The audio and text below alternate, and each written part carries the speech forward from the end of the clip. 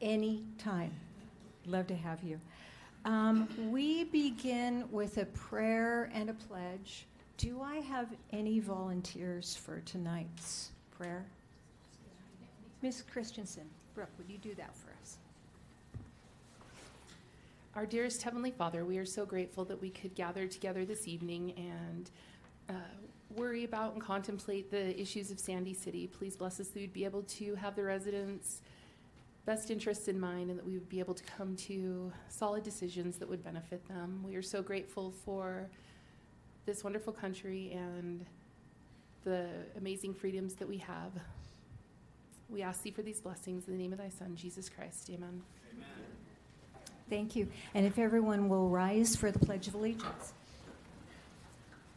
I pledge allegiance to the flag of the United States of America and to the republic for which it stands, one nation, under God, indivisible, with liberty and justice for all.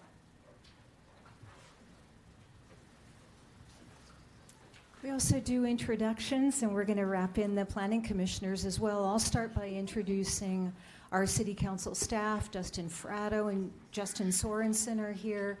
Liz Terrio is here, and Chris Edwards, our entire staff. Oh, Tracy Cadell. I almost forgot you. How could that happen? And so if we can go around the dais and introduce ourselves and who we are. Danny, we'll start with you if you don't mind. Danny Schoenfeld, Planning Commissioner. Dave Bromley, Planning Commission. Cameron Duncan, Planning Commission. Lenise Davenport, Planning Commission. Chris Nichols, Sandy City Council, District 3. Marcy Hausman, City Council, District 4. Craig Kitterman, Planning Commissioner. Brooke Christensen, District 1. Cindy Sharkey, City Council at Large. Allison Stroud, District 2, City Council. Jennifer George, Planning Commissioner. Brooke D'Souza, City Council at Large. David Hart, Planning Commissioner. Aaron DeKaiser at Large. And Mayor Monica Zoltansky. James Sorensen, Community Development Director. All right. Shane Pace is making his way in here too. Perfect. And Lynn Pace is here as well, as usual. Thank you, everyone, for coming tonight for this special meeting. We will have, for anyone here who's here to give public comment, if you want to do that, we have blue cards in the back of the room that we'll ask you to fill out to speak during the public comment period, which will start at about 6 o'clock. We'll also take public comment on council voting items as well.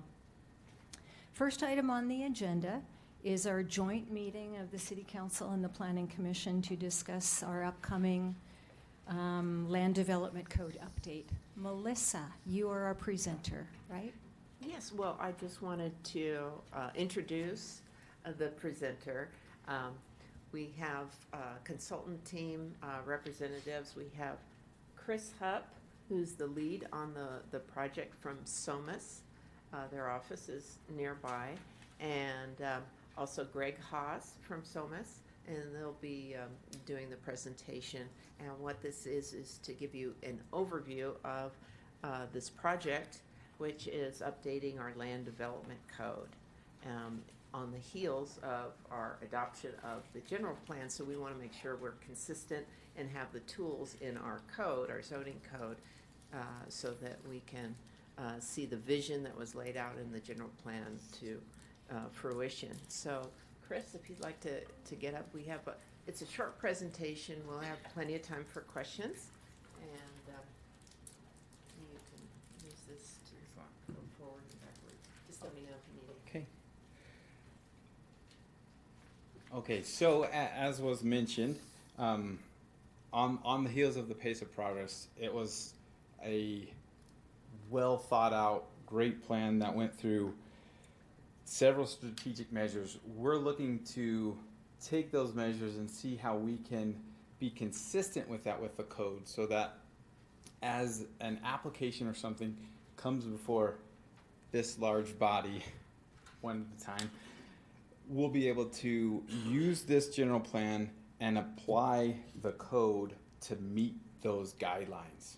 And so that's the general idea that we're going to be taking as we go through this code update. That being said, this will translate those guiding or that guiding vision and the specific goals and strategies into code format so that as you make adjustments to applications or whatever it may be, or you make decisions on those, you can actually have that confidence that we're actually meeting what's in that general plan update. As we go through this, that's just a little background. Obviously, that's finished. We're kicking this off. This is going to be a few-year project. We should be finishing up in 2027, so a little bit of time. But this comes in part with a grant from the Wasatch Front Regional Council. The general plan came in part from a grant from Wasatch Front Regional Council as well. And there's a representative, hi Byron, from WFRC. He's the project manager for that, and so he'll be helping to manage this from their side.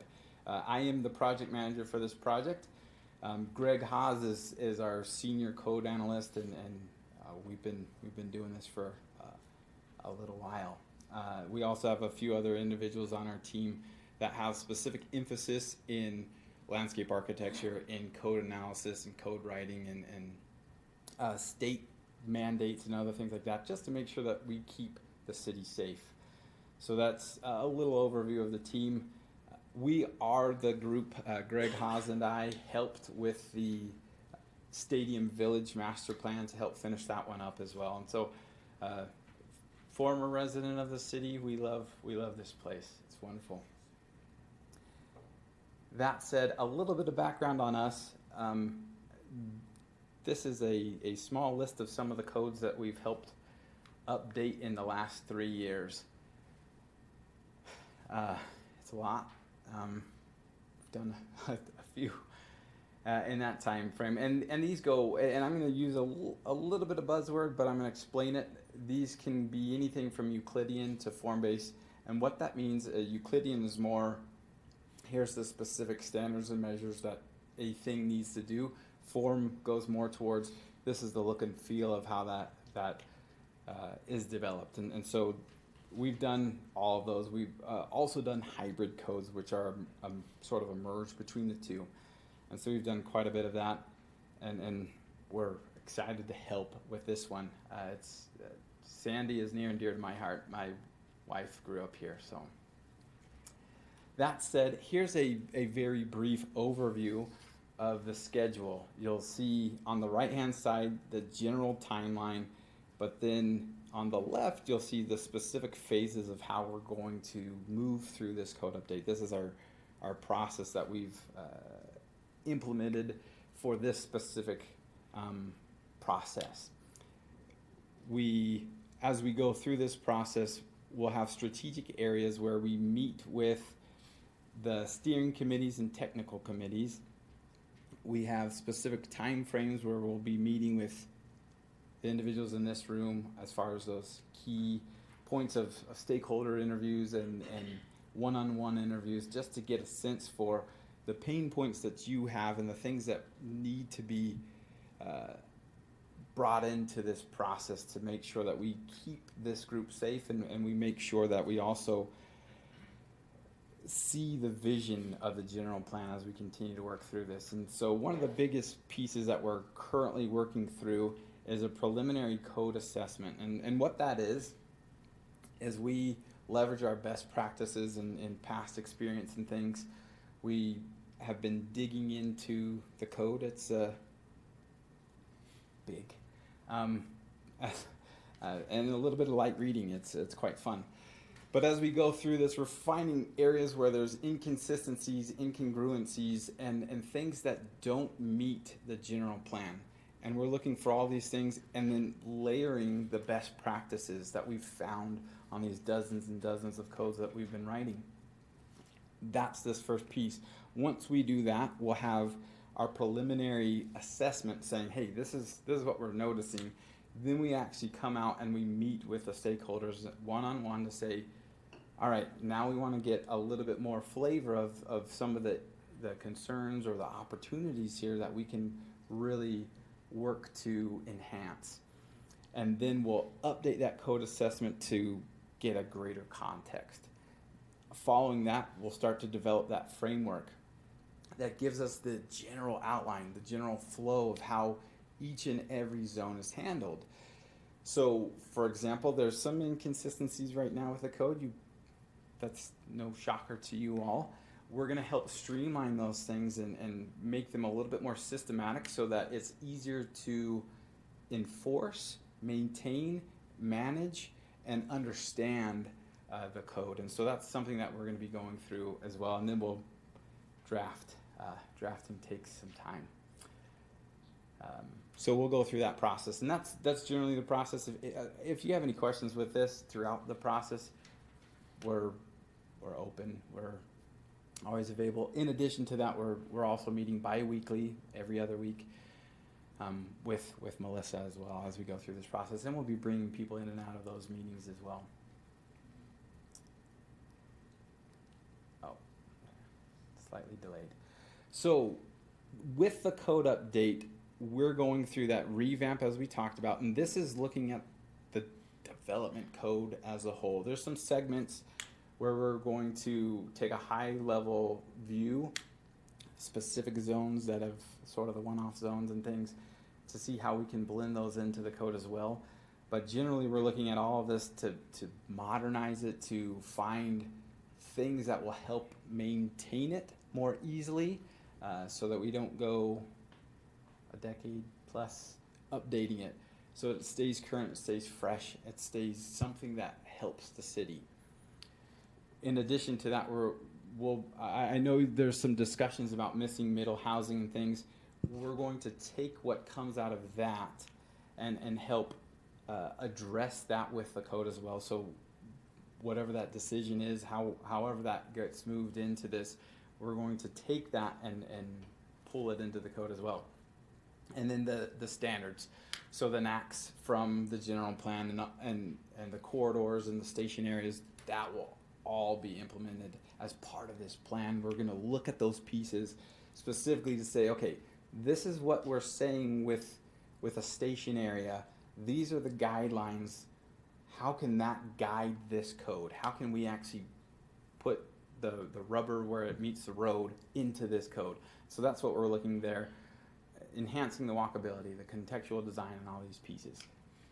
And then that framework, just to make sure that that works for all zones. And if there's an adjustment in 2 years, this is the process to do it. This is how it can fit, so that when you're reading through it, you're not like, wait, is the parking in this section, or is it supposed to be over there? Or it's going to be very simplistic so that I know exactly where it's at. So that'll be part of it as well. And then again, we helped with the Stadium Village design standards, and we're very familiar with the Cairns master plan. And so as we look to those, we'll also be incorporating those into the process that we take. Following that, our specific next steps that we're looking to is we're establishing a website that's more of a public information. You've done an incredible job at the general plan update and the engagement to get the city involved. We want to take that and keep some of this information front and foremost to residents, so they know, okay, this is why it's important to me. This is how we integrate with this, or this is why I should even care. So we'll have some of that information on the website to just keep residents up to date as we go through this process. Steering committee will be established where we identify general topics of discussion. The steering committee it's high level, so we're not getting into the nitty gritty with the steering committees. It's going to be, well, are we looking more at a form type topic, or is this more of a Euclidean where we're getting into the specifics of here's a setback, here's a whatever. And so that's more the decision, as opposed to it's 10 feet here and 12 feet here, or whatever it may be. So very high level on the decision making for that piece. And then the one-on-one interviews are coming up in the next about a month and a half or less is the process on that. Our chapter by chapter code audit is happening right now, and again, if you're ever struggling to sleep at night, just pop your code open. Obviously a joke. What makes Sandy so great? You keep talking how much you love it. Yeah. And that's why we go through that code, so that it won't put you to sleep at night.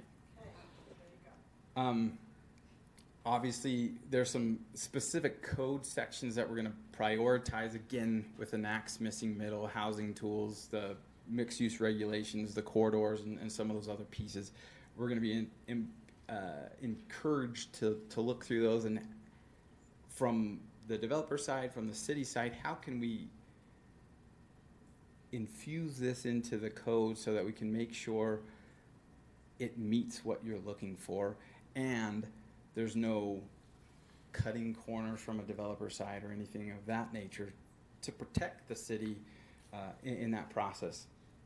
We like to try and break the codes we make so that they are a little bit more, I'm going to use this term, foolproof. And then consistent updates as we go through this process. You'll see in this previous graphic, we have several locations where we're going to be meeting quarterly or at key milestones with these groups to just let everyone know this is where we're at, this is where we're headed next. So with that said, any questions? Oh, sorry. Council, Planning Commissioners. Ms. D'Souza, go ahead. Thank you. So I'm just trying to understand the process from that one of those first slides. And I don't know that it specifically said, but are we planning to introduce code amendments along the way, or are code amendments to be reviewed by the Planning Commission and the Council to wait until the entire process is complete, October 27th? A great question. I don't know if you want to take the first pass or if you want me to. Okay. As we go through this process, we're going. That's why we have these regular quarterly / milestone meetings to address some of those topics as we go along. So we want to bring you through this process, so it's not at the end like, here you go. Yeah. That doesn't help anybody, and so we want to bring you along that process, and so we can have some of those design directions as we go through it. And then towards the end of this process, we actually will have meetings with this body where we go through, okay, here's this chapter 1, chapter 2, chapter 3, we're going through this today. Let's go over the basic outline, how this works, how the structure is, and take it step by step through that. But we're going to be walking you through that process along the way. Does that answer that question? Well, I guess I'm just looking for like the specific legislative update to the code that enacts it in that moment. Are we waiting until October 27, or are we going to be bringing bits of code to the Planning Commission and the Council throughout the process? The intent is towards the end is where we will work through those adoption pieces of it, unless as we work through the process you're like, well, we really need this part done. We're flexible there, but generally we keep it at the same time so that if something else changes, we don't have to go back and readopt something. Yeah, the intent in terms of engagement is, in our scope of work, is to have, we'll have a steering committee which will meet quarterly or key milestones, whichever is first, and through that we'll be giving updates and going through the progress of it. We will also come back at these joint meetings approximately quarterly to give you all updates. We'll have technical review committees like per topic. Let's say if our development review team that normally meets on specific projects in the city, they might be a resource or one-on-one.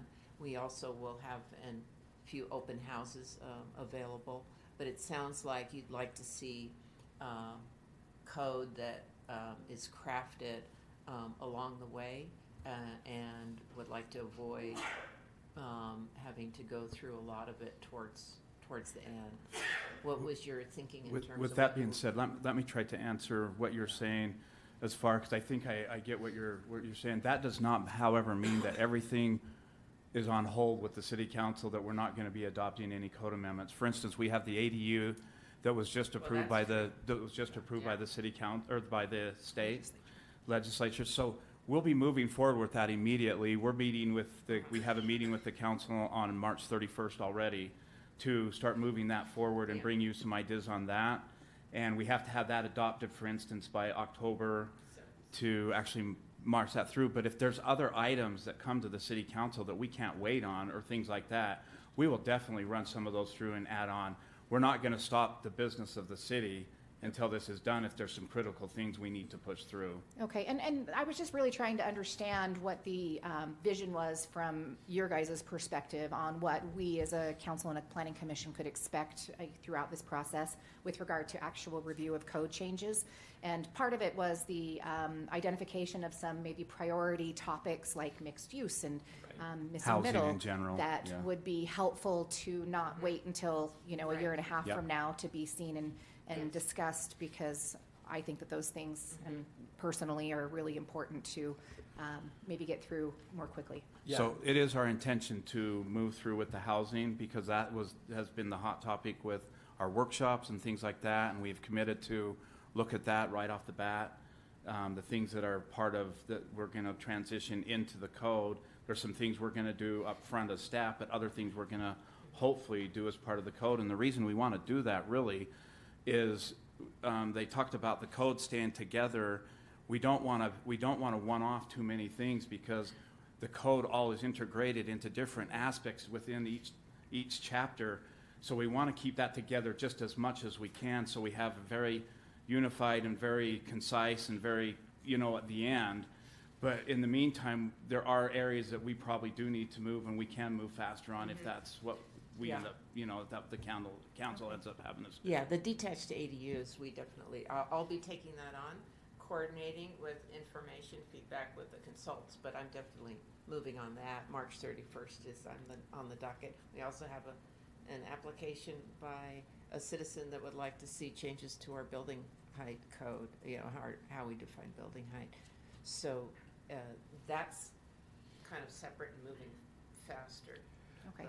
But go ahead. Yeah, well, I was just going to respond to that as well. That's also why we put this framework very early in the process, so that we can integrate with these things, so that those can potentially meet that same framework of this final code. So there's not a lot of adjustment. I want to address one more thing too. The housing study that Dustin is going to discuss tonight, that you worked on for 5 different meetings, that's anticipated, depending on what you all do with it as a council tonight, that's anticipated to immediately be given to the consultant to take your comments and work on that as well within the code. Yeah, we're definitely staying and listening to all that presentation, and then looking forward to the final version, because that's great, because it further refines guidance from the general plan process to code, so that we can then craft code that is consistent with that vision.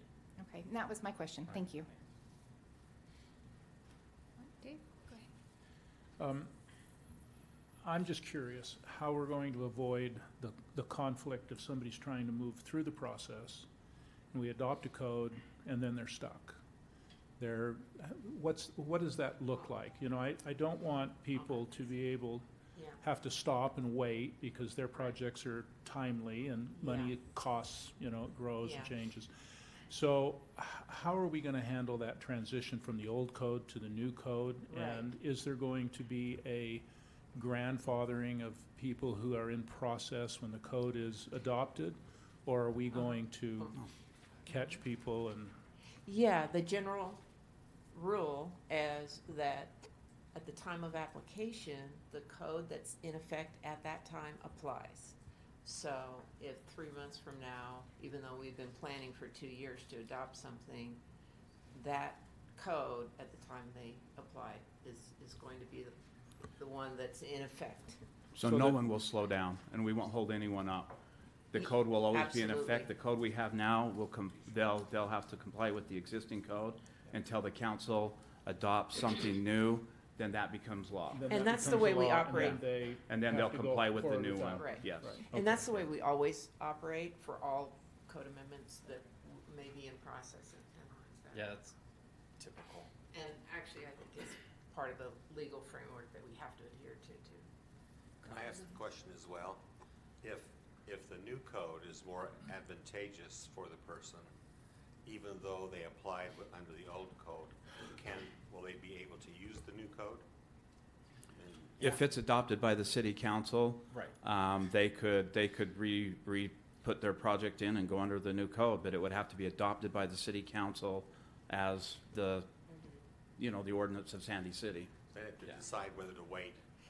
They could, that would be up to them. They could do that. Oftentimes, there's close communication where if we have something that's going to be adopted, or we know when the date's coming, we will inform them and talk about the timing that might be advantageous for their business decisions.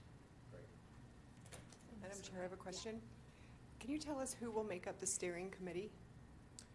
Not the people necessarily, but the positions and the organizations represented?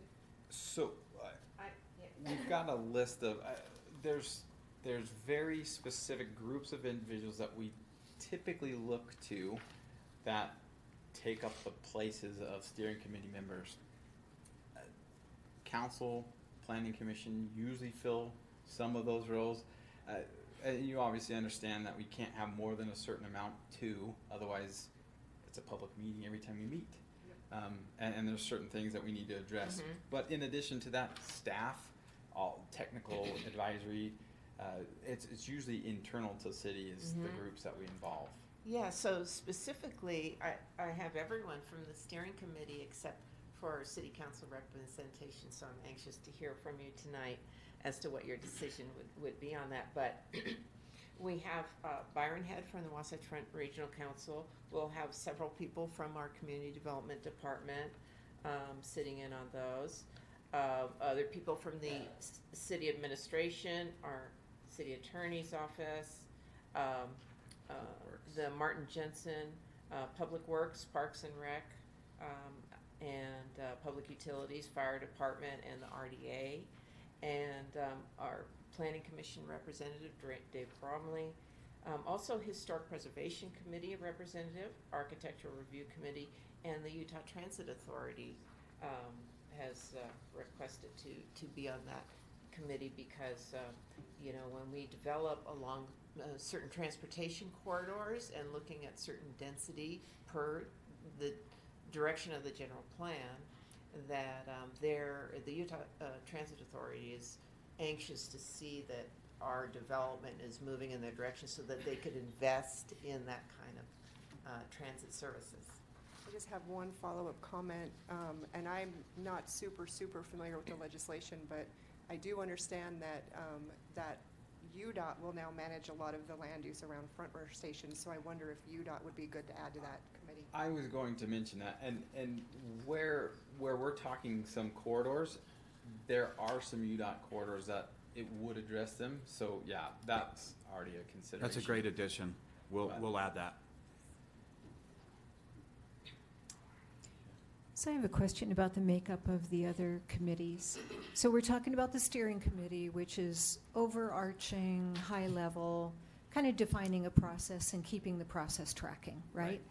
And then you talked about on the next steps, technical advisory committees. So who makes up those kind of committees? Are those subject matter experts in different Correct. parts? Okay. How many people on those committees, generally speaking? Typically based on need. I don't want to bring in a bunch of people and they sit in a meeting for no reason. We want to be cognizant of that. And so we have this topic that we really need to address. We need these two subject matter individuals come in, have the meeting. And so we have a list of individuals that we would potentially pull on, but it's not always going to be, it's these 10 people every time. Yeah. And then you talk about conducting one-on-one interviews. Tell me about that. Who's being interviewed one-on-one? Well, we would anticipate a significant group here. We'd also have staff. We'd have community groups that have a particular interest in like a UTA or those types of larger groups that represent some facet of the city. We also talk to the development community because they're the ones that build the city, and so as we work through this, we want to understand what are the issues that they have, how does this integrate with what the city council and the staff and everything are saying. And so those are generally the groups that we look to. Again, the UDOTs, the UTAs as well, and in some cases Rocky Mountain Power, we all love them. They're super great to work with all the time. I'm never sarcastic either. Go ahead, Marcy, go ahead. Thank you, sharing the mic, thank you. Great questions, I'm learning a lot. Thank you for this presentation. I want to kind of circle back to, you talked briefly about a website that'll be used for kind of keeping the community informed. In the past, in some of our, obviously, general plan, but also Parks and Recreation with the Alta Canyon conversations, we did some like pop-up kind of experiences where we went to the community instead of asking them to, quote, come to us by coming to the website and doing things. So I love the website, especially if it's very interactive like we had during the Pace of Progress process. But do you have any thoughts around kind of a go to the community, town hall, pop-ups, those kinds of things? Great question. When we're working on the code, it's not a visioning thing. The vision is established. We have the input of the public, and we know the direction they want to take. Okay. Now this code will look to take that direction and see how we can marry the two. And so we don't typically do pop-ups for this. And realistically, in most cases, if you go to your neighbors, most of them are like, what's a code? So it's more informational at this point saying, hey, we're looking at the general plan, we heard you, and we're wanting to take what's in that to guide this code process. And so that's more of an understanding of why code's important, how it affects you, how we go through the process, what things can be addressed in this, what things shouldn't be addressed in it, what your rights are as a resident, more of that type of information with the public engagement, as opposed to, what do you think about this code? I don't know, I don't deal with that, I'm a dentist or whatever it may be. Right. So your vision then for the website is more what you just described, not asking, not a place to gather feedback as much as, hey, did you know we're updating the code? Hey, did you know this is how it affects you? That kind of thing. Yes, very more informational, but in our scope of work, we also have established some interactivity ability on the website. Okay.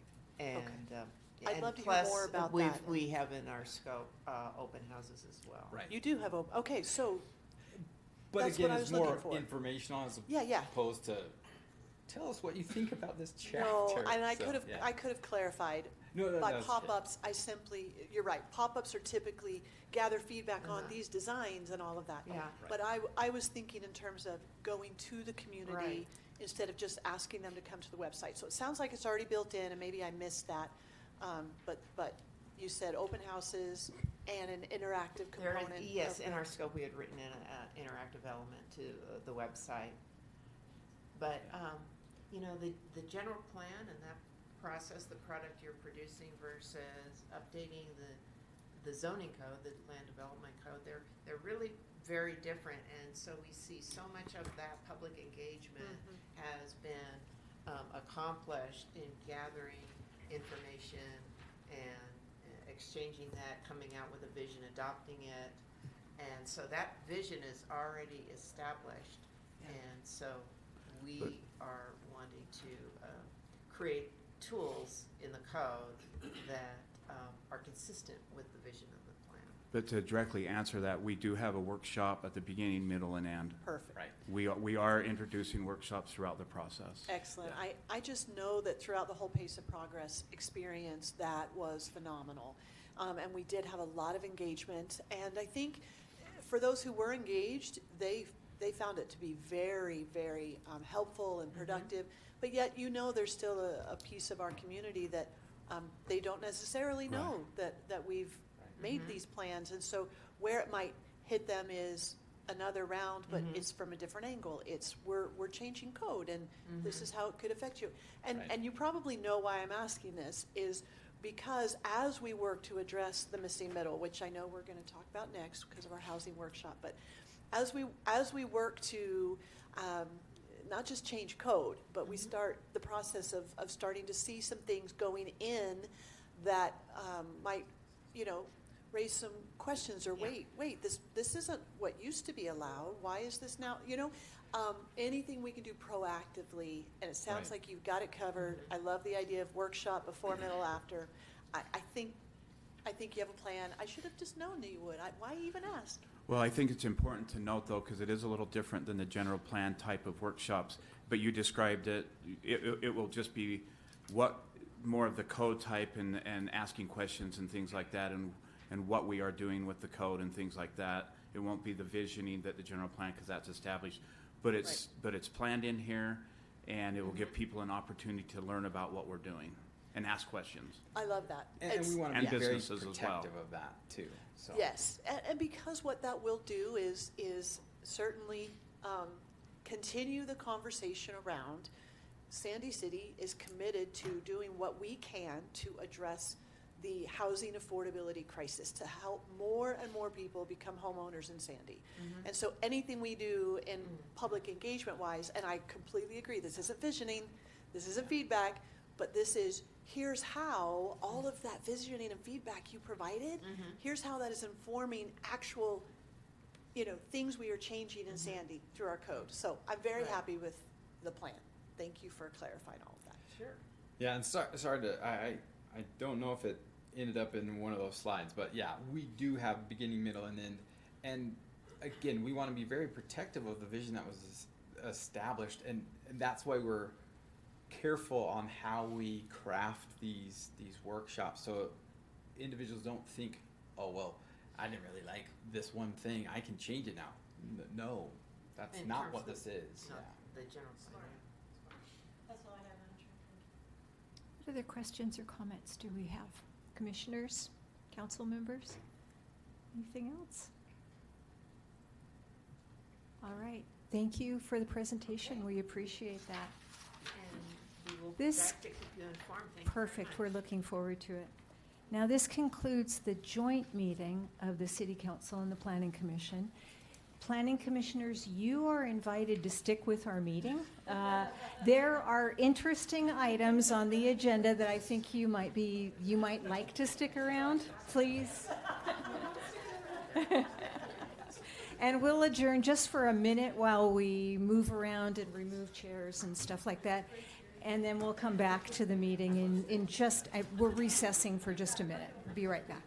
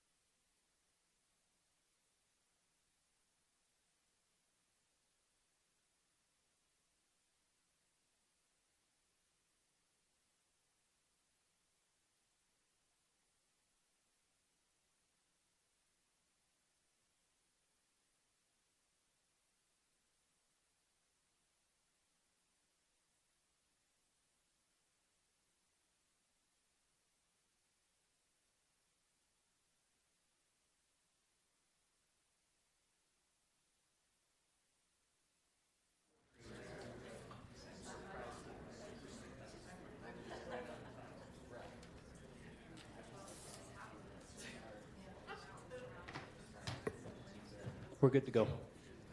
Okay. Thank you for that short recess, everyone. Appreciate that.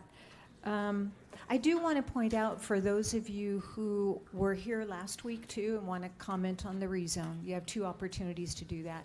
You could either do it during general citizen comment, or I will also be asking for public comment during that specific voting item. So not to confuse you, but sometimes we're confusing. So thank you for coming again. Appreciate it.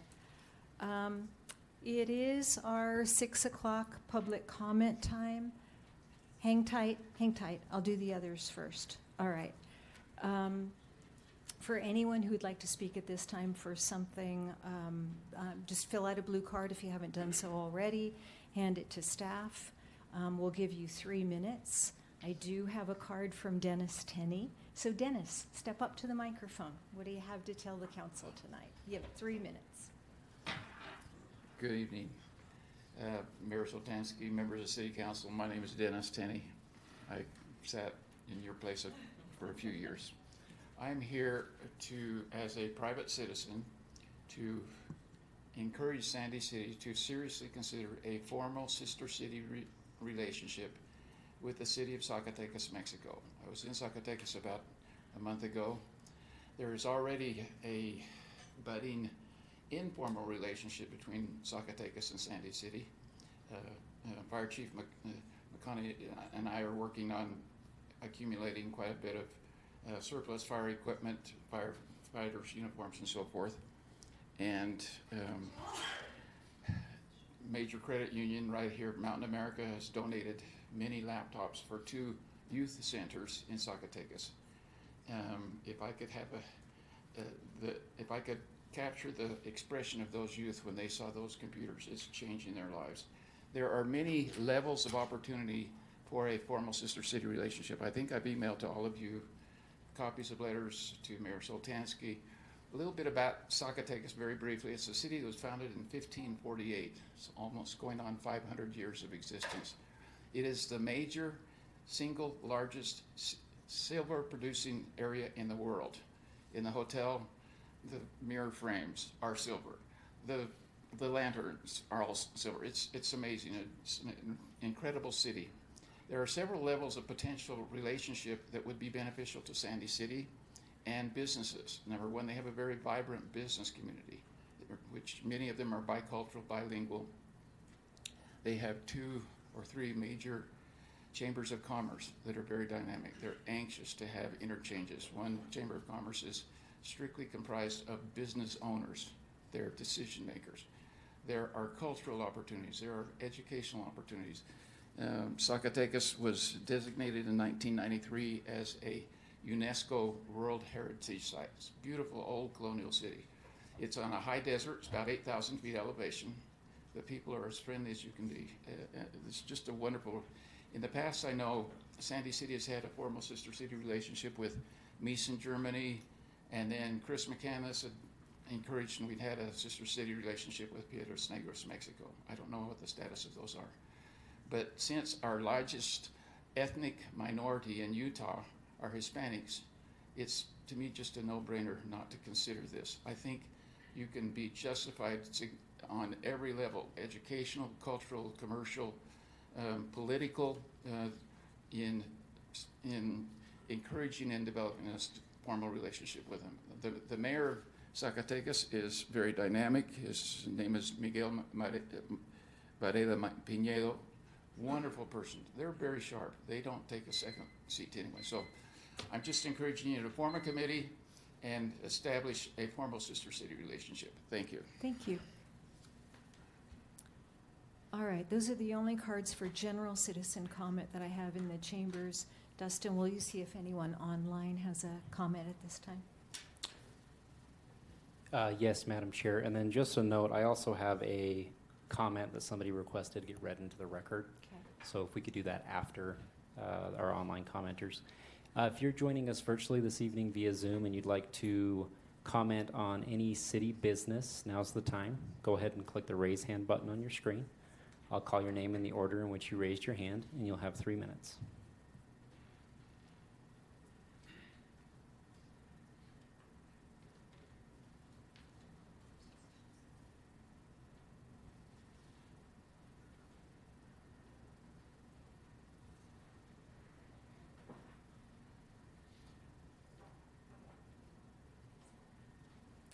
I don't see any hands raised, Madam Chair. In looking at this, it seems like it's in relation to the one of the rezones this evening. I don't know if you'd like me to read it now or wait until. Let's just wait. Okay. Yeah, let's do that. I'm making it the responsibility of all of you to remind To me. remember. Maybe we do it now. Okay. I can't be trusted to remember. Council Representative Okerlund and I spoke a little bit earlier today, and he offered to come down and give us kind of a debrief on the session.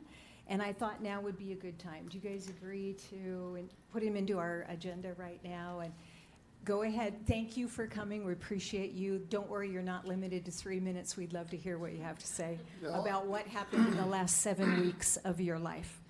Well, thank you. The one thing I've learned in my short political career is that people do appreciate brevity. So I will try to stay within my 3-minute allotment. So this has been another whirlwind. I still feel like I deserve a couple of naps that I haven't yet gotten, but I have gotten back to work and am slowly recovering.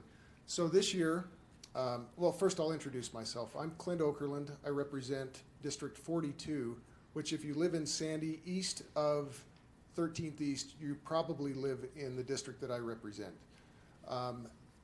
My intern was an intern for me and another representative in the state, and she said that I got 6 times as many emails as the other representative.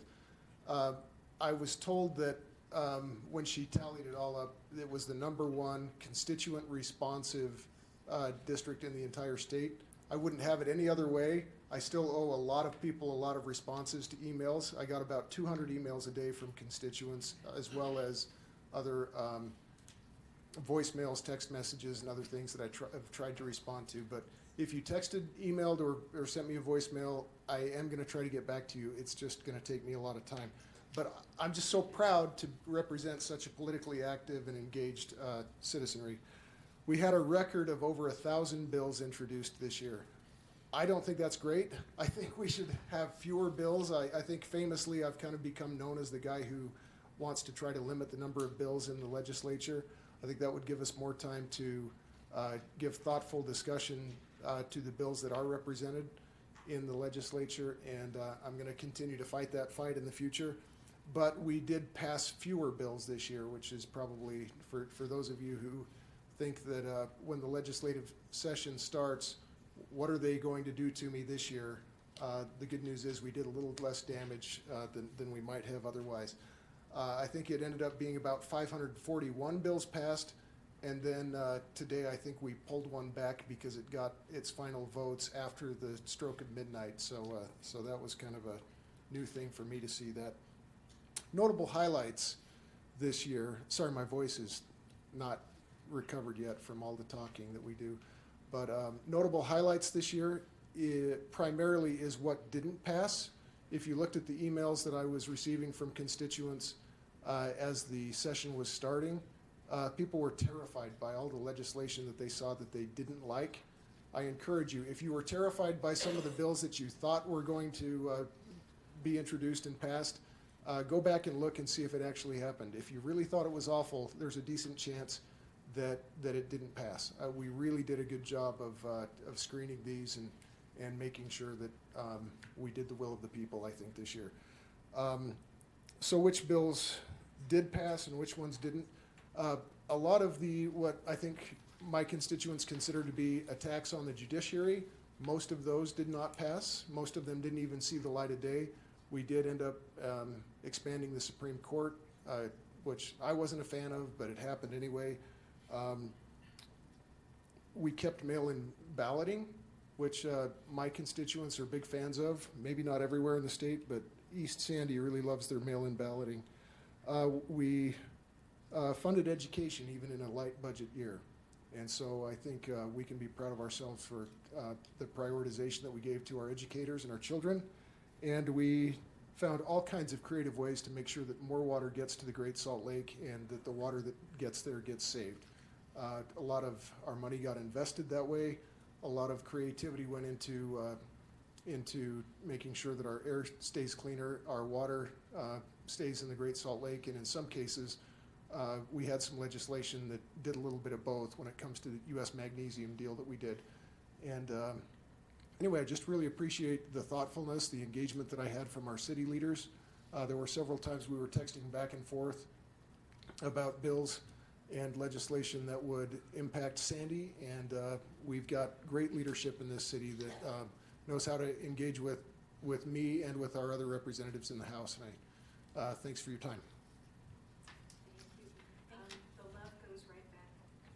Goes right back your way. Thank you for being so responsive to us. Thank you for your outreach to us at times, asking us how we felt about certain bills, funding opportunities, things like that. Thank you very much for the two-way dialogue that we had during this session. We really appreciate that. All right, thank you.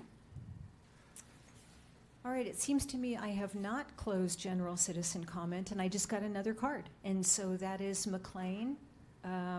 McLean, come on down and give your comment.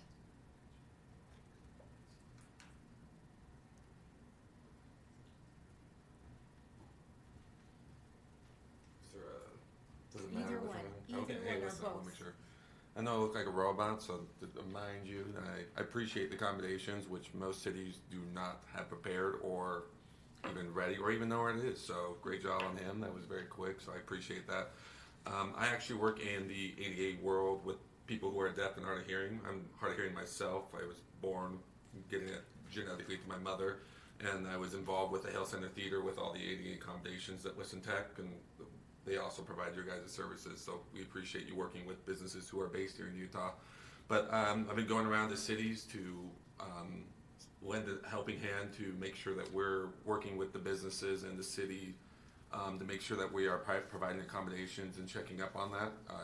I work a lot with the hard of hearing community, especially older, younger, even teenagers, and just making sure that we're encouraging them to come out and support the businesses that are doing that. So then that way we are supporting and making a note of businesses who take the time to look and see what services, because technology gets better. Now we have AI and hearing aids. A lot of people don't realize that now, and I get to test a lot of that technology. It's kind of crazy how far we've come, and so I like to come and make that known, give my information, so then that way if there's entities that are doing that and have connections to businesses that are looking for information or have been expressed concerns of not proper accommodations, I just wanted to make sure we do that, because about 93% of the websites aren't accessible for people with disabilities, and then about 50% of workers who have some sort of disability say they don't get adequate accommodations, which makes them not able to work as efficiently. So just trying to bridge the gap, because there's a lot of questions with it, and making sure that we always just check up on it every year. So I just wanted to leave that with you. So I appreciate it. Thank you. Thanks for coming. Thank you. All right, that does conclude our general citizen comments. So I'll close that section of the agenda, and we will move on to item number 2, presentation of the Building Our Future Housing Workshop draft final report. Dustin, please.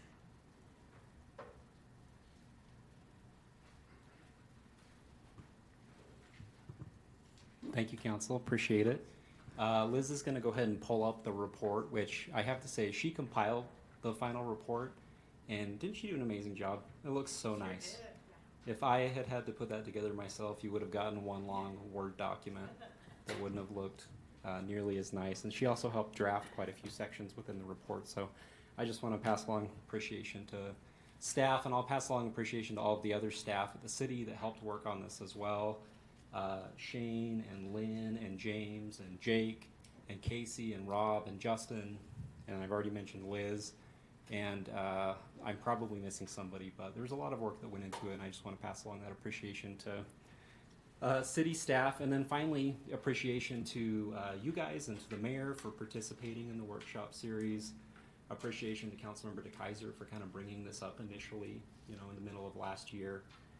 Hopefully we come up with something that we can pass along to the consultant that just presented that'll help us to make some good amendments to Title 21 that really consider housing affordability. So I don't have slides. I'm going to go through the document that Liz put together. But let me start out with what our objectives are tonight. This is a draft. You know, it's our best effort to capture what we feel like was said during the housing workshops, the 5 workshops, and our best effort at giving you recommendations on how to move forward based upon the feedback that we got. You know, we took into account all of the feedback, especially the exercises that we did, right? We did exercises in workshops 3, workshops 4, and workshops 5. And maybe you didn't feel this way in the workshop, but there actually was a lot of consensus. When we put together all of your participation and looked at it, there was a lot of consensus.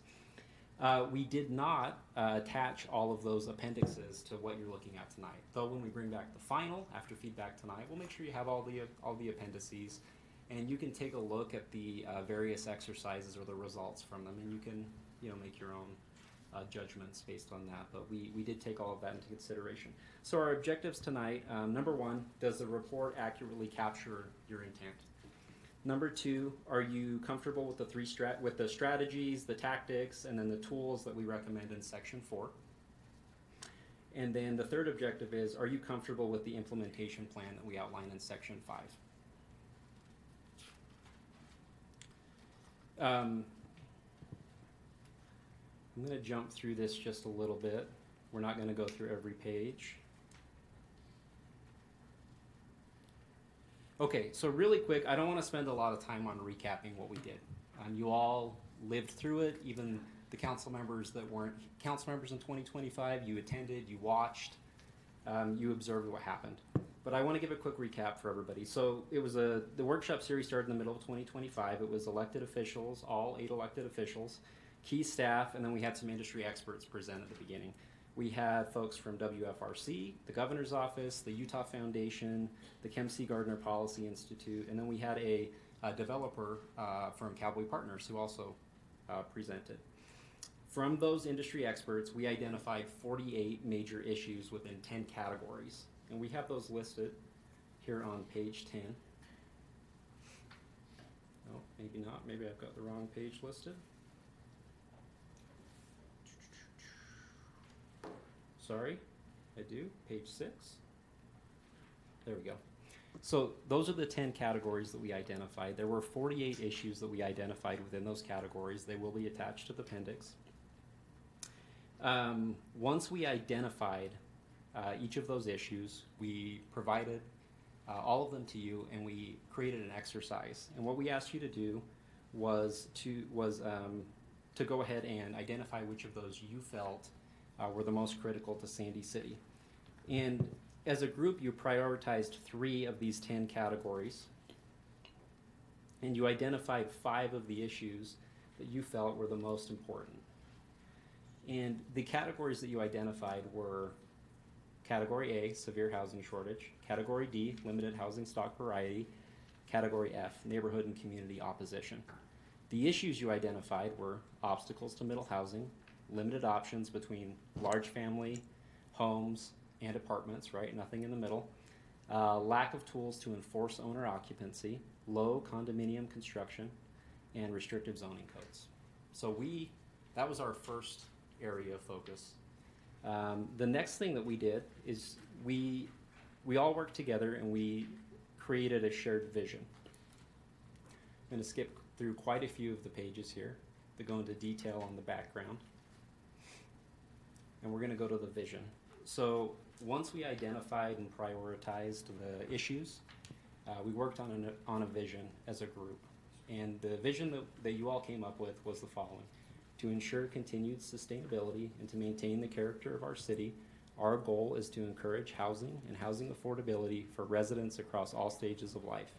We want to encourage, allow, and incentivize a larger variety of housing, including housing for seniors, first-time home buyers, middle housing, and workforce housing, more housing in the right locations, and we want the housing to be owner-occupied. That's the vision. Every policy recommendation that we are making within this draft final report, every strategy, every tactic, every tool, it was filtered through those 2 lenses. The lenses of how do we achieve the vision that you've put down on paper here, and how do we best address those prioritized issues.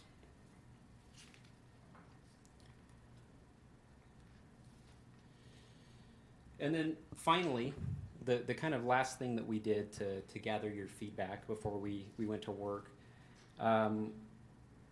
you gave us feedback on the types of housing that we should encourage, where it should go, who it should be for, and how to make it happen. You might remember we categorize that as the what, where, who, and how. So in our Workshop 4 exercise, you provided direction regarding what types of missing middle housing belong where within the city.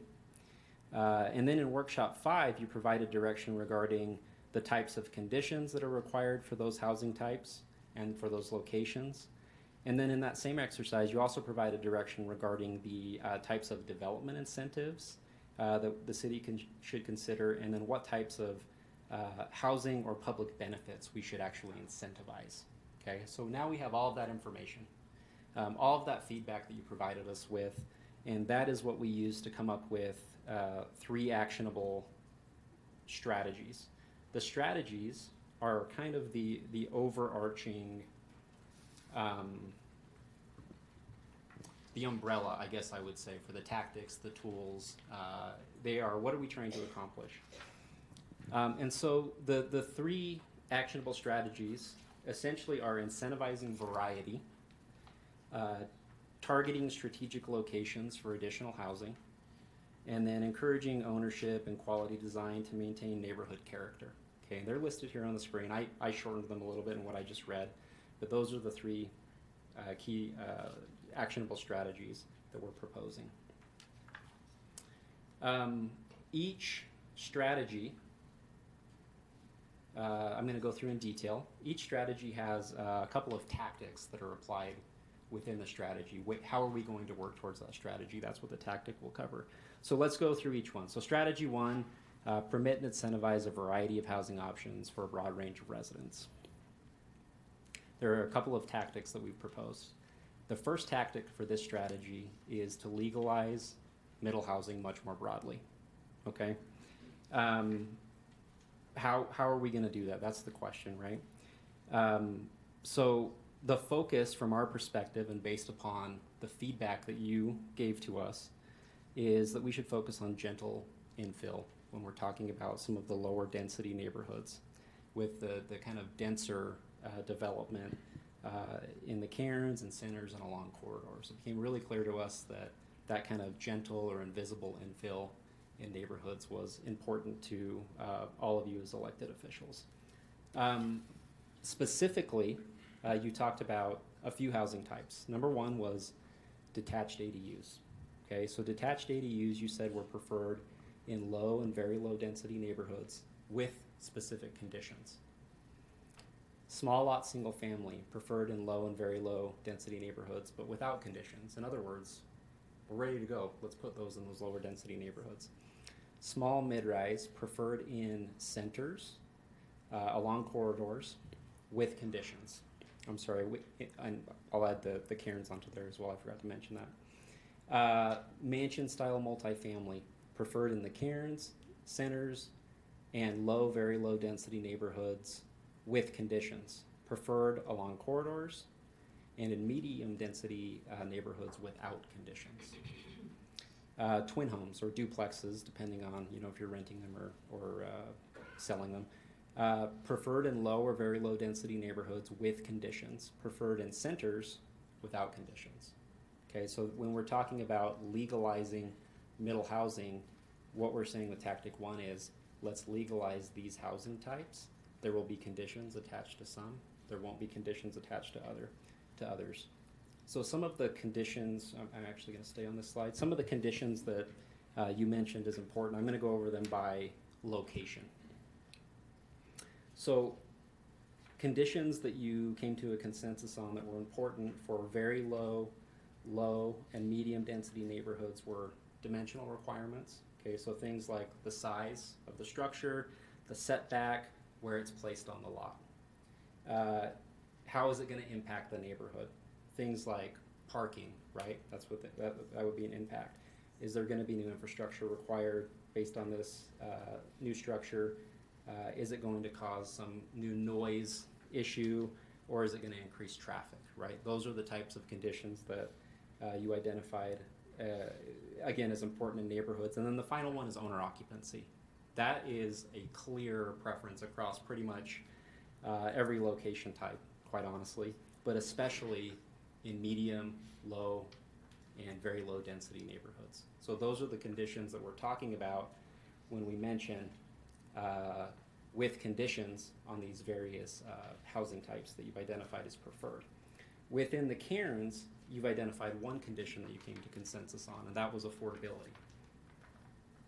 Within centers and along corridors, there wasn't consensus reached on any particular conditions. And quite honestly, that aligns with the various housing types and the locations that you've brought up, because there aren't any that you've really said, hey, in centers and corridors, this is okay, but with conditions. Okay? You didn't identify any conditions.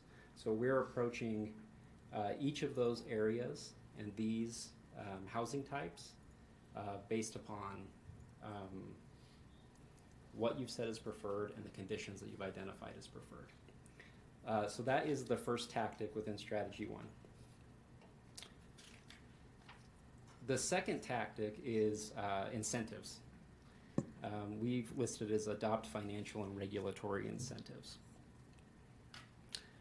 One thing I want to point out, it was made really clear to us early on that there wasn't an interest in incentivizing housing in necessarily particular, geographic locations, and there wasn't an interest in incentivizing particular types of structures or types of housing.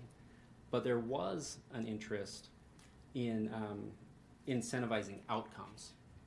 And what I mean by that is incentivizing things that might constitute a major public benefit.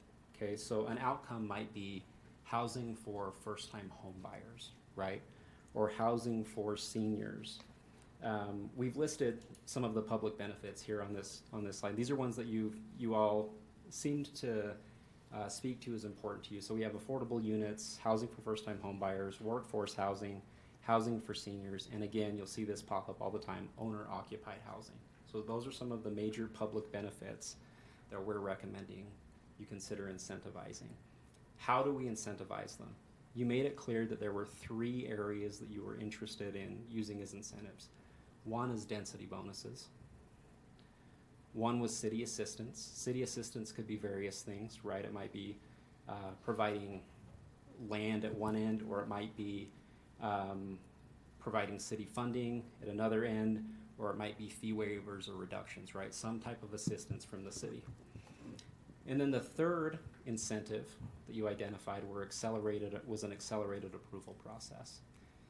And we don't know what that looks like at this point, but it could be something like, if you propose a project and it meets this particular set of standards, we're bumping you to the front of the line.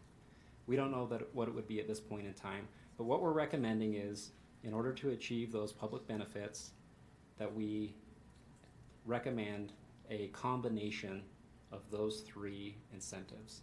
And honestly, we'll probably have to use all 3 of them. The second strategy that we've identified is more housing in the right locations. And so I'm referencing that as targeting strategic locations. There are a couple of tactics that we've outlined within the report. One is encouraging higher density housing options downtown, so we mean the cairns, in centers and along corridors. Okay, you've identified mansion-style multifamily, townhomes, small mid-rise as those options. So that's tactic 1. We want to encourage those in those higher density areas, we want to encourage those in the downtown areas, centers, and corridors. The second tactic is the one that will make a little bit more of a difference in my mind, and it's context-sensitive infill in existing neighborhoods. So those are mostly made up of your low and your very low density neighborhoods. And again, we're talking about small lot, single family. Okay, and you mentioned again that you didn't have a lot of conditions that you wanted to apply to that. Twin homes and mansion style multifamily. You made it clear to us that design standards were important. You want to make sure that they fit in, right, to the neighborhood. You want to make sure they have that look of the housing that's surrounding them. And the other condition that you wanted to apply to those was impact right? And so you're concerned about, do we have enough parking? How's it going to impact traffic, for example? And then the third is detached ADUs. So detached ADUs is, this one's interesting because as you all know, the state just passed a new law last week related to external ADUs. And interestingly enough, I actually, from my read of it, and I had a conversation with Lynn, I actually think it fits pretty well within what you've identified here, the conditions that you've identified. Owner occupancy is one of the conditions that you said was important. Under that statute that passed, we can still require owner occupancy for either the ADU or the primary dwelling unit. Dimensions and other design standards. So the statute, it takes a little reading to get to this point, but it does make it clear that you can apply certain design standards, especially when you're trying to make it look like the existing home, right? The main home. And my recollection from the workshops is that was one of the topics that came up. How do we make sure that it fits? You can still apply things like setbacks, size requirements, etc. There are some stipulations on the amount of parking that you can require, but I feel like we're still good there with what the state has passed. The area where maybe we're going to have to give a little is the location condition. So you all made it clear that location was really important when it came to external ADUs. There was a lot of conversation about, well, maybe they're best on kind of the odd lot that where maybe the impact won't be so great. Maybe they're better along busier streets, or when they're abutting, a commercial area, or they're kind of transitional. We can do that when we're talking about lots that are under 11,000 square feet under the current state statute still, if we want to. But once you hit that 11,000 square foot threshold, my understanding of what was passed is they're going to be permitted by right. We can still apply some of the dimensional and design standards. We can still apply the owner occupancy standards, but we may not be able to apply some of those location standards. So to go back through tactic 2, context sensitive infill, we want to focus on small lot single family, twin homes, mansion style homes, and then detached ADUs with the conditions that you've identified. Strategy 3 that we're recommending is, I'm calling it maintain neighborhood character.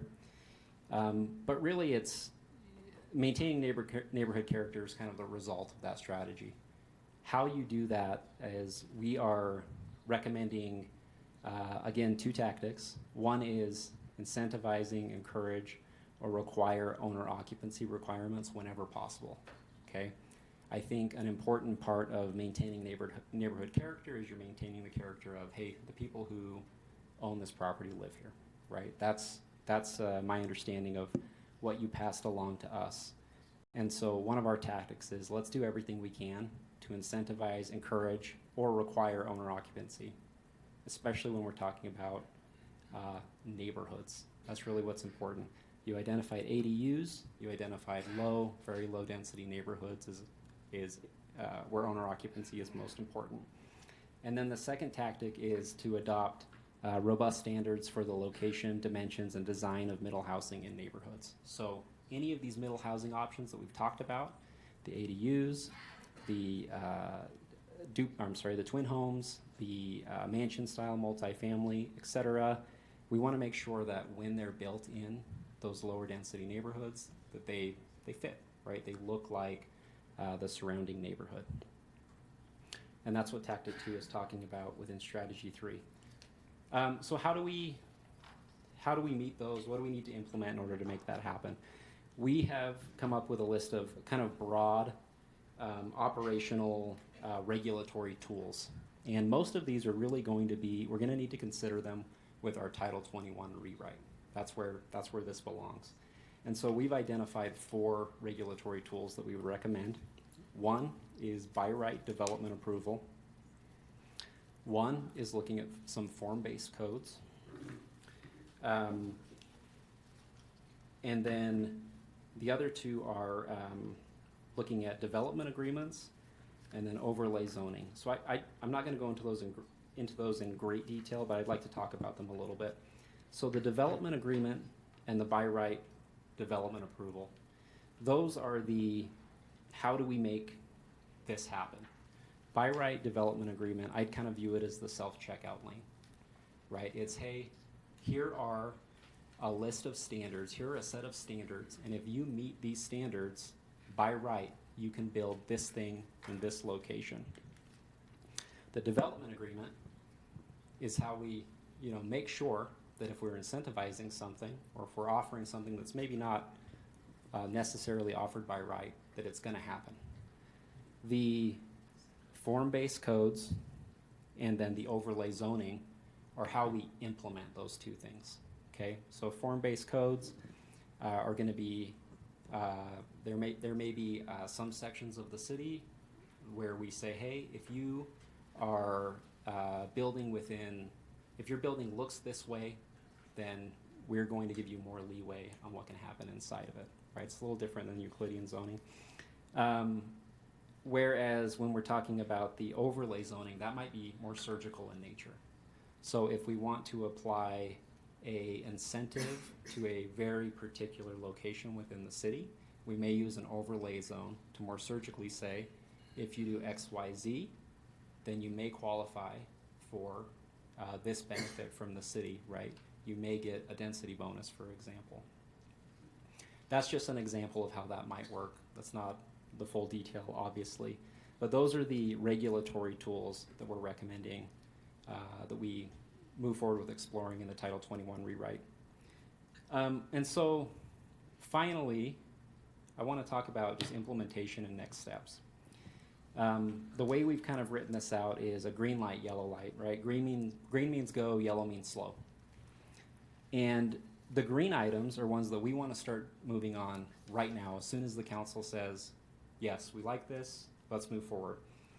And so I'm going to go through those really quickly. Number one, permit detached accessory dwelling units, ADUs. James and his team, as Melissa mentioned, they are ready to come present and say, hey, here's where we want to go on external ADUs based upon the workshops that we've held. We would like to do that on March 31st. We've got it listed tentatively on the agenda planning calendar. Once the council says, yes, we like this, if you say that, we're ready to go on that. Public benefits. So the next issue that we want to attack is helping you to understand the kind of interconnected use of development agreements, by right approvals, and then certain incentive programs to achieve the kind of outcomes that we've noted here. And Lynn is prepared to come and present to the council on how we can make those three things work together. How can we use development agreements and incentives to achieve the outcomes that we want, right? And we would plan on doing that in combination with the incentives that we've identified here in the report. In addition, tied into that is obviously accelerated approvals. That is another topic that would be covered in that same meeting. And then finally, financial and soft cost relief. And Casey and Rob are ready to come present on city and RDA-owned property that has the potential for future housing projects, right? So that would be the city partnering with a developer in some fashion in order to move that forward. They're also prepared to suggest a property that we might be able to use as a test case moving forward. So we're ready to move on all three of those things, and we'd like to come present on them within the next month and a half. Two more, mandate owner occupancy for ADUs. That's another topic that will be discussed on March 31st. And then again, the use of development agreements. That'll be in with the April 21st presentation. The yellow items, those are items that we're recommending we complete along with the Title 21 rewrite. So Brooke, you mentioned, well, what are the things that we're going to move on right now, right? You mentioned during that presentation, are you going to bring things to us or are we going to adopt everything at the end? So I think right here we're identifying, hey, here are some things that are important to us that we want to focus on. And maybe we want to tackle these a little earlier than 2 years, maybe. And so that's why we're calling them out here. So those yellow items are items that we would want to notify our, I'm sorry, I said general plan, but I didn't mean that, our Title 21 rewrite. We want to notify the consultant that those issues are important to us. Maybe we want to consider them a little earlier, but they are going along with the Title 21 process. So legalizing small lot single family housing, encouraging mansion-style multifamily, allowing twin homes and duplexes more broadly, focusing on high density in the cairns and centers, establishing design-based conditions, and then prioritizing ownership in neighborhoods. And then finally, the implementation tools. Those are also tools that we would suggest be considered in combination with the Title 21 rewrite, a combination of form-based codes, overlay zoning, and then by right approvals. And so, in conclusion, and I'm happy to open it up to questions, what we're trying to accomplish tonight is, again, the following. Does this report accurately capture your intent? Are you comfortable with the strategies, tactics, tools that we're recommending in Section 4? Are you comfortable with the implementation plan we've outlined in Section 5? And then finally, once we get to the point where you are comfortable, we would like the council to adopt this at some point and say, hey, we're making this our final report, not our draft final report, but our final report on the the housing workshop series. So with that, happy to answer questions, and I'll invite any of the staff that helped out with this to jump in if you have any answers to the questions as well.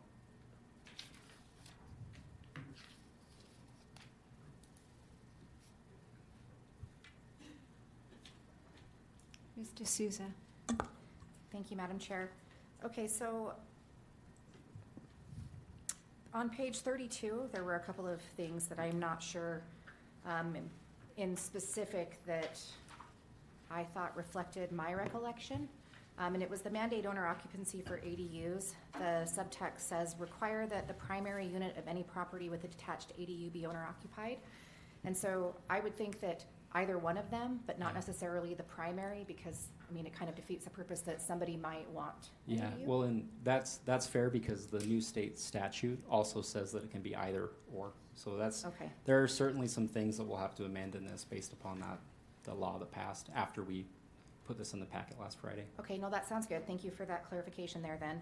And then the other one is between the green light and the slow down yellow light, the prioritize ownership in neighborhoods versus use development agreements.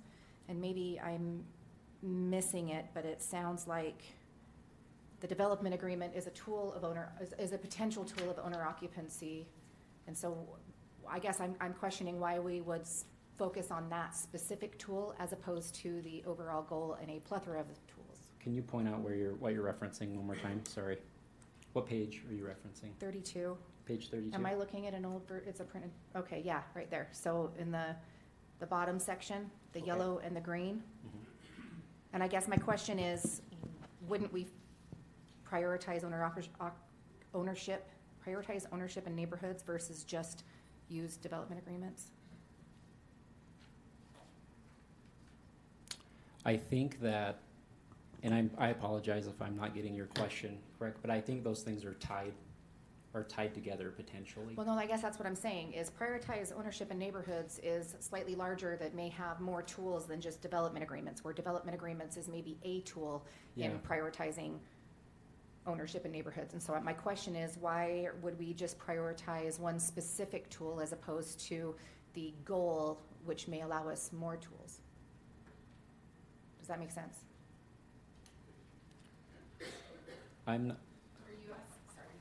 Are you asking why use development agreements is green instead of being the opposite? Why are we focusing on that first instead of O? Okay. Yeah. So just like. So why are we focusing on use development agreements? I think because Lynn's going to present that to us first. Yes. But it's not like the only thing, right? You just want them to be different. So flipped maybe. Maybe I can answer your question. And again, if anybody wants to jump in, feel free. But So development agreements, what we would like to do on April 21st is have a joint conversation about a couple of topics, and it's kind of how development agreements are interconnected with incentives, for example. And so that's why we've listed that one as green, is because we can move on it now. Prioritizing ownership in neighborhoods, I understand what you're saying, because maybe the development agreement is, maybe in order to prioritize ownership in neighborhoods, we may need to talk about it with development agreements. You may be correct, but I think that the intention is to talk about how development agreements and incentivizations are connected to one another. Ownership in neighborhoods, not an incentive necessarily, right? Okay. It is a public benefit that we might experience. So I think you're right. I think a lot of these are tied together, but we just didn't classify that one necessarily with what we're planning on presenting in April. Okay. Does that answer your question? It does. Okay. The incentive aspect was missing from my mind when reviewing this. I Okay. just don't want to miss opportunities for a year and a half to come up to create tools that would be beneficial in Yeah. the overall goal of prioritizing owner occupancy. But And this I'll go with isn't the end all be all, right? This is our recommendation on where we're going to start. Where you're What are we starting. going to I start understand. on? We might get into the Title 21 rewrite, and a year later the consultant says, hey, have you guys considered this? And we'll say, not at all. It might be a new thing that comes up, right? But this is just what we're recommending at this point in time. So. Okay, thank you. Ms. Hausman, did you have comments? Thank you. Thank you. Thank you for that question. I'm going to more comment just on the layout because I don't really have any questions, but more comment. I really appreciate the way that you sort of unpack the process. I can't imagine the hours spent looking for consensus across all the sticky notes and handwritten stuff. And I agree, Liz is beautiful. Well done. Such branding. I just finished my marketing class, so I can talk about branding now. Excellent. But the thing I'd like to highlight is not just a summary, but coming back to us with actual, here's what we'd like to talk about next, here's who's going to present that, here are the dates. I am a big fan of stoplight, like here's what's ready to go, green. Here's some things we're still talking about. Doesn't mean we're not going to do it, but we're not ready to commit to dates. Or I 100% approve. Like I know you're looking for actual adoption of this, so I'm wondering, does that also mean like you're good with these dates? Because I think that's the chair has said, yeah, those dates are good, right? Like if they're in this document, Yeah, they are tentative on the agenda. we have not spoken with the chair about the dates. Okay. They're Thanks listed, a lot. Oh, sorry. They're listed as tentative. Tentative. We were going to go over them This once first. we heard I from the council jumped today. the gun. Sorry. Well, then I am proactively saying the timeline I think is great. I think we cannot miss, and I think this was sort of what Councilmember D'Souza was after. I don't want to miss any window of execution around the things that are green. And I think they're the right things. I think there's consensus. There's years, almost 2 years spent on this, right? Is it a year? I think we started middle of I've been last summer. thinking about it a lot longer than that. Marcy's been thinking about it way longer. And so yes. is Aaron, and so Yes. is, we all have. We talked about ADUs. I want to say that was over a year ago. Yeah. If you guys, am I correct on that, guys? Yeah. So I think we have the right traction. These are the right, what did you call them? It's not just strategy, it's Tactics. Tactics, thank you. I just drew a blank. I think it's the right tactics. I love the specific dates. I love that we are going to set things in motion. And I'm ready to bring it back with all the appendices so that we can actually adopt this, because that is ultimately what you need from us, right? Yeah. What I'm looking for tonight again is, does this capture your feeling of what was accomplished during those workshops? Did we miss anything? Are there any changes that you'd like to see us make? And then our plan at that point is to attach the appendices and put it on the next agenda for adoption. James will then take the adopted version, hand it to our consultant so that they have that when they're going through the Title 21 rewrite. Yep. And we will then immediately be able to begin kind of bringing those green items back. Okay. I think the one thing that you did really well, if there were any tuning needed, this would be the only thing, but again, I feel like it's really, really well done. But I like what you've done in terms of highlighting the need to blend. Like, we spent a lot of time talking about transition from a certain type of housing structure into what we might allow, but the need for buffer and transition type housing that makes that feel more seamless instead of just we have this and then we have this very abrupt, all of a sudden very, very different type of housing. I think that's reflected in here. I don't know if it could be emphasized in a few other ways, just so that people know we are the way we got to some of the where is thinking about transitional house, like transitioning, that blending. That's the only little piece of feedback. If we could say it a few more places, I think that's one thing that people are going to want to know about. That's a good recommendation. I actually noticed as I was preparing my notes over the last couple of days, and I was reviewing this for the 15th time, right? I thought, hey, some of the conditions that we're talking about maybe aren't called out in here quite well enough. And that would be a condition, right? Those kind of transitional. Yeah. And so maybe we could look at maybe inserting those conditions a little bit.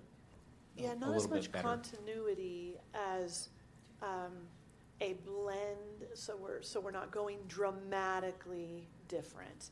Because continuity means I'm going to look exactly like this area, the housing we approved in the area adjacent is going to look exactly the same. What I remember from all of our workshops was this thought around a transition, like a slow transition. So this in the middle will look somewhat like this, but then when we get over here, this looks even more different. Does that make sense? Just sort of the... And the place we talked about that, unfortunately, in the report is the place that we can't do it anymore, and that's with ADUs, right? Right. And so, yeah, we Let's could look at, revisit. we need to edit that section anyways, and so we could try to kind of wiggle that somewhere else, just so it's more clear. Perfect. I really appreciate all the work on this. Ms. Christensen. This was super helpful for someone who was stepping into it after the fact. The only two things that might possibly be helpful, totally up to you guys. It's all helpful. The conditions, like specifically, they weren't listed in there.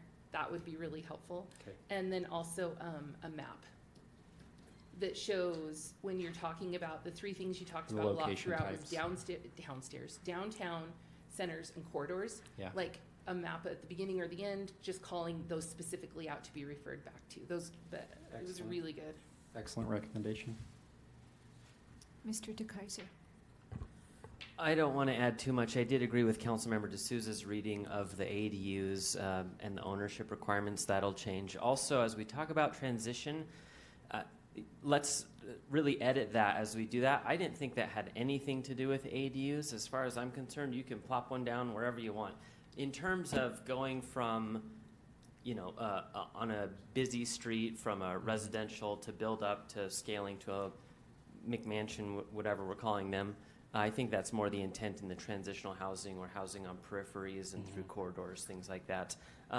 But two, I did just want to give a huge shout out to you. I cannot wait for the council to pass an ADU ordinance. It's been over a year since we've been trying to do that. There are dozens of residents chomping at the bit for this to happen, so I am super excited that that happened in the legislature. But yeah, huge kudos to you for doing this, and also to the working group team, Lynn, Shane, everyone else who was involved with those meetings. It was a big lift from the city as a whole to do these workshops and bring in all the speakers that we had. So thanks to everyone for doing this, and look forward to implementation. Thank you.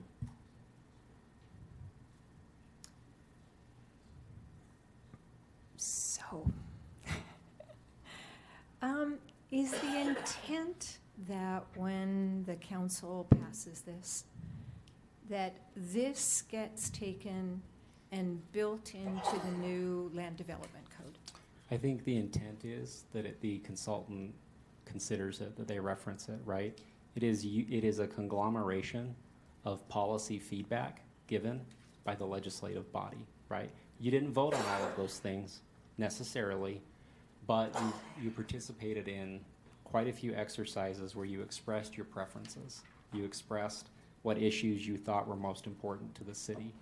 And so I feel, I know James feels this way as well because he said it to me, that providing it to the consultant as a reference of, hey, this is where we're at on these issues is good. It also gives us some understanding of maybe what some of the priorities where we should maybe start are based upon kind of what Brooke had mentioned during the first presentation earlier tonight. You know, where are we adopting this all at the end, or are there things that we're going to talk about throughout?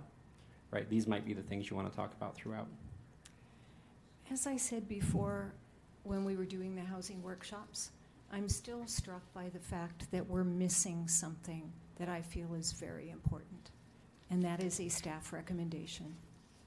We have our opinions and we're the legislative body, but we are not the decades-long professionals. We're not.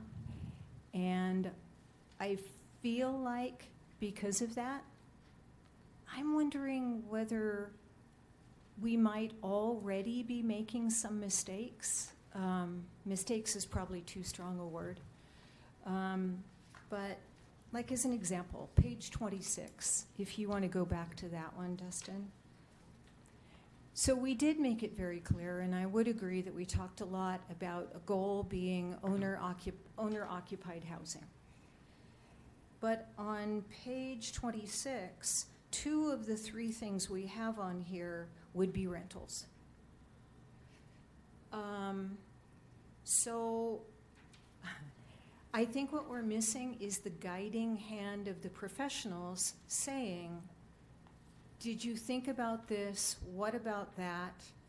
I must say I am uncomfortable with the fact that the council, who again decides in the end, but should be deciding based on input from other professionals along the way, I feel like maybe that isn't happening. I like the idea, going back to page 32, of trading density for affordability or maybe for owner occupancy. But I would pose the question, if that's a tool that we're thinking of using, did we already, in adopting the future land use map, did we set the standard as too dense? Did we leave ourselves room for that kind of negotiation? That was my first thought. I'm not sure that I have some angst. I definitely have some angst. Yeah. May I, Madam Chair? Yes. So one thing to point out is when you're talking about owner occupancy, my belief in where we're focusing on is owner occupancy within neighborhoods. Right? When you mention page 26, you're talking about centers, the cairns, and I don't think it's really any of our perspective that all of that is going to be owner occupied. I don't think that's anyone's perspective necessarily. That's not what we're recommending. In terms of staff recommendation, is this exactly what we would recommend as planners, right? The non-elected officials in a vacuum? It's probably not what I would recommend, right? I'm a trained planner, but it's what I would recommend based upon the feedback that you've given us as elected officials. And so that is one of our intentions was to gather that feedback and give our best recommendation based upon what's important to you as the elected officials. And so that's what we tried to do. Sections 4 and 5 are our recommendations. They're our best recommendations based upon that. There will be more recommendations coming because these still are somewhat high level. How are the details going to work? That's where I think you have to leave it to the subject matter experts to really flesh that out. We don't want to be coming to have conversations with you all about every little word, you know, within Title 21. But I understand what you're saying. Maybe your perspective was we should have given you a recommendation first. That's not how we approached it. We approached it from we want to hear from you. It doesn't always go well for us to give recommendations before we understand the perspective of the elected officials, I don't think. And so that's usually what we try to do, is get that perspective. Well, I would say, too, that it's uncommon for the elected officials to make such a consequential decision without professional staff recommendations. And I'm worried that if we're not getting there, at very least, can I say, during this process of updating the general plan, or updating the land development code, if we're going down the wrong avenue and there's professional staff that believes, you started this out by saying this, your background is in planning, you wouldn't have done this. There may be more of that. What I said is I wouldn't necessarily in a vacuum suggest all of these things, but I am not here representing. What would you suggest? You don't want to know what I would suggest. You don't, because as a planner, things are different. I have a different perspective. I have a different perspective than what might be accepted by the residents, right, or accepted by you as elected officials. But we are giving a recommendation based upon the feedback that we got. Now, it's true. We could get a whole lot of professional recommendations and still decide against it. For me, it's just an important part of decision making, right? A very important part, especially with something so consequential. We may be already seeing the effects tonight in another agenda item of a decision that we made, and now we're second guessing. I'd like to do as little of that as possible in the future. And when it comes to complete overhaul, rewrite of our land development codes and specifications, it shouldn't be, let's pass it and then fix what we got wrong later on. It should be, let's make our best attempt to do it right and then maybe fix, in hindsight, what we got wrong. But I am a little bit worried. I'm just going to put that out there. Would I say that this is not representative of what the council? I think we probably went a little too far on this mansion-style multifamily housing for this reason, and I'm just speaking for myself. Other council members may disagree. I think we liked that idea as an owner-occupied solution that fits into neighborhoods or corridors or whatever, meaning it looks like every other house around it, but instead of accommodating one family, it accommodates four. Isn't that a great thing? But then we came to find out that because we aren't moving the needle very much on condos, we don't know how many of those will get built.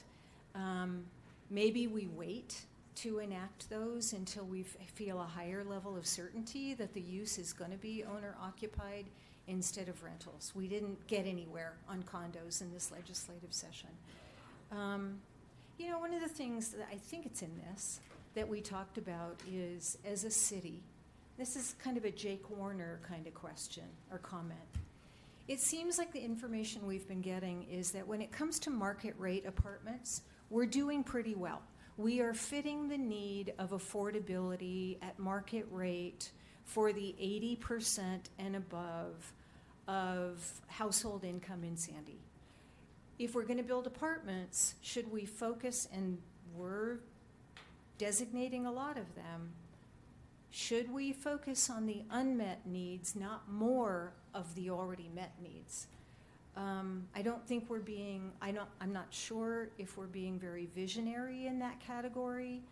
I don't know if we want to build more apartments, but it sure looks that way by what we came up with, right?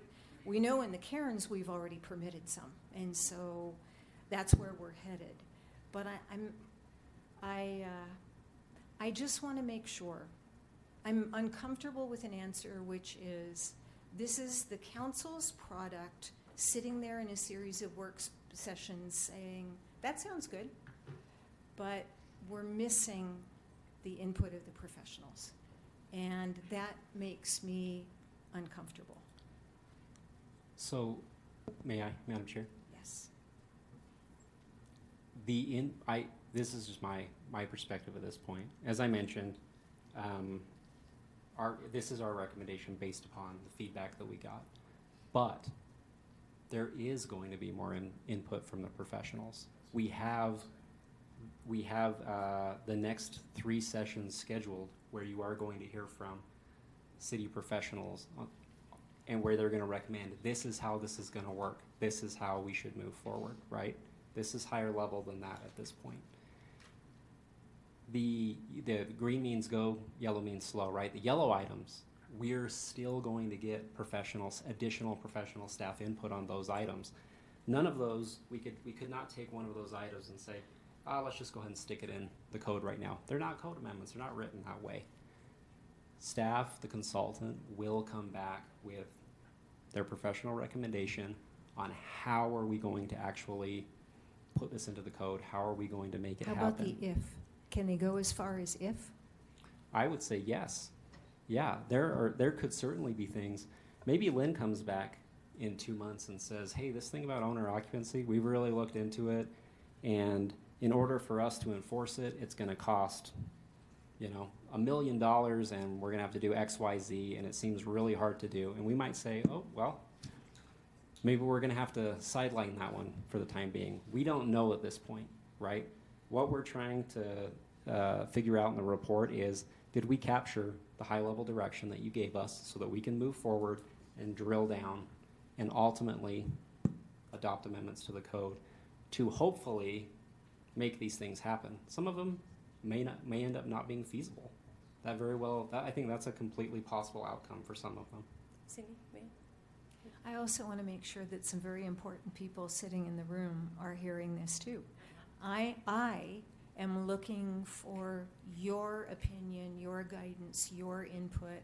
This is collaborative. I don't want anyone thinking when they get this is what the council told us to do, so how are we going to get this over the finish line, right? So, anyway. Yeah. And I know I haven't forgotten that you wanted to speak too, but Ms. Nickel, go ahead. Thank you. For me, I think the document gives flexibility for a purpose because it's not set in stone. None of this is until we write code. That's the stone, and I believe we'll have a lot of input. I do. And as far as making it perfect the first time, we write code until we're thinking it's good, and until we find out it's not good. So setting the goal as perfect is a high bar. I don't know that we'll get there. But I just wanted to voice, I think it's a great document. The sentiment is there in what we said. And obviously there were other things said as well, and I think those will be taken into recommendation too. So, Lynn Pace, I'm willing to let you weigh in finally. If we have to hear from the attorney, we will. First, I want to echo Councilmember DeKaiser's comments. Thanks to all of you and the staff. This was a lot of time spent wrestling on what is a very challenging issue.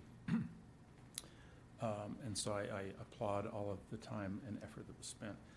I also, in terms of what you're looking at tonight, I think this is ultimately I think Dustin is looking to bring this back for a vote, but this document is directional. It's not a decision, it is direction to staff and to the consultants to say, go explore these options and bring back possibilities to us that we can then put into the code and that we can actually start to implement. So I would not panic over the fact that it isn't perfect. These were the things where we expressed interest and support. We'd like to explore that. And if you think of it, in my mind, what I think we want to develop is some kind of a menu of options so that a landowner or developer coming into Sandy could say, oh, I can do X, which is my base zoning, or I could do option A, B, C, or D if I meet the conditions. And that menu of options gives them possibilities, it gives them certainty, it gives them predictability based upon market conditions and what they want to do with their property and et cetera. So what we're doing tonight will give staff the ability to go explore those options and bring back those possibilities. And And you, of course, will get the final decision on all of this. So I don't want you to panic that by saying yes to this tonight or a month from now, that you've somehow unleashed Pandora's box, right? I hope that's not the case. The other thing I guess I wanted to comment on was Councilmember Souza's comments.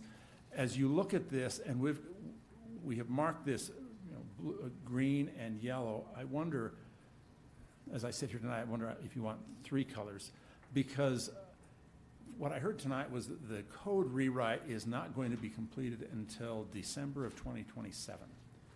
That means the next, for whatever elements of this housing plan that wait until 2027, the end of 2027 to get adopted, you won't be able to use those tools until summer of 2028. That is 2 years from now. So I think you might want to say, what do we want to do right now? ADUs, we have to do right now because the state told us we have to. What do we want to do next? And when I say next, I mean without waiting until the end of 2027. Are there things you want to pursue? We may not be ready right now, but we don't want to wait for the whole code rewrite to do them. So maybe you want to think about using 3 colors. I don't know, but think through that. For instance, I'll just give you one example. On, I don't know what page this is, Dustin, but this is on the implementation next steps. We have permit detached ADUs as green. We have allow twin homes and duplexes as yellow. Well, bear in mind that with the state's authorization of internal ADUs, every home can have 2 units right now. And with the authorization of external detached ADUs, any large lot can have detached ADUs starting in October. So this is not going to wait until the end of 2027 to implement. Our citizens are going to start using it now, or at least in the fall. So you might want to think about accelerating that. Just think about, as you look through this list, which ones do you want to do now, which ones do you want to do soon, and which ones are okay to wait until the whole code rewrite is done. That would be helpful guidance to staff, just in terms of sequencing. But all in all, I think it is critical to move forward as fast as you feel comfortable, and that may be sequenced, because the crisis is now. And for Sandy citizens or their children or college students graduating, 2 years from now is an eternity.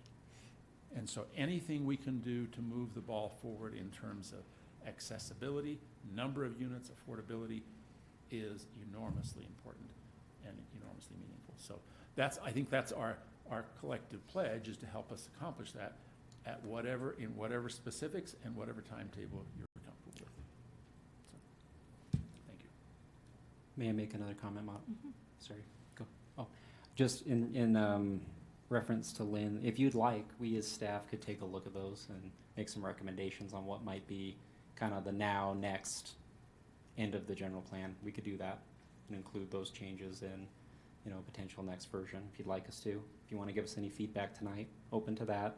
The other thought, in reference to your comments, Madam Chair, would it make you more comfortable if we included in a resolution, setting this as the final report, the findings, but we make sure in the, now therefore, staff is directed to, pursue, use this report, but also to let you know if there's anything that's just doesn't work, right? I'm not wordsmithing this really well right now, but we could include something like that in the resolution so that it's exceptionally clear. Hey, staff, if something doesn't work, we want you to tell us. We want you to let us know. Yeah. Ms. D'Souza. Thank you. You're bringing up the mansion-style apartments or multifamily housing. Reminded me that I felt like there was a bit of a disconnect in a couple of areas of this really amazing, beautiful, thank you, Liz, report, where we talk about that page 31, where I think you're still at, when it talks about encourage mansion-style multifamily. It says to authorize multi-unit buildings designed to look like large single-family homes. And that kind of is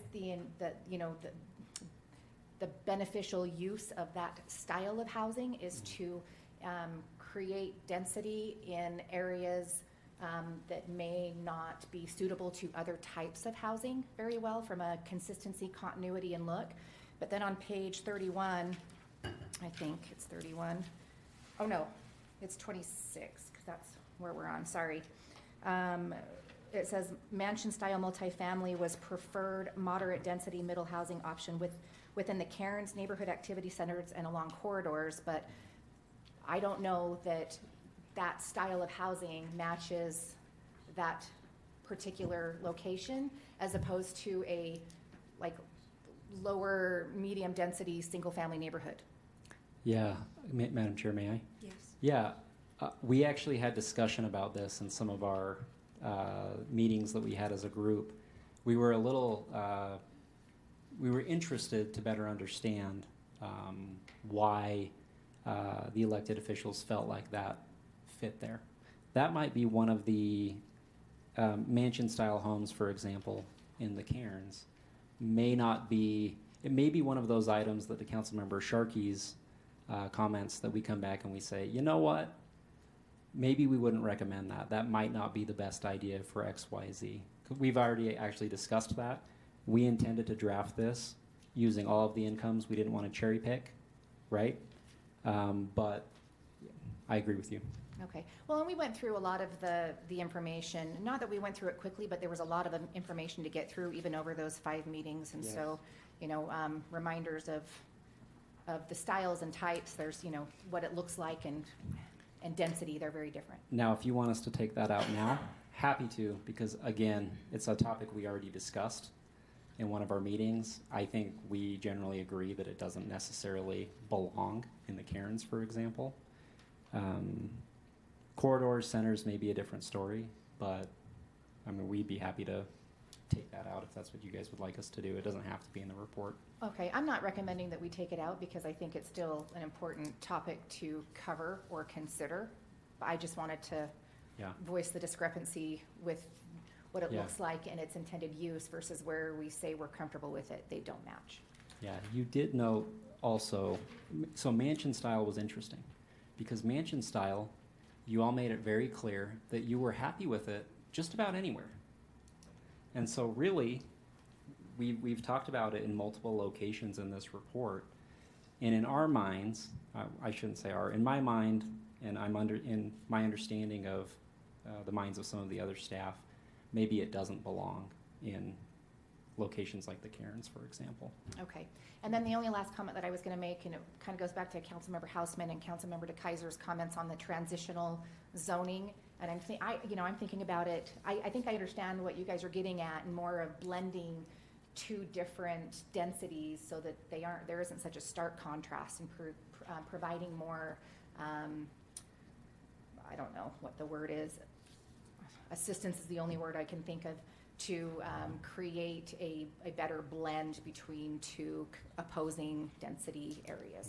So yeah, but I do agree that we need more direction. That's kind of the word I was looking for on how to achieve that appropriately.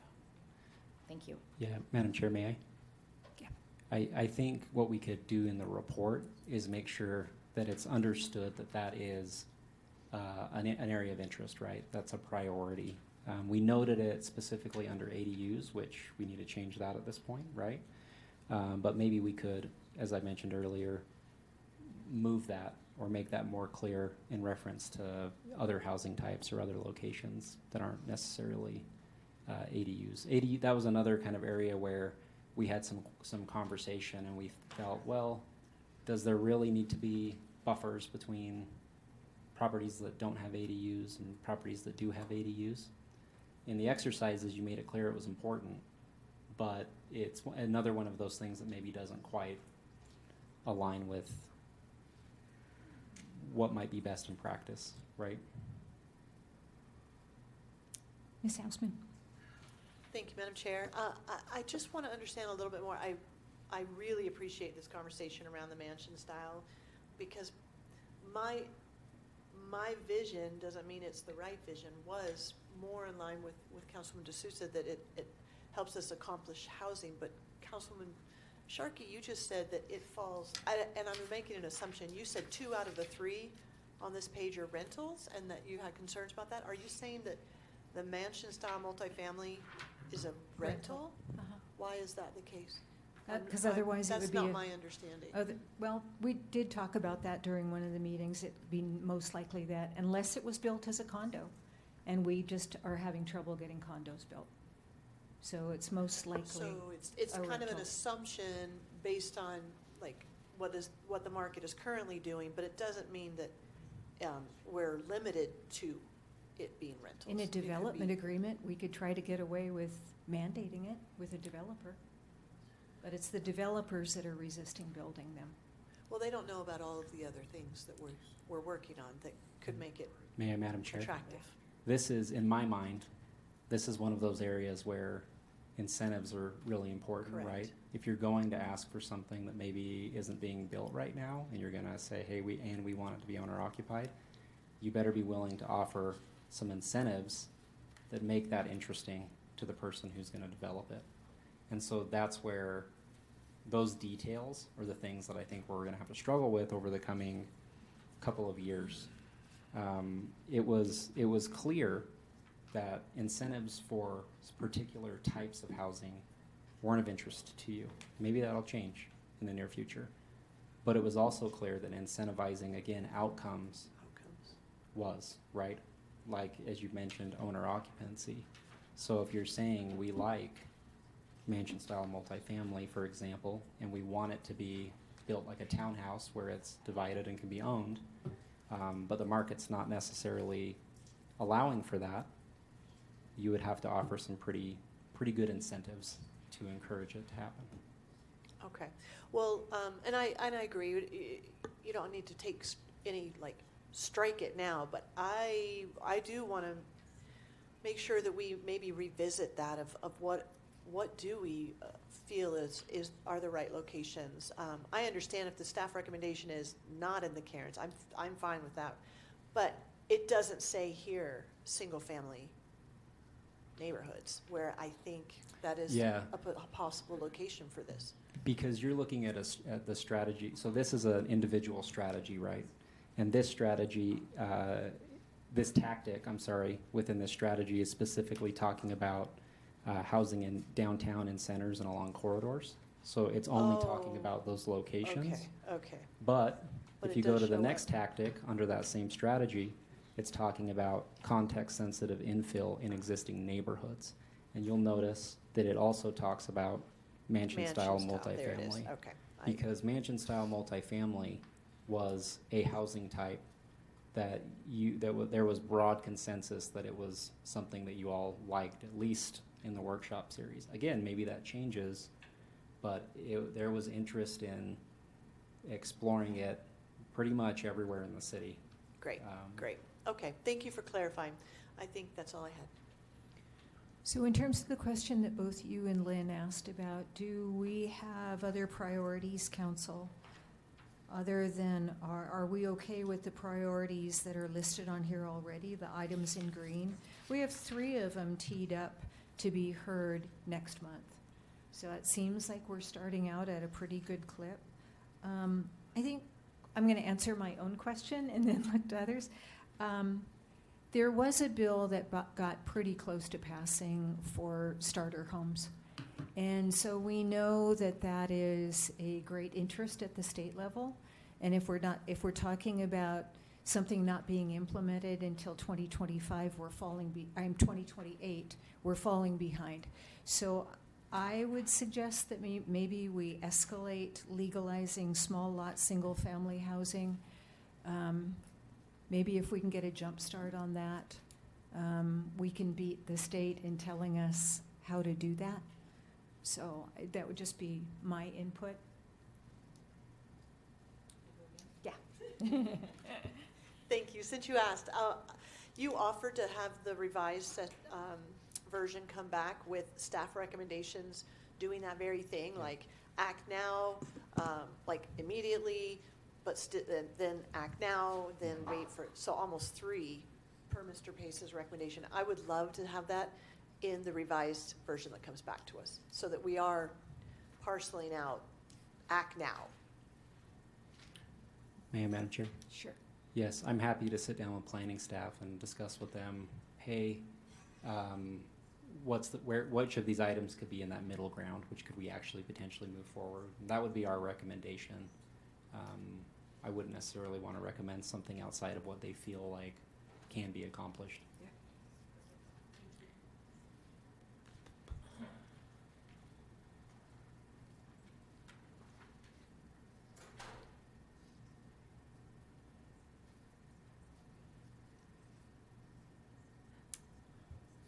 Any other council input or questions? Anything else that you're looking for, Dustin?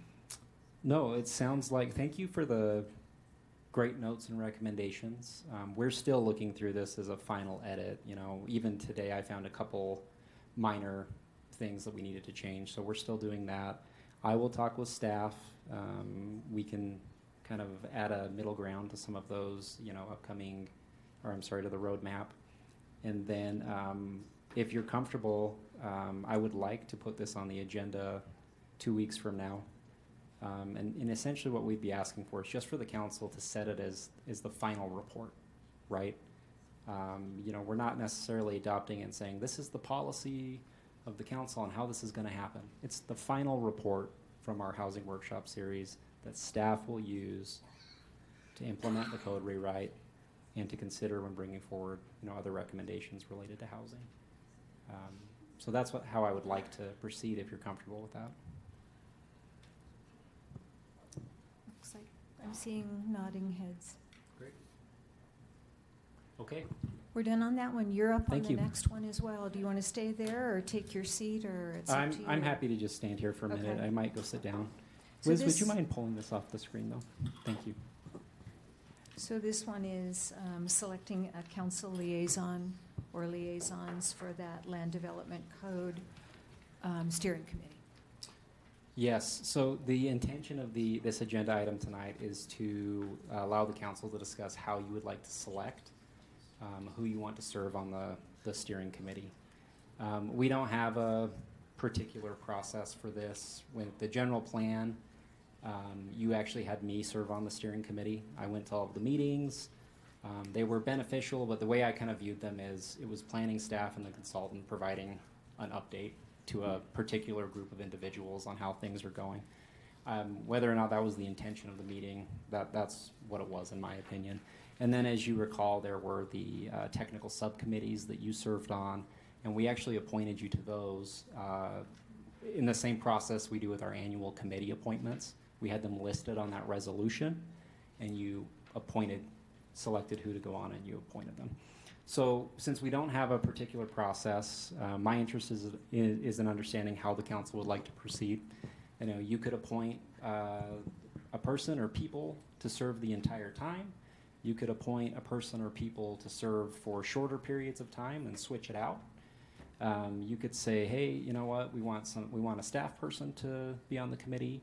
You could, and I'm just throwing out some examples. You could say, you know what, we don't want to formally appoint somebody. Let's just hear when the meeting dates are, and we're going to have a council member or two, you know, attend the various meetings without being formally appointed. Haven't spoken with James about that one, but I'm trying to throw all the ideas out there. And so there may be some other good ideas that you may have, I don't know. Tonight you could select who you'd like to put on the committee. You don't necessarily have to do that by resolution at this point. You could just say, you know, informally, we make a motion and we want council member XYZ to represent us. Or we could bring back a resolution 2 weeks from now. You could pick somebody. We could change that in January when we do the council committee liaison appointments. There's a lot of different ways that you could do it. I would suggest, you know, if there's a lot of interest in participating, you should give as many people an opportunity to participate as you can. And that doesn't necessarily mean you have to appoint everybody. It could mean the different people attend at different times. That's my best suggestion, though. Try and make sure that everybody has an opportunity to participate if they'd like to. So we've heard it's quarterly, possibly more often. Do we know when the meetings are? Daytime, nighttime, do we know that? I haven't heard them. Melissa, do you know? We haven't set a time of day, but I would anticipate it would be daytime.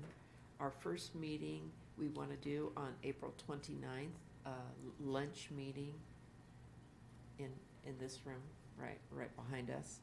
And it would be approximately quarterly or at milestones, whichever's first. So, and probably we'll try to shoot for Wednesday or Thursdays. I know we have a strong preference by our planning commissioner in terms of his availability, that he requested that. First meeting, April 29th, you Yes, said? ma'am. And that one's kind of an introductory, get to know everyone. Do you know when the first regularly scheduled, it seems like I had some notes about this. Is there a first, like, regularly scheduled meeting? We Okay. haven't set that up yet. Okay. Okay. We did reserve and identify, okay, we're gonna do, this is the first time we're gonna move from there. I think it would make sense, getting some feedback from the group in terms of regularly scheduling at that first meeting. Okay. So it seems like a good starting point for me is finding out how many council members have an interest in being on part of this steering committee. Ms. D'Souza says she's interested. Ms. Nichols says she's interested. I I don't need to be, but I actually love the rotating option. Of course, but I'm flexible, guys. Ms. Stroud says she's interested as well. Sounds like you're interested. Daytime meetings, you can make it work. Okay. Mr. DeKaiser's interested. Do you want me on the microphone, or? I am not, but I am interested in starting with two who do spend some time. I think some continuity, at least for the first couple. I do think it's important to have consistency. I feel like though there's value in rotating, I think we need to be very wise about how frequently we rotate. This is just, it's important for people to have context from one meeting going into the next so that the feedback is provided. So I'm ready to make a motion if you are open to that. Let's see if there's more discussion on that. Ms. D'Souza. Well, I was just gonna, some of the options that were brought up, I am not a huge fan of rotating frequently. I know that we did a test pilot case with the legislative kind of policy update, and I didn't love the idea going into it, but said I would try it, and I did serve, I attended a couple of meetings, and ultimately I felt like it was a disservice to the people serving on it to be valuable in a way that extended past like that one moment, because things change so fast. So I'm not a huge fan of just rotating. I think that it also creates problems in scheduling, and not just for those in it, but for anybody that wants to serve on it. Will I be available this week? Is it going to be my week? Do I have to, hold this out in my calendar? And I think I'd prefer to have 2 appointments to it. Go ahead. Question. I think we should only have one person. That's just my thought. Like, the planning commission's only having one person. It's already a fairly large committee, so I personally don't think we should have more than one person doing it. I don't know. I don't think it's such a high level committee. Like, when I talked to James, he said 30,000 feet. Like, it's not making a lot of decisions. It's just a person that's there to steer very generally with the rest of the committee. And so, I don't know. I don't think we need more than one person. And if we all disagree, I think we should send Dustin, but. Ms. Nichol. I like the idea too, because if one can't make it, it's just a guarantee to the steering committee that shows commitment that the city council is going to be in it. That's just my idea. I would agree that it sounds like, I don't think my understanding of the steering committee is it's basically attending the meeting, finding out what's happening, and coming back and reporting to the council during council member business. I don't think there's any decision, certainly no technical decision-making being made there. So I think anyone could do it. And yeah, I'm not clamoring to be on it. I think it's just kind of like, I'll know because whoever's on it will come and explain what's going on. So sounds like we've got 5 council members at least, though, that would like a chance to be on it at some point in time. I'm okay with the idea of doing 2, largely because of what you just said. If one can't make it, we already have a backup that can. So If we did 2, could we make one of them a staff member so we have that consistency no matter what? I think Dustin's on it, to be honest. Are you on it, Dustin? No. He wants to. I don't want to overwhelm the committee with the council either. I'm very concerned about that. I just want to share that I share that sentiment, and we could send a staffer if needed to, but also just to whittle it down, I'll withhold or remove my name from consideration to get us down to 4 to serving on the committee. But I too agree with Councilmember D'Souza. One person serving over 2 years provides a lot of continuity, and I think the first few meetings are just getting your feet wet and figuring it out, and so I'm seconding what both of you are saying. If we go to 1 person, I'm happy to take my name off the list. Ms. D'Souza. I guess I don't understand the reason why 1 person is better than 2. Yes, and if we're going to do 2, why it needs to be a staff member. I mean, we are the legislative body. This is, a steering committee for legislative items that will be coming back. Staff has already expressed, and I'm not speaking for you, but my perception is, that there's a lot of council-led projects that they're working on, and so it would take more time out of their schedules to complete other things, and it just seems unnecessary. Plus, I do think that originally, when I first heard about it, it was recommended that there were 2 council members, so I'm kind of surprised by the suggestion that we would only go down to 1. Anyway, those are I guess I'm trying to understand why 1 is such a big deal. Oh, did we recommend I missed that. Who recommended 2? When I talked to Dustin originally, you had mentioned that it was 2. Because I'm totally throwing James under the bus. Don't listen, James. He said he thought 1 was more than enough just because there's only 1 planning commissioner, and the breadth of the other committee members, like there's a lot of different people, and no one other than the planning staff is having more than 1 representative come. So that's my reasoning. I didn't realize that we were recommended to have 2. Just to clarify, in the packet, it says the preference is for 1 representative from the council. May I, Madam Chair? So, yeah. I did suggest 2 to a couple council members. What's in the packet is what administrative staff recommended. And it doesn't, in my mind, if you guys want me to be on the steering committee, I will. But I don't think I can do a better or worse job than another council member, whatever you guys want. But the reason that I had suggested 2 to a couple council members is pretty simple. Number 1, sometimes schedules can be extremely difficult, and it is good to have somebody available if the other person can't be there, right? Otherwise, we get thrown in, which I'm fine with, but it can be difficult to kind of go in the middle sometimes. The other thing is, I think Cindy did a good job of saying, hey, the purpose of this is to go, maybe express a 30,000-foot level opinion on behalf of the council, right? Not on behalf of yourself as an individual, but on behalf of the council, and then to report back to the council. And so it's good to have a couple of members so that you don't miss something. You ensure that things are being reported accurately. If somebody forgot something, you say, oh, you forgot this. Here's how I remember it, right? So that's why I suggested 2 people initially, just because I know your guys' schedules, I know how difficult it could be, and in my opinion, I don't see an issue with 1 or 2. I know administrative staff has recommended 1. how often, just so I understand, every time the committee meets, we'll be getting a update from, will it be Melissa? I don't know who.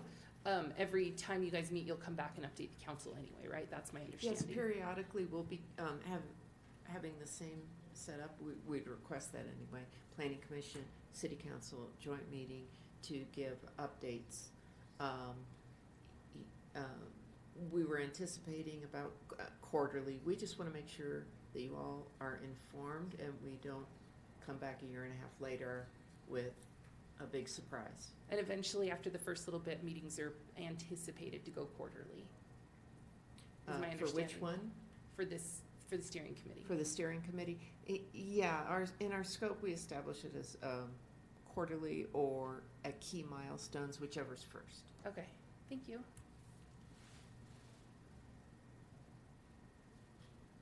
Ms. Strapp?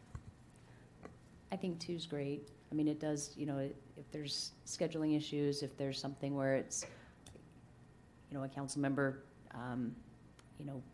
forgets to relay some information, you have two people that are able to talk about it, especially with something this big and this impactful, to be able to bring back that information. And if there is something that starts to be discussed that it's like, oh, wow, we need to make sure that we are requesting more information or more engagement, that we have that chance to do that. So, I don't see a problem with two. I would even throw in and say there's a third, and you put in a staff member with that, just in case there is, that conflict. When was the last time that we did some sort of code rewrite?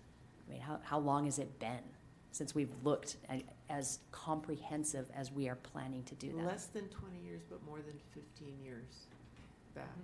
So something that we're looking at And it was all staff done as well. But even that, something that we're looking at a couple of decades, probably and we add in that 2 years, so probably around there, this significant. And 20 years ago, Sandy looked very, very different than what it does today.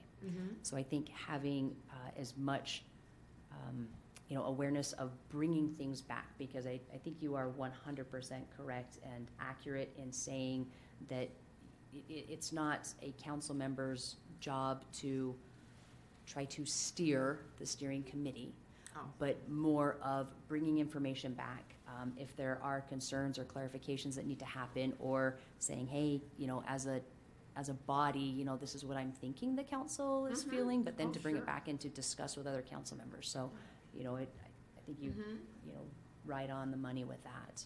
So, but I'm happy with one staff and two council members, but whatever works. So it kind of sounds like, although we could kind of do a vote, it kind of sounds like the consensus is no harm in two. Maybe there's another person to cover if someone can't make it, there's scheduling issues. And if we're doing it the way it's supposed to be, we're really not, no one's conveying their point of view. It's reporting back to the council on what's being decided in the steering committee. What about the issue of the longevity? Shall we make it a till the end assignment, or shall we select two people and then bring it up again in January when we do our committee assignments? That would be about a 6-month commitment, and then we could take it back up again in January with all our other committees. What is the period of time we're thinking about? Madam Chair, since there's 4 people, why don't we just pick 2 for this year and 2 for next year, and we can settle it?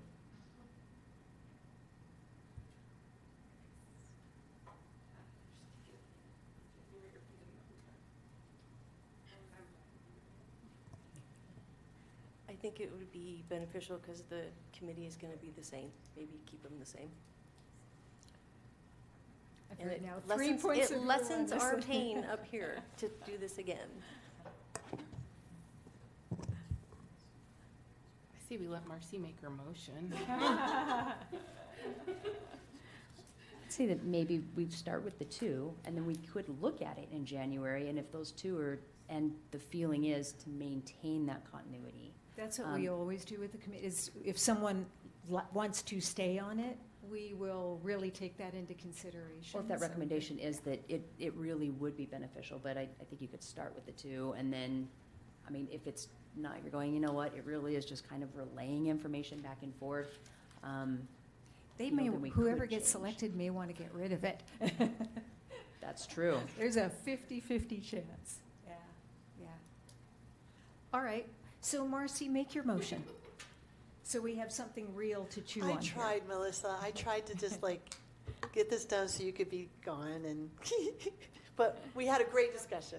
But I feel like we've got some clarity. So it sounds like you're open to my motion. So I would like to motion so that we can move forward with the steering committee. Nominate Chris Nickel and Brooke DeSouza because of their experience in. Chris has served on the Planning Commission. Brooke has extensive experience on in real estate.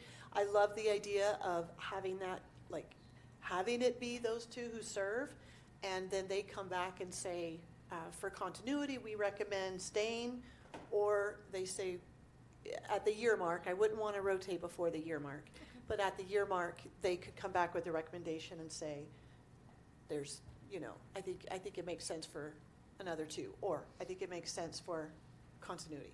But at least those two serving for a solid year on the steering committee. That's my motion. Thank you for the support, Marcy. I'll second. All right, so the motion is for Councilmember D'Souza and Councilmember Nickel to serve for 1 year, which brings it back on a March agenda in 2027. Point of clarification. I'm hoping that they will make a recommendation as to, like, what it looks like at the year point. As yes, let's reconvene and choose 2 additional people, or we recommend we continue serving. So I don't know how that needs to be reflected in the motion. Still needs to be on an agenda for discussion, right? Okay, so agenda for discussion. Yeah. Okay. In a year? Yeah. Oh, okay. In a year. Every voice, All right, so we're just taking a procedural vote on this. Madam Chair, do you want me to, I've drafted a motion. Do you want me to Okay. reread it to make sure I've got it correct? So Okay. from Councilmember Hausman, I move that we nominate Chris Nickel and Brooke DeSouza to serve on the Title 21 Steering Committee to be discussed again after 1 year of service. Thank you. 1 year or after No, the 1 first year. meeting?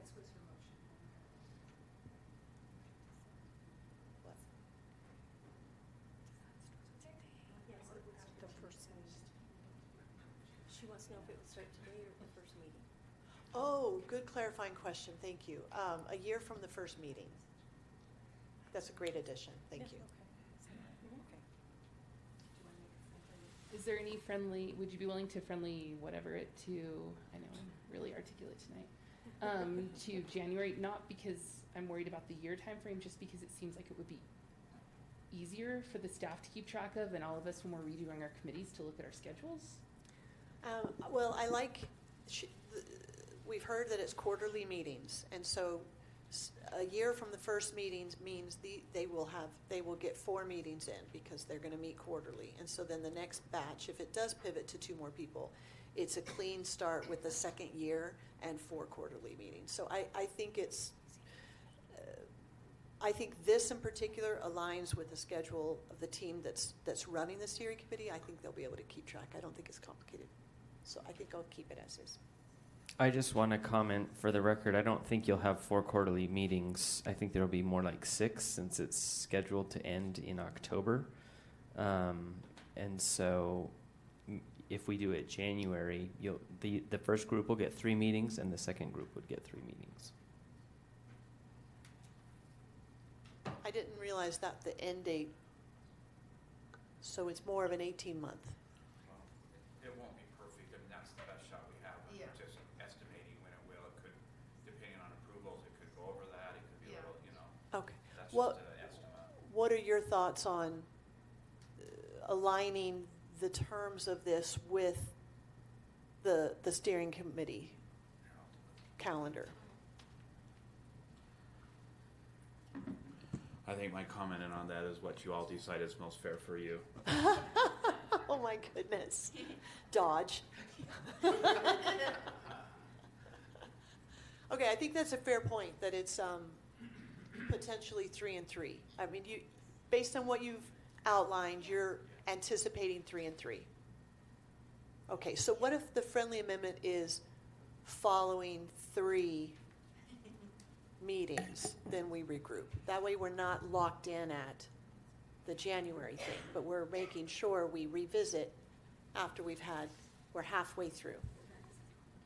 I'm fine with either way, because I have this feeling that by the time we get to 3 meetings, no one else is going to want to do this. And so I don't care. I was only thinking for like staff's sake, so it doesn't matter. Okay, I don't know how, sorry. Oh, go ahead. No, that's all.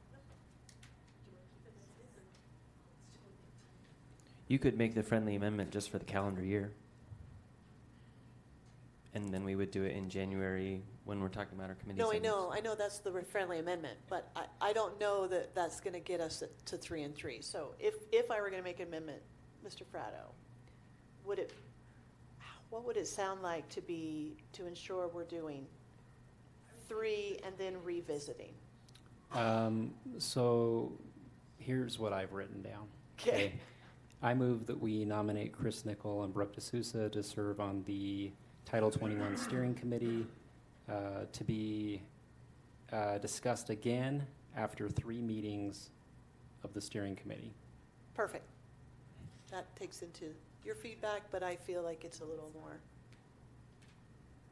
I just need a little more certainty that we're going to get consistency across at least half of the quarterly meetings. So I'm good with that change. Thank you, Mr. Fratto. So that means I need my second too. Yes. Are you good with that? Okay. Was that my job? That was your job, sorry. So yeah, council, are we good with a voice vote? Or, okay. All in favor of that motion? Say Aye. Aye. Any opposed? Okay. That was easy in the end. All right. Moving on to the next, we have a consent calendar. They left. Reappointment of our 2 planning commissioners, and then we have 4 more intent to annex. Do I have a motion? Motion to approve. Second. All right. All in favor? Aye. Any opposed? All right. And we're moving on to item number 10, agenda item 10 at this point. That is the rezone of the 106 church.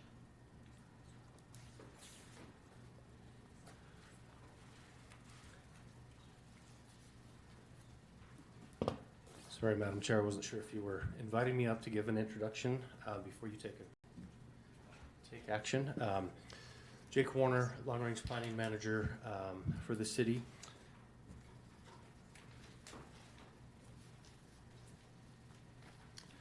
On March 3rd, the 106 Church rezone application was presented as an informational item to the City Council. The request is to rezone 1.94 acres of property at 166 East, 106 South from the R140A zone to the R110 zone. You have ordinance number 26-05 in front of you for your consideration tonight, and staff is available for questions, and I believe the applicant is joining us virtually tonight. Okay, council, do we have any questions for Jake Warner or for the applicant who's online? Doesn't look like we do. All right, well, this is a voting item, so we will open this up to public comment. I don't have any blue cards on this. Mr. Fratto, will you invite the online participants? Of course, Madam Chair. If you are joining us this evening virtually via Zoom and you'd like to comment on item number 10 on this evening's agenda, please go ahead and click the raise hand button on your screen now. I'll call your name in the order in which you raised your hand, and you'll have 3 minutes.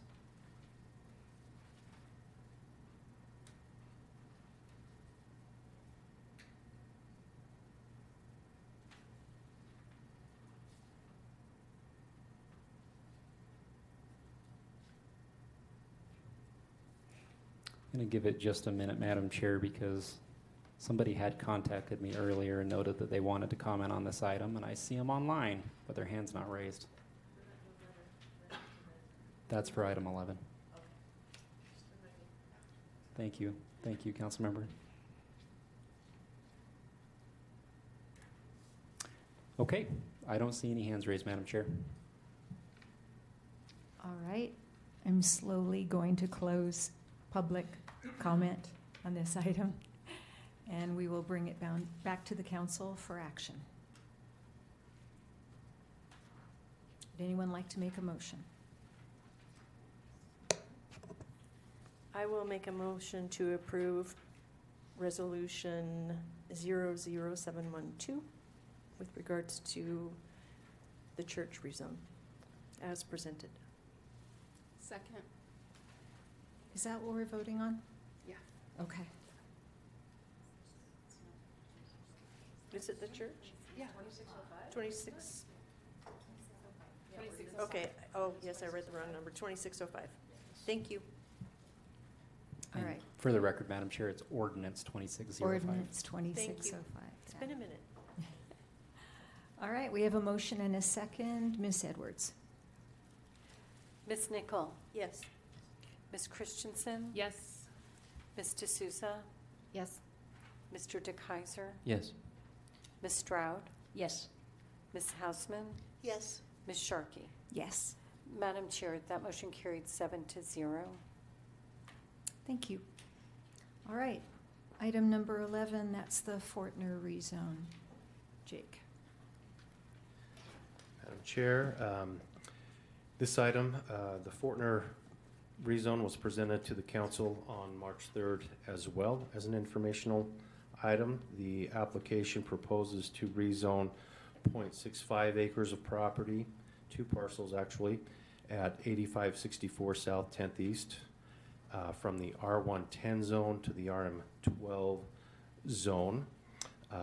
You have in front of you ordinance 2604 for consideration tonight. And again, staff is available and the applicant is present tonight as well. Council, any questions for Jake or for the applicant? Ms. Stroud. And it actually might even be a little more for Lynn as well. So we received an update from you. There was a memo, and in that memo, it to me, as it sounded a little more like that the applicant was questioning if they were going to make them for sale units. You know, they had some concern about how that may, how they could do that. So, you know, I'm wondering, Mr. Pace, the Lynn version, or Tracy, somebody, you know, if we looked at trying to, and seeing what we've just gone through with our, you know, housing, the five different meetings on there, and then the update that we got tonight, looking at either deed restrictions or developer agreements. But if we're really interested in that, and with both of those conversations coming up, you know, in the next 6 weeks, I think one was in April, you know, if we were to move forward on this, which I don't like the multifamily, you know, that part. You know, I would rather them be single family and to see, you know, I mean, even if it was smaller lots, but, you know, to ensure that we are looking at providing some of that missing middle, what it is described, you know, when we have this this RM zone. You know, I'd like to hear more about deed restrictions and developer agreements, you know, and you know, whether we're tabling this or we're waiting a little bit on there just because that is so close, you know, to make sure, because that is something that I've heard more frequently in the past several months with the council, is looking at the desirability of owner-occupied homes and not just something that is going to be rental or turnover. So I'm Madam Chair, curious. We received a memo and an update? No, I think it was an email. It was an email, you know, questioning of some questions that I had back and forth. I didn't receive that. No, and I think it was just questions back and forth. Oh, Yeah. okay. questions specifically about it. Okay.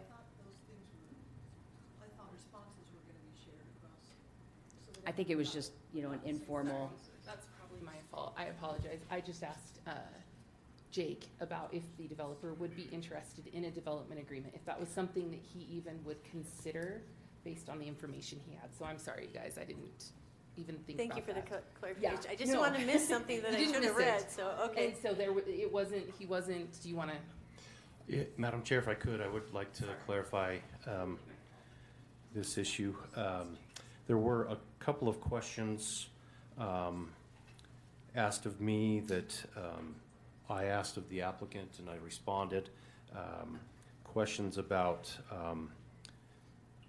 sellable units, which in my mind is separate from questions that we also received about owner occupancy, and then also the potential of reducing the number of units. And so those were the three issues that I approached the applicant about. When I say the applicant, I'm talking about Stanson Development. Ben Child is the stated applicant, individual on that application for Stanson Development. We heard from his partner last time, Josh Becker. So my conversation was with Josh Becker. He is not available to be here tonight, but Ben Child is. So my responses were based on my conversation with Josh Becker, and they absolutely intend to sell, to subdivide and sell the units. There is nothing in the code that allows us as staff to require that. That's their stated intent. As far as owner occupancy, they have some hesitancy around that as far as being a requirement. In their mind, they're concerned about restrictions that might be seen as might make the project less desirable from a financing perspective for potentially financing the project. So they have concerns about that. They have concerns about their own long-term responsibility. What does that look like as far as ensuring that the owner occupancy continues? Once they sell the units, they don't want to be responsible to ensure that those units are owner occupied. Again, not knowing the mechanism, the tool by which that would be required, he has concerns about costs associated with hiring attorneys to ensure that that's done in a way that's legally viable and appropriate and acceptable. So he has some hesitancy around potential requirements around a requirement on him to make those units owner occupiable.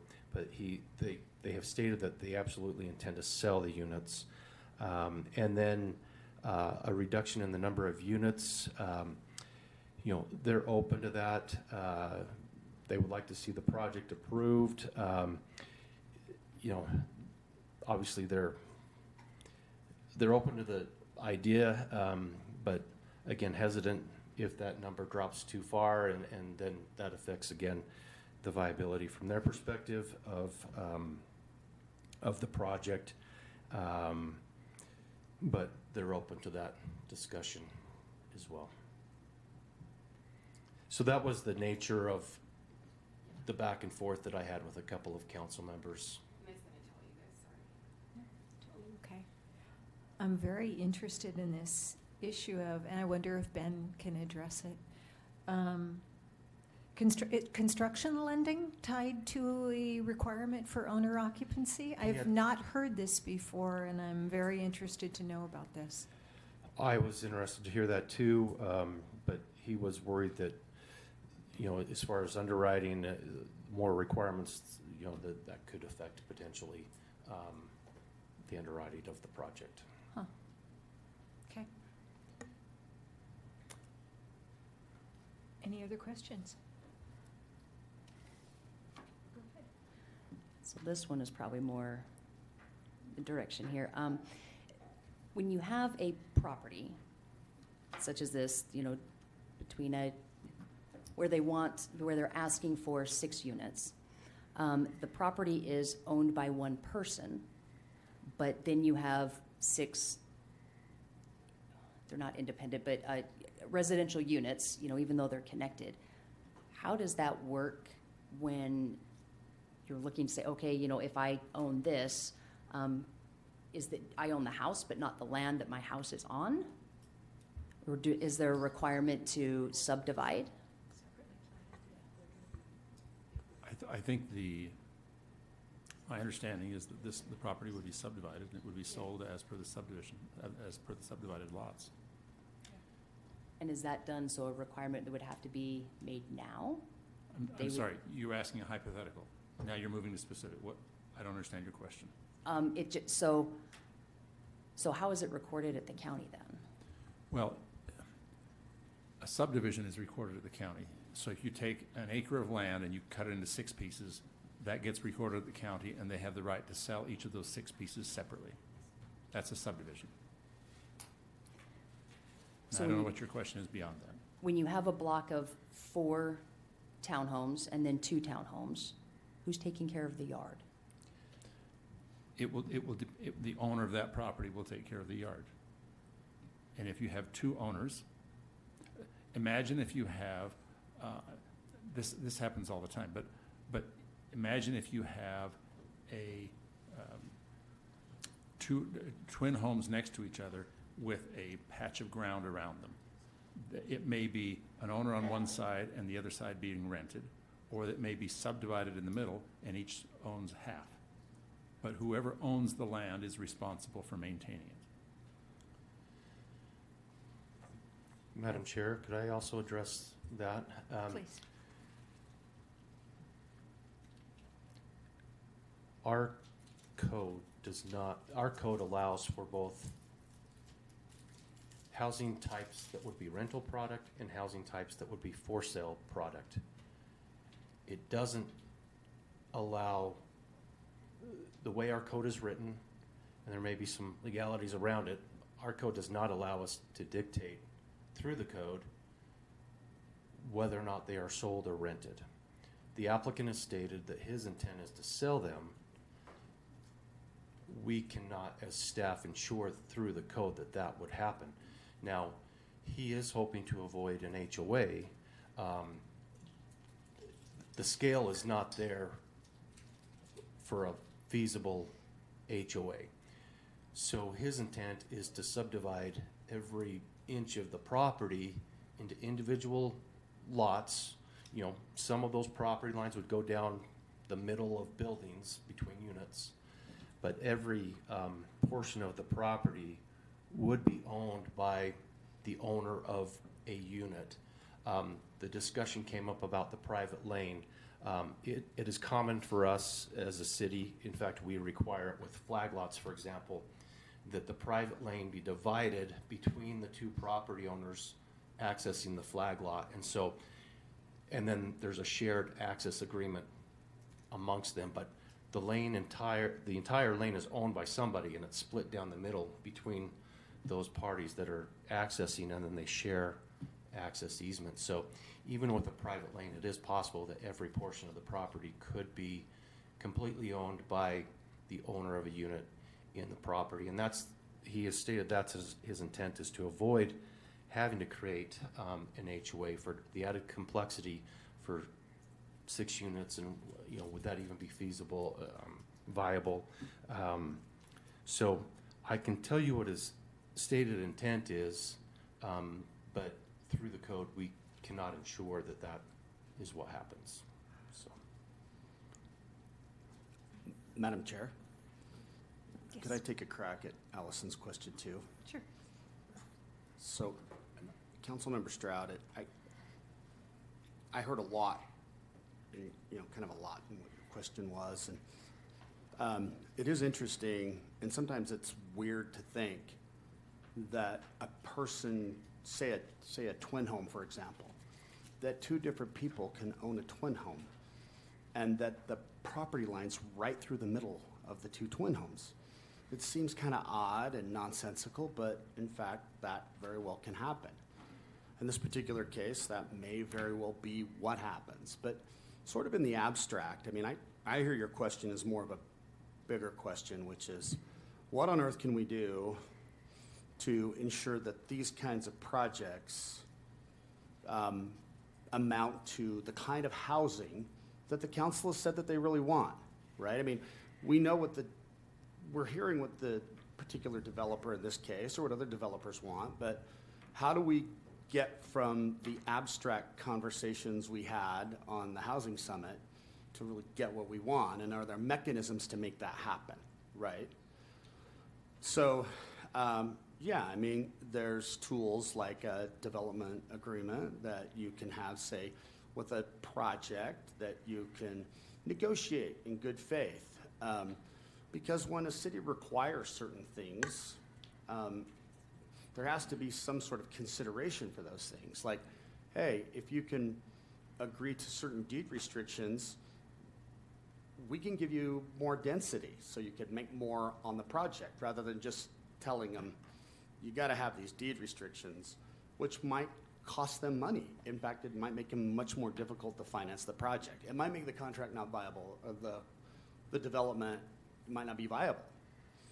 And so I think that maybe one of the takeaways from your question is to think about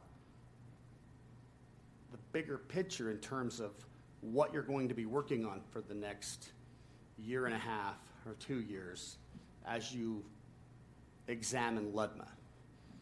And think about these very questions on the tools that you can use to utilize things like deed restrictions, development agreements, to accomplish what you really want, which is more affordable owner-occupied property, is one of the major takeaways that I heard from that particular, from your many discussions and questions. In this particular case, I think it'd be really difficult to say, well, now that you've done all this work, we want a deed restriction and we want to do a development agreement in order to ensure that it's the way we really want it to be. That would be really difficult to do at this particular stage. So your options probably today are to say, I'm okay with the zone, and I'm okay with what happens in this rezone, including the site plan and things that the developer's proposing, or I'm not. And I'm not for this reason, this reason, and this reason. And then we work towards coming up with strategies and goals to accomplish the very things that you've articulated in your questions. I can understand why you have the concerns that you have in that area. It's very eclectic. There's some really nice on that street. There's some fabulous single-family homes there, really great, on really nice lots. And then there's some multifamily properties that are more common in my neighborhood. And so you have to ask yourself, does this fit in, and is this the rezone that you want? And I think you have to think about that differently than the bigger question that you're asking, which probably can't be accomplished today. But some of those things can be accomplished with a focus on policy and developing mechanisms in our code to accomplish the things that you're talking about accomplishing. Does that answer your question, or is that clear as mud? Clear as mud. And yes, it does. I mean, we're at this point in the process, and a lot of it just came from the housing discussion we had. I guess ultimately I'm not comfortable with this. I mean, it's more dense than the complex across the street, which has a playground. It's more dense than those really nice single-family homes there on 10th East. The home that had been referred to as a triplex that was right next to it, I believe. That is a single-family home that was converted into 3 units. I mean, but it was built as a single-family home. We start getting into it's a mix and match, and it doesn't look good. There's a home 2 or 3 doors down, and it's huge. It is huge, and it is a single-family home. And it's set back a little bit. It's got a bell on top of it. I mean, it's a really, really big home, and that's what I'm picturing is seeing this for this large building being there, and it doesn't fit. That home doesn't fit, but it is set back far enough that it's hard to tell, and there's a home in front of it. So, just looking right there, even along 10th East, which is, I believe it's called a minor collector road, but it doesn't fit right there. So I am not comfortable with that density. I was just trying to look to say, that's, if we have, a council that is, what is something that we can do to ensure that these don't just turn into rentals? I think there's a couple of layers here that I have concern with. And primarily the density, but then where we are trying to find a solution to a problem and just creating density that, once again, is more dense than the complex across the street with a playground. I think we're just posing more problems. So, looking at those two. So yeah, so Tracy brought up, nope, I am opposed to this. I think there's something else that can be done differently. But then, looking at other options that could be coming down the road, although understanding that they've walked down this path. So. Any other questions for Jake at this point? All right, this is a voting item. We'll be taking public comment on this item. We do have commenters in the room. So Ron Larson.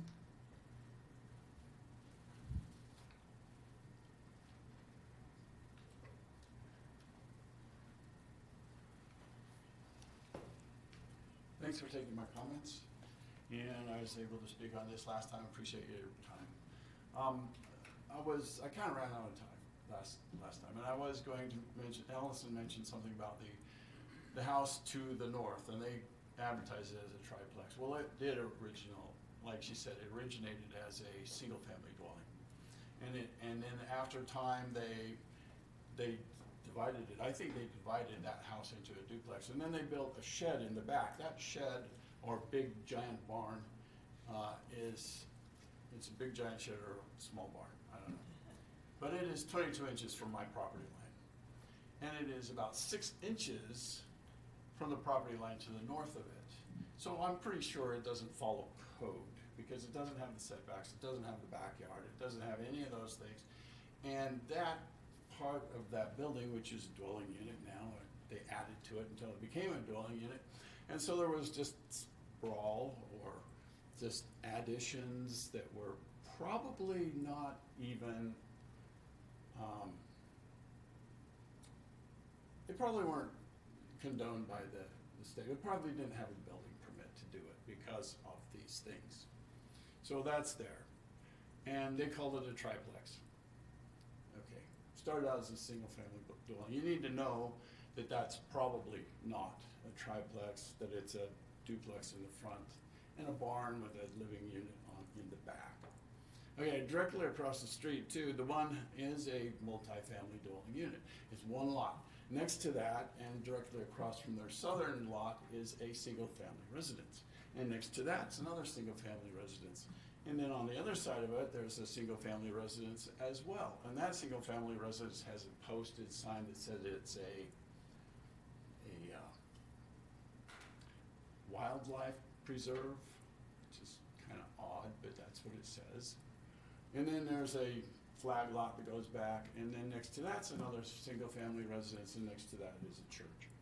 And so they're in that area, by far the most, and then beyond that, when you go past that that multifamily dwelling, that one multifamily dwelling thing, there's a huge, huge area of just single-family residences.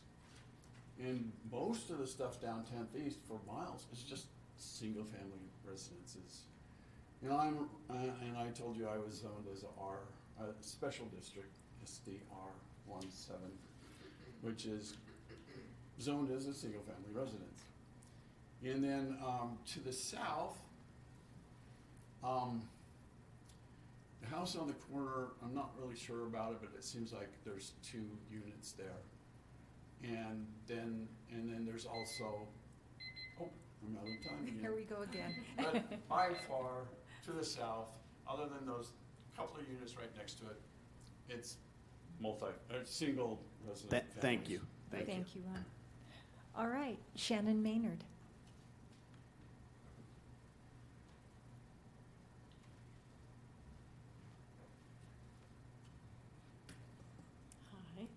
Hi. So I've spoken at all of the meetings, so I'm just kind of condensing everything that I've brought up over the past few meetings. So there have been many of us neighbors that have spoken up against the rezone to try and preserve this area that has grown into the single-family neighborhood over the past 40 years. So this type of, we disagree and oppose to the RM12 rezone and everything that comes with that for this specific property. This type of rezone would not only double the density of what this area has grown into and developed into, but it completely changes the look and the overall character of this neighborhood. So those of us that reside in this area and that travel the roads and are in the intersection, we know the current safety issues and the concerns that are currently here. So putting this higher density with more the driveways and everything, it will only increase those concerns and those safety issues that are currently in place.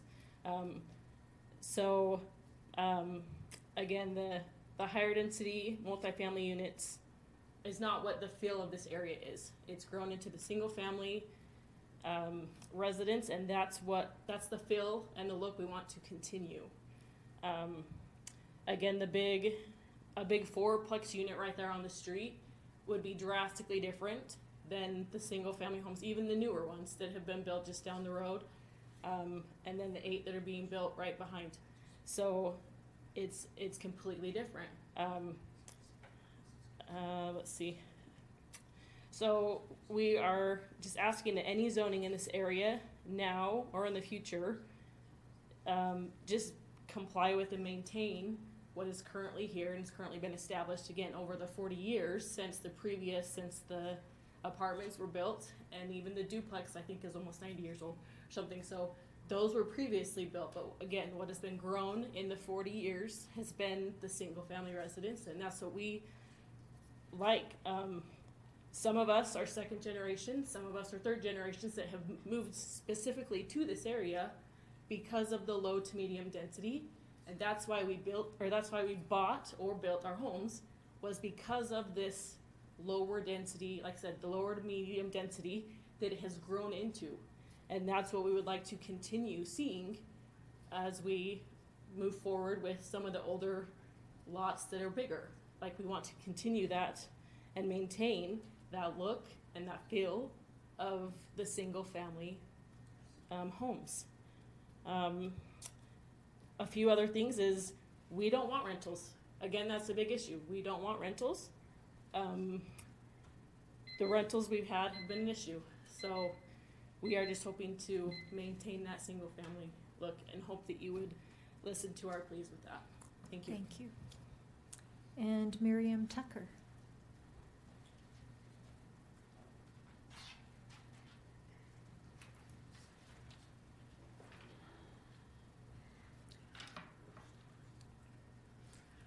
As Shannon kind of touched on a lot of the things that I wanted to bring up, but I am opposed to the RM rezoning. What they're proposing, it definitely does not fit with even what was proposed here or talked about here, is keeping things looking the same instead of having different homes that kind of stand out a little bit.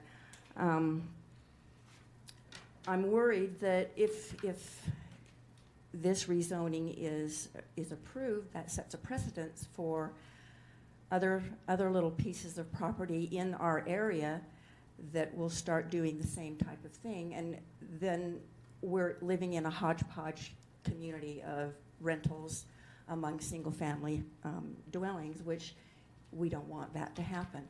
We want to try and keep it as single-family homes. The apartments we've had trouble with. We've had police have come there. We've had drug deals going on there, which presents a problem for our community. I worry about the infrastructure that is right there on 10th East. I know that they've talked about in the last meeting that the county has a project that they're looking at redoing that road with sidewalks and curb and gutter and whatnot. That hasn't happened yet. How long that will take, who knows? So that creates a problem, and having this higher density complex adds more vehicles and parking possibly on the street, which creates a problem for people trying to back in and go out of their homes, and children playing, trying to cross the street to go to the other side. That creates problems when we add a lot more vehicles like that. So those are my concerns. I think with that small of a property, trying to put that many units in there is not feasible.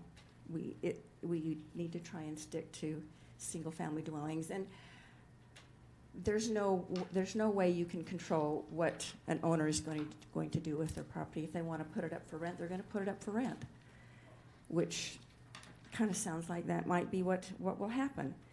So those are just my concerns, that we're not making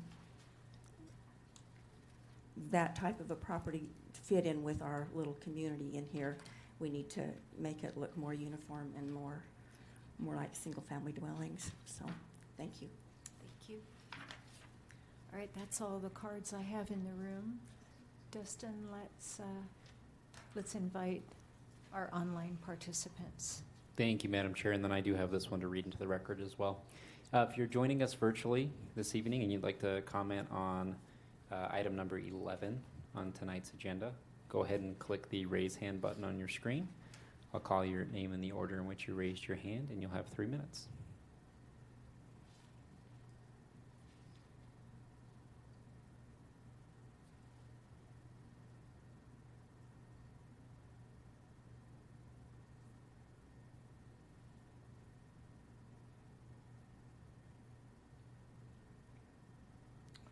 Okay, Madam Chair, we've got Ken Gold with his hand raised. Ken, I'm going to allow you to begin speaking. Please remember to unmute yourself, and you'll have 3 minutes. Hey there. I just want to make sure I'm talking to item number 10, the church rezoning. And can you hear me? We actually already voted on that one, Ken. My apologies.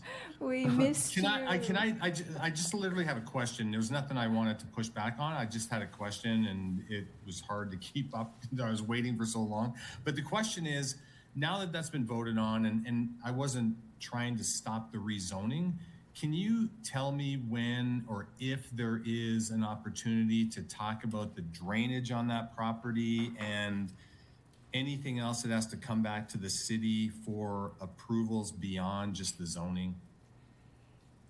Ken, so he registered, so we have some contact information for him that community development can get back to him? We should have an email address. Ken, as long as you put in your accurate email when you registered, I can pull that up. Alternatively, you can email me, dfratto@sandy.utah.gov, and I'll pass your information along. That is great. Appreciate it. Thank you so much. Thank you. Thanks for joining our meeting and waiting so long. No problem.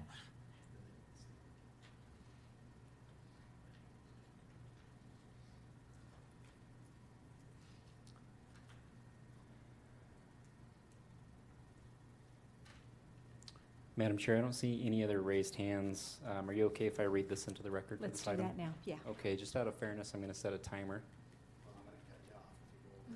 Tracy will let me know. Okay, it says, Dear Sandy City Council, please add this to the public record. My name is Mike Derricott, and I reside at 8566 Johnson Way Drive, Sandy, Utah, 84094.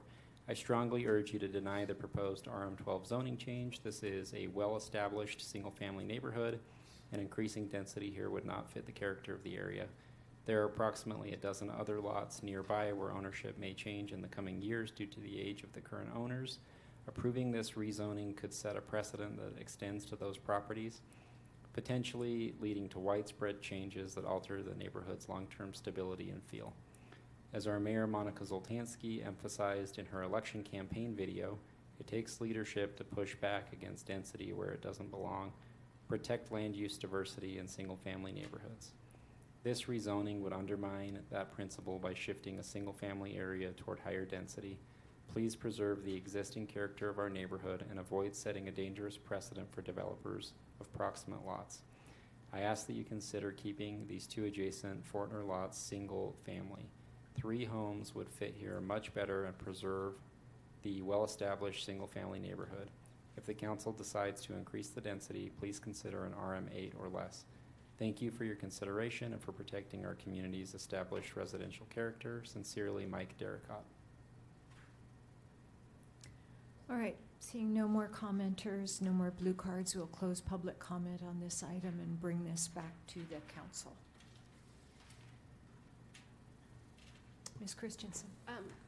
Jake, I've got another question. I was just looking at the drawings, and I probably should have asked this last time, sorry. But in our code, it says that private lanes have to have a full-size apparatus, must be able to negotiate the road without backing up. So that's a fire code issue. But my understanding is that a private lane can be up to 150 feet long before that is required. Okay. It just says it shall be less than 150 feet in the code, unless I'm reading it wrong. Correct. I just want to make sure I'm not reading this So wrong. if they exceed 150 feet, I'm they right. would need to provide a turnaround. It says if it's less than 150, it has to be less than 150 feet of length. It doesn't say that if it's 150 feet in length, unless I'm reading it wrong, you guys. It says that it has to be able to turn around. It's allowed to go to 150, and what Jake said, anything over that has to provide a turnaround. Okay. Just checking, because that's not how I read it, so. Sorry,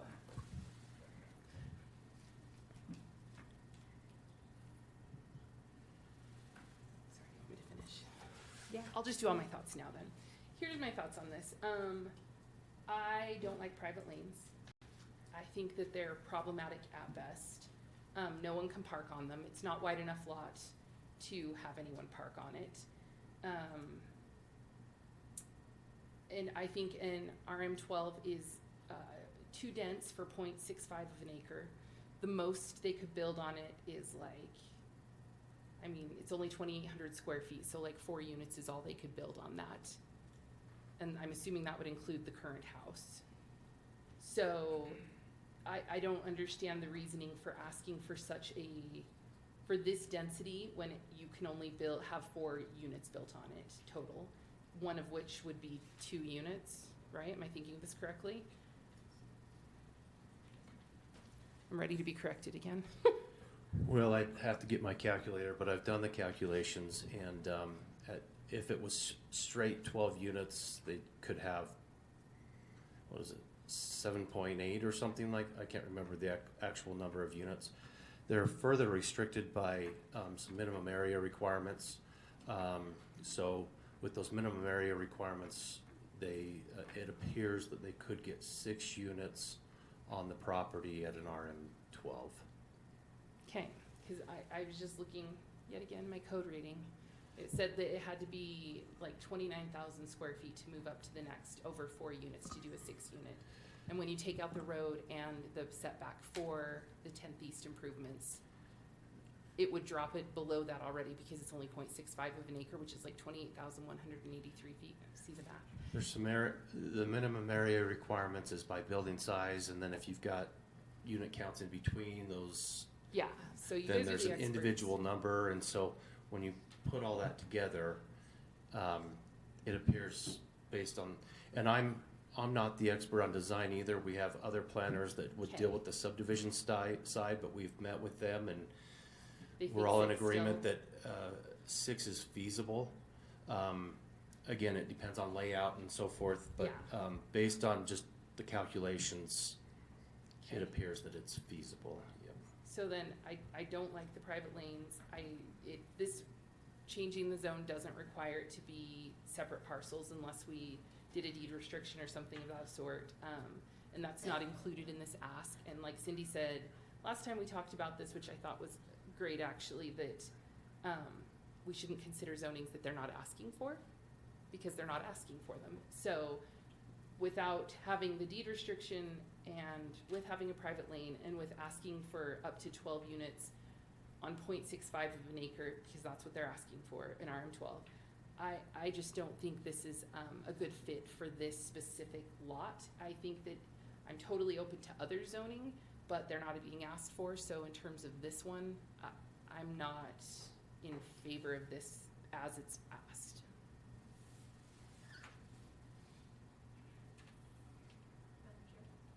Ms. Nichol? So this is a tough one. I mean, we have a master plan. We need this middle housing. It's difficult. I used to live in 8280 South, so I'm really familiar with 10th East and the concerns of backing out of a driveway. I hear those concerns, but in stepping back from it, they wouldn't be able to build if it wasn't safe. And so, but I understand your safety concern with that. The concern of having them rentals is huge. We don't want that. Can we do that now on this? I don't think so. But it's such a hodgepodge of zoning that this is logical. It's not an over ask. It's a difficult one. I'll have some more comments, but that's what I need to say now.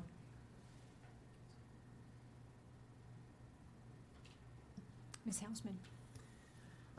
Thank you, Madam Chair. I agree. I think you captured the difficulty well, and for those who are here and those who are online and shared via email, it is really complicated, and there's been a lot to weigh. Everything that's been shared, but then also private property rights and the right of the property owner to petition the city. I think that is an important part of this process. I want to say thank you to Mr. Cadell. I really appreciated kind of that perspective that you provided, thinking about this decision in terms of what is before us and what can we do now, and what is on the horizon. I really liked that. What are the tools that we hope to have? One of which that we didn't really talk about in this discussion, but has been on my mind throughout the entire thing, is incentives. Like, if we had the tool of incentives, because we are trying to achieve an outcome. For example, the property owner here, it's been made clear to us that she is trying to stay in Sandy. She is trying to find a way to downsize because she is of the age that she needs to, and there is nothing to move into in Sandy. So she's trying to think in terms of, how do I stay in a city that I love? How do I use the thing that I've invested heart and soul in terms of property to allow me to stay in Sandy? And I think in the future we're going to have more tools. But we don't have those tools now, and so I appreciated that insight. I also agree that what we have to consider is the application that has been brought to us, and that's what I've been weighing all of the perspectives and considering them against the application that is sitting right in front of us. I think there's a lot ahead for this application, our process, and I think this is what you were alluding to a bit, Councilwoman Nichol, is there's still additional steps in terms of evaluation and studies and ensuring these concerns get addressed through the process. So I think there is a process for that. I think the intent of the developer is to, I know it's being called other things, but the way that I am seeing this project is the intent of the developer is to make single-family living a reality on a tiny little footprint of a lot, which may not be what everybody wants, but it is something that we need in Sandy. So yes, I understand that it isn't necessarily a large single-family home I understand the concerns that have been expressed, because it could, even though the units are gonna be individual parcels and ownership is the priority, I know that it will look a little different, but we have to think about the ability this might give to allowing home ownership to be a reality. And I think that's what I'm weighing here. And I think that is the intent of the property owner. She wants to stay in Sandy. She wants to live in one of these units. She wants to have neighbors who are now able to be homeowners. I think that intent is good. And so I know it's hard, and I know it's not what some of you are hoping to hear, but I think that's where I'm landing on this. That's all I have, Madam Chair. Ms. D'Souza. Thank you, Madam Chair. Along with colleagues and hearing the concerns, this is a difficult one. I do have familiarity with the area too. I lived right on 7800 at 11th East and backed onto 78th for many, many years. And it just happens to be the Midvale side of the street. And so there is a lot of, I used the word hodgepodginess last time because that's, again, all I can think of in the, with the fact that it was county for a long time, and then you have Midvale just up the road, and Sandy a little further, and things have come in and developed at different times under different jurisdictions. And so, it is. I think it is hard to make an argument for what would be considered continuous or provide continuity with the surrounding area because of the mismatch that exists currently. I loved living there. I loved it. It was such an active community. I loved the commercial that went in. A little bit further east, there is a lot of walking with Storm Mountain Park right there. And so again, I'm really sensitive to the safety concerns that have been brought up with regard to the sidewalk and the curb and gutter and the crosswalk. And so it sounds like those concerns have hit the minds of those at the county, and again with the public Public Works Department in terms of increasing safety at those areas. I do have a little consternation over the additional driveways backing onto 10th East. We don't currently have anything in our code that requires otherwise, so that does provide me a little bit of hesitation and discomfort, especially in thinking about safety and some of the issues that arise with the amount of traffic that 10th East sees. I, too, want to prioritize the opportunity for increasing opportunities for home ownership. Here, I have a question. Before I finish my comments, I have a question.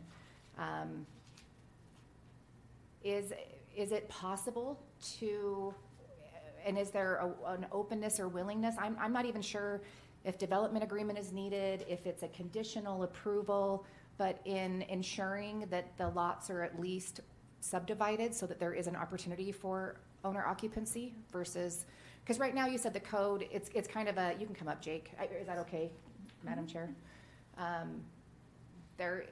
It doesn't require that the lots be parceled. They may be parceled, right? Correct.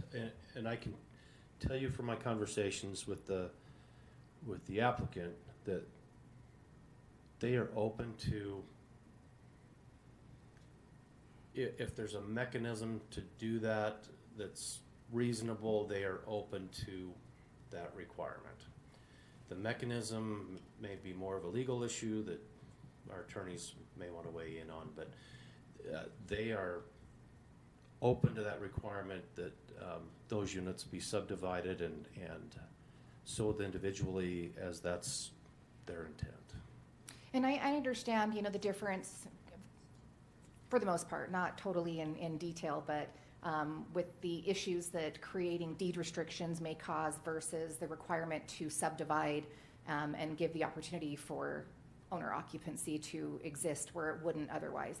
And so, on top of the backing onto the 10th East, I think that's my second biggest is I would feel more comfortable if there were some skin in the game with the developer to say, well, we've said that we plan to subdivide. If there was more of an agreement that we could feel comfortable with, that would actually happen after a vote on this. So I don't know where that leaves us. I don't know if the attorneys can weigh in on the best mechanism, or if that should just be abandoned and we are considering this just as a zoning. Is that a question? It is. Yeah, it didn't sound like it, but it is. If what you want is to ensure that the units are sold, that's pretty easy to do. You just make your assuming you approve this, you may not, but assuming you approve it, you make the zoning, the rezoning conditioned upon the subdivision of the property and an execution, if need be, an execution of a development agreement, guaranteeing that all the lots will be sold. Now, that doesn't guarantee that they won't be rented by the owner Understood. who buys it, but it does guarantee that they will be platted separately and they can be sold and they can be occupied by a buyer who will then gain some equity in that property. Okay. So I don't know, those are kind of my thoughts. That would be my preference if it is, of course, if the applicant would be open to that. I'm assuming that they are because they said that they are, and if we can just do it in a way that ensures that that's done, that would be great, but go ahead. If I can interject again, and Jake may know more about the applicant's position, but if the only way you're comfortable with this is if they are subdivided, then you say, the only way we're comfortable with this is if they're subdivided. So if you're willing to sign a development agreement, we have a deal, we approve the zoning. If you're not, you don't sign the development agreement and you never get the zoning. So you make your vote conditional on the terms upon which the rezoning is acceptable to you. So. May I, Madam Chair? I have stated I've portrayed my conversation with the applicant. The applicant is here if you would like to ask that question of him. Why couldn't it just be part of the motion to be subdivided? Why does it have to include a development agreement? Because unless you have a contract, you have nothing to sue on. You have nothing to enforce.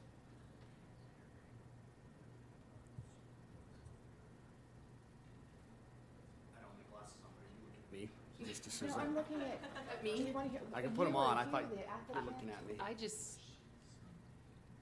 I'm not saying the applicant's a liar, I promise. But I've done this a lot of times. And it's been backed out of one too many times to trust someone's good intentions when it comes down to their dollars actually working.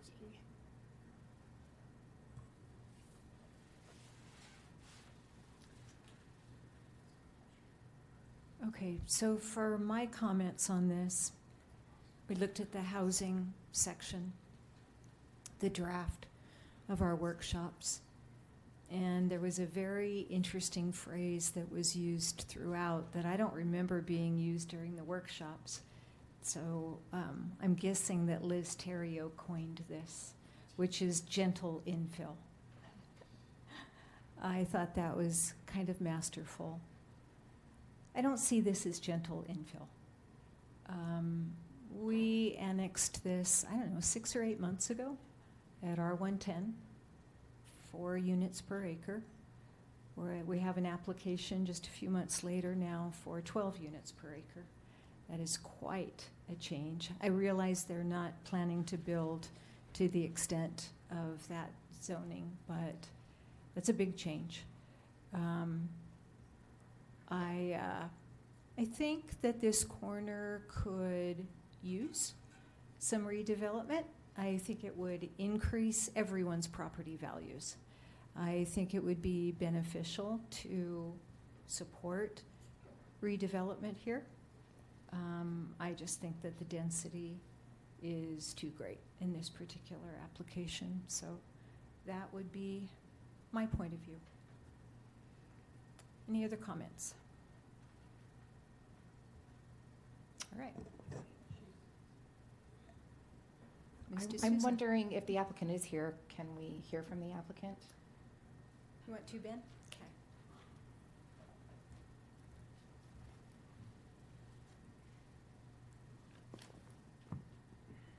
Ben Child.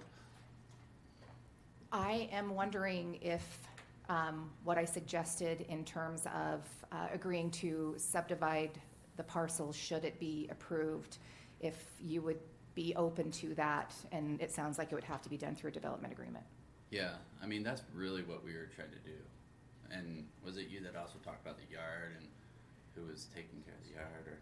Yeah, multiple have, but yeah. Okay, but yeah, that's kind of what we were thinking, is subdividing it, and then everyone has their own yard, they can take care of their own unit. My aunt's actually here, it's her property, and you know, originally this was in the county, and when we were looking at it, and we're like, should we try to do this county, or should we annex it, or my partner, he started doing his homework, and you know, we saw like the future plan, the master plan, and it shows like medium density in that area. So we're like, wow, this kind of makes sense. We looked at the zoning around there, across the street, and then we also looked into, you know, how Sandy City wants more affordable housing. And to us, we were like, this makes sense. So, can't remember which one of you said it, but it was like, it's like a lot of single family on a smaller parcel. And it is two lots right now. And we were just thinking of kind of doing it in that order, really, where it would be similar to 6 single family, small, on that parcel, so. Okay, and I don't know that it's necessarily been made clear, but I don't want to throw a wrench in this, but I guess I'm throwing a wrench in this, and I personally, and I don't know where anybody else is, and maybe nobody else is in agreement on any part of it, but would be amenable to approve the zoning with the condition that each unit be subdivided so that it and sold. I understand the difference between, you know, offering it for sale and ensuring that it's owner occupied, and that's not where I'm going. I'm just going with subdividing and selling that provides the opportunity for ownership. Right. Because ultimately, I think, you know, in our workshop meetings that we've had, the intent was to encourage more ownership opportunities through maybe density considerations. And so because we haven't been able to yet change our zoning to match some of the conversations we've had, you know, I guess I'm trying to explore very quickly the option of a development agreement that would include subdividing and offering for sale. Right, and that's what she wants. You know, Okay. she's lived there for over 20 years, and so she's been there for a while. Okay. And she doesn't want rentals either. So is that so you're okay, you'd be okay? Yeah. Okay, Yeah. and that's just in writing that you're going to do what you. Yes, exactly. Yeah. Okay, that was all I had. Thank you very much for coming up. Okay, Madam Chair? Yes. I think when a motion is made, it needs to be made properly so it doesn't risk financing, and is what the intent is. So I'm going to take a shot at it. So I motion to approve ordinance 2604, subject to successful subdividing of no more than 6 lots and contingent upon the lots being sold on the open market. Second, but I'm Yeah, thinking legal wordsmith language it. Yeah, matters. wordsmith it. Yeah, I think I understand where you're going. I think I would just make it subject to the execution of a development agreement, providing what you've just described, and the preparation of a subdivision plat. And when those 2 items are delivered to the city, the zoning becomes effective. So we have the documents in our hands, we can record them, and when we have those, the zoning becomes effective. I like it. So it would, in effect, approve the zoning subject to these conditions, and the rezoning will have a delayed effective date when those conditions are met. And that's a part of the process of building And I think a that's what subdivision everyone as well, right? Yes. Okay, and that process will give the people to share concern or staff to share concern if there's large safety issues, if these things cannot be done, that's part of the process too, right? Okay. That's my understanding. Okay, thank you. So it's going to be my motion modified by Lynn, and I think we're good. Do you have that, Dustin? Do we need to restate it for the record? We're certainly going to need to do that. So here's what I have so far, and Lynn, there's something you added that I missed. So motion to adopt ordinance 26-04, subject to the execution of a development agreement which subdividing the property to no more than 6 lots, and noting that each unit will be sold on the open market. That's what I have at this point. Lynn? Yeah, I think it's subject to the execution of a development agreement and a subdivision plat. I think that's all we need, right, Jake? But I want to make sure it's no more than 6 parcels. May I, Madam Chair, add something? I'm just curious if a development agreement would be needed if the effective date of the zone is subject to the approval of a subdivision plat of no more than 6 units. You're probably right. If we have the executed plat in our hands, we don't need the development agreement. So if you just want to make, so 2 options. One, you can make it effective today or effective upon the execution of a contract. Or B, you can delay the effective date and it will become effective upon the execution and recording of the subdivision plat. Does that take care of the ownership? Yes. As well? Okay. Madam Chair, could I just add one other thought? Keep in mind that the approval of a development agreement is a legislative act. So it gives you another opportunity to look at it one final time if you include the development agreement component. You may not think that you need to, but if you do, and it's important that you get another look at this, then you'll want to include the development agreement portion. One question based on that. So in that scenario that you guys talked about, having them sold on the open market is anticipated, or how is that written in to it? Yes, I think the you're actually talking about 2 separate things that we need to cover. One is the subdividing of the property. The second is to make sure the units are sold. And the recording of the subdivision plat does not necessarily ensure the units are sold. So that would have to be done by contract. I think Tracy and I will need to talk. I think in our form of government, a contract is a mayoral function, not a legislative function. But if you're going to approve the form and run with the property, it is a legislative act. But I think the concept, it would be, generally speaking, I'm sorry, we're making sausage on the fly here, but the concept would be, we approve this concept. Here are the terms of the agreement. Our vote tonight will become effective when you do all these things. That's what you're doing. Mm-hmm. So just as long as you describe what all the terms and conditions are, if it's a development agreement, if it's a subdivision plat, if it's a review of the terms and conditions, whatever conditions you want to make sure happen, make sure those are in your motion, and your zoning the zoning ordinance gets recorded and becomes effective when those conditions have been met. Just to clarify, the zone would have to be effective, the subdivision plat would have to be approved, the property would have to be developed before the lots could be sold. But if it was in a development agreement, it provides the foundation for legal action if correct. If the lots are not ultimately sold, then you'd have a contract on which you could file a suit. If they weren't sold, well, then we're not fixing the rental problem, right? So we need to have them offered on an open market to a potential buyer, you know? Could just keep them in Yeah, otherwise the owner could keep them all. I thought we were saying they're not going to build on something until they sell the land. No, you build and then you sell. Or you sell a lot and you build.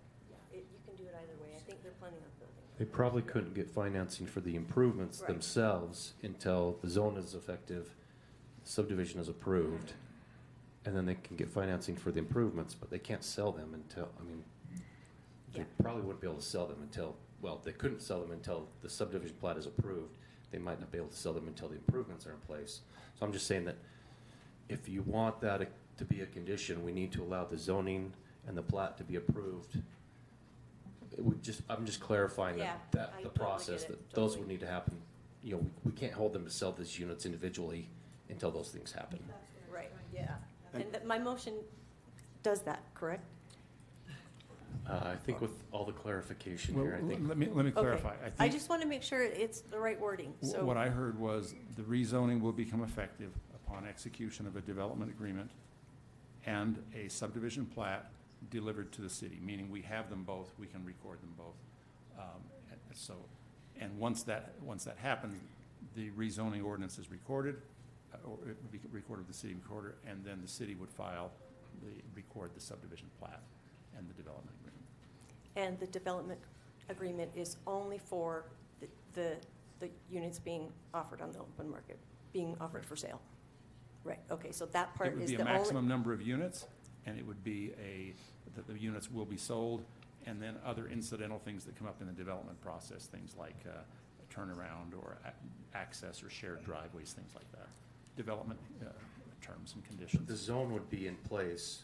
The Right. plat would be approved. I see what you're saying, We but he's couldn't saying go something back- a little bit. We couldn't go back on that if they rent out the units, but we would have potential legal action against them. So just to be clear, Okay. the zone has to go into effect Yes, before they can, or concurrent with the approval of the subdivision plat or recording of the subdivision plat. But both those things will need to happen, and they will be done before they can sell them. And then we need to hold their feet to the fire if you want that to be in the development agreement. do we But we do can't that, Lynn, undo those. Tracy? I don't think we can undo those things. When you say do hold that their with feet that to the language? fire, what are you talking about? Sure. And Potential legal action. Well, we're going to require that the units be subdivided and sold. If they are not sold, and there'll have to be a reasonable window of time to do that, they may be sold as vacant lots, they may be sold as improved lots. But there will be, those terms and conditions will be set forth in the development agreement, and if those conditions are not met, then the city would file suit. I'm just saying I don't know that we can undo the rezone.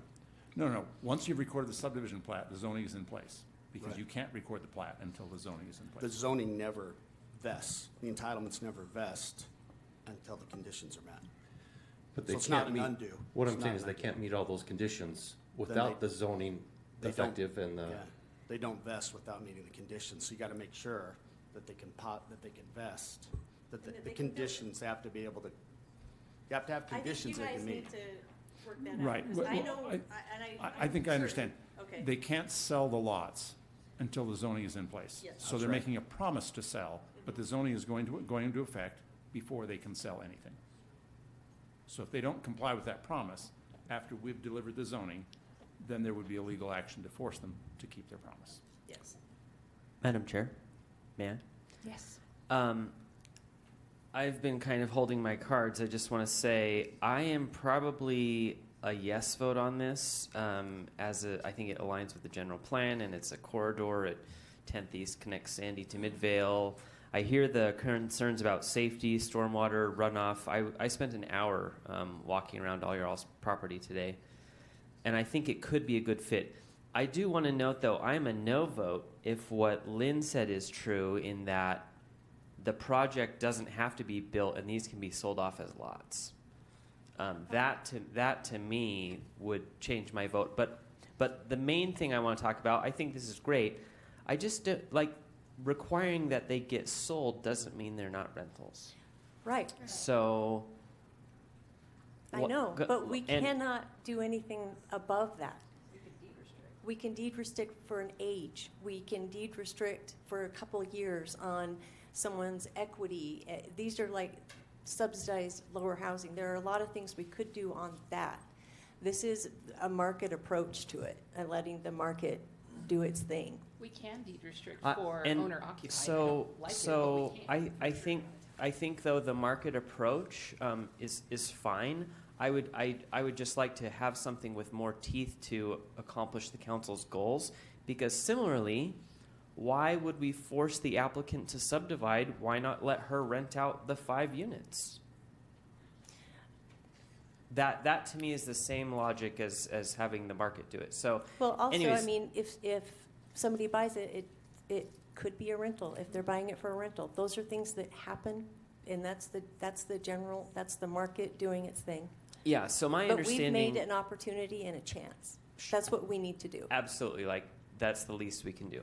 My understanding from this conversation was that we're going to have a lot of conversations about this stuff in the future, and we're going to bolster our tools and make our codes better and slowly steer the ship to where we want it to go for housing. But let's just go back to the issue of if it's possible for the way that the motion is that these can be sold without the entire project being developed. You made that comment. Is that a possibility? Well, I'm not the policymaker, okay? But what I heard was you want the property to be subdivided and you want them to be sold. That doesn't mean that this owner has to build the houses. They could sell the lot and then have someone build a house on it after it's sold. Unless you feel otherwise, in which case put it on your list of conditions. But does it matter whether one owner builds all the houses and then sells them, or sells the vacant lots and each owner builds their own home? I mean, if it does, say so. It might matter, yeah. I mean, It's up to you. like I said, I was there for an hour, and it could matter. Yeah, I'll just leave that at that.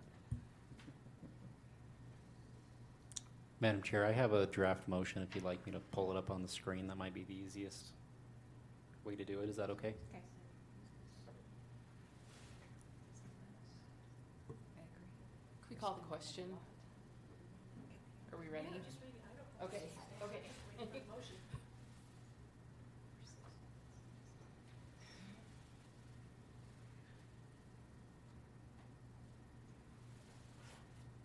Okay, Lynn, Tracy, let me know if you feel like this needs to be changed. Motion to adopt ordinance 2604, subject to the execution of a development agreement and a subdivision plat delivered to the city that ensures subdivision of the property to no more than 6 lots and ensures that each unit will be sold on the open market.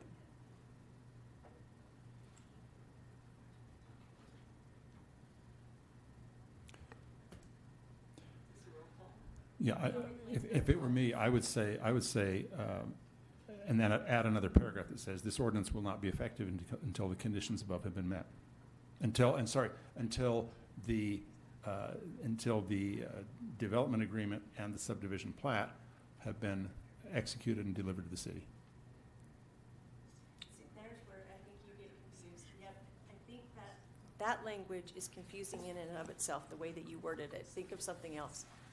Well, what I want is I want a signed contract and I want a signed plat. But you can't do that in our process. They can't move through the process unless first it's subdivided. Well, And then they can build.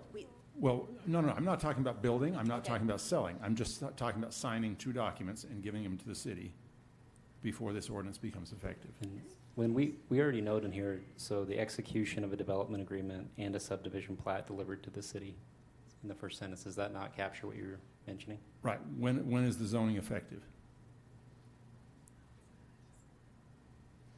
When does this ordinance become effective? When those conditions are met.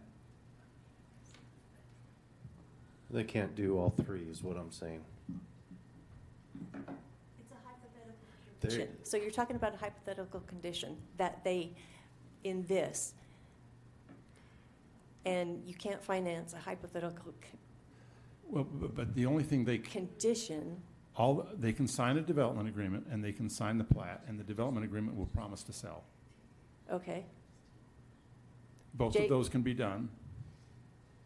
Okay, I think Before the Jake plat has is some. approved. Their intent is, well, I'll just tell you that their intent is to not sell. Their intent is to build these units and then Yes. sell each unit individually. Yes. So if the requirement is that they sell the property before they're built to one property, to one buyer, to build them themselves. Right, I think we're getting confused on the obligation to sell. The obligation to sell doesn't happen for years.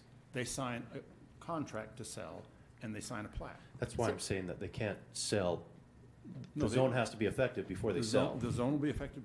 All They're they have not to do is going make to a sell. promise to sell. Yeah, and to subdivide. They're not going to sell each lot and have like custom builds on it. They've got what they've got, I think, and that's what they're planning. Right. There's nothing in here that talks about when they have to sell. They just have to subdivide and sign a development agreement before the zoning becomes effective. Both of those they can do. So all I'm saying, Dustin, is you just need a statement that says this ordinance will become effective when those two conditions have been met. Okay, could we say motion to adopt ordinance 2604 and setting an effective date subject to the execution? Is that, or? I think typically, I haven't seen this ordinance, but typically it's, you have the terms of the ordinance and then you have an effective date. And what you want to do is modify the language as the effective date that says this ordinance shall become effective upon the completion of the conditions set forth in the previous paragraph. And an application becomes void after 4 or 2 years. That, right? So that's incentive there to. Yeah, I know. But I'm just saying if they don't build it, then that goes away anyway because it's subject, it's them doing it that are signing the contract. That can be a term in the development agreement. Right. But again, the effective date, if it's subject to all those conditions being met, they're not going to sell those. There's nothing in here that makes them promise to sell. It just has to sign an agreement to sell. Depends on how it's worked. Yeah. Well, since we draft the development agreement, it will be worded to deal with that. What would you like me to state at this point? Setting the effective date when? I'm still not clear on what we're setting, when we're setting an effective date. To Lynn and Tracy on that. Yeah, well, I'm sorry, council member, what are the conditions you want met? Because what you want to do is make sure these are our conditions. When you've met those, your zoning becomes effective. I heard 2 conditions: sign a development agreement and prepare and sign a plat. Yes. Do we need an effective date? The effective date is after those 2 items have occurred. Did you get that, Dustin? And if it hasn't happened within 1 year following from today, then the ordinance becomes void. I get you. I'm just trying to make it work.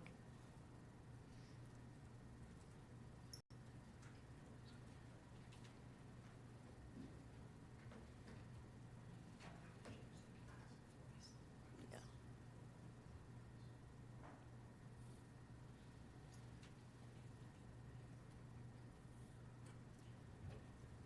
Are you good with this motion? Yeah, I'm good with it. I know I'll call the question, but Marcy has a question.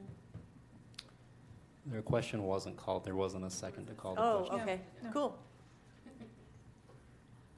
I just need to know that what we're putting in this language is doable, that they can accomplish the intent that has been communicated to you. If they're willing to sign a development agreement and deliver a subdivision plat, does that allow them, in your mind, to move forward and do what they've expressed they intend to do? Well, the applicant could express that for himself, but my understanding of their position is that they are willing to do this. And you're okay with the language of, Yes. thank you. All right, so we have a motion and a second. Roll call vote. Ms. Nichol, Yes. Ms. D'Souza, Yes. Mr. DeKaiser, Yes. Ms. Stroud, No. Ms. Hausman, Yes. Ms. Sharkey, No. Ms. Christensen. No. Madam Chair, that motion carries 4-3. All right. Moving on to our next agenda item.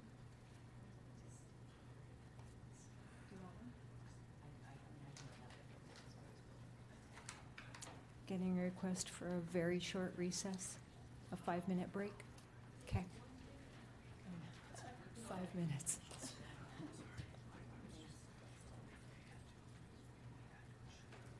All right, 5-minute recess.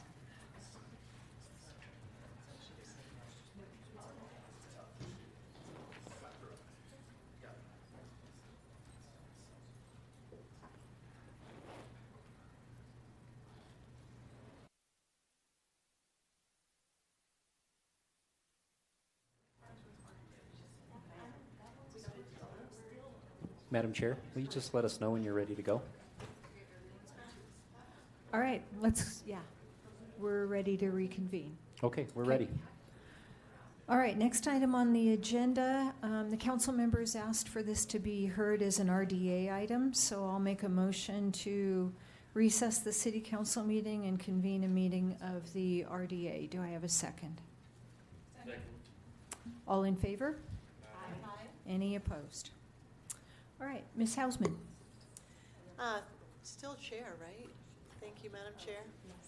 Just chair of the RDA. So hopefully, and it's late, so I'm going to be super brief in my intro, but hopefully I had a chance to kind of look over the proposal. I'm essentially bringing forward this concept of a public-private childcare co-op that would convert vacant commercial space into a state-certified early learning center. It would serve infants through elementary age children. We can get into those details later, but with a focus on economic development in Sandy, allowing Sandy businesses to recruit and retain employees, which aligns, you might remember, to one of the goals we put in our general plan, and something that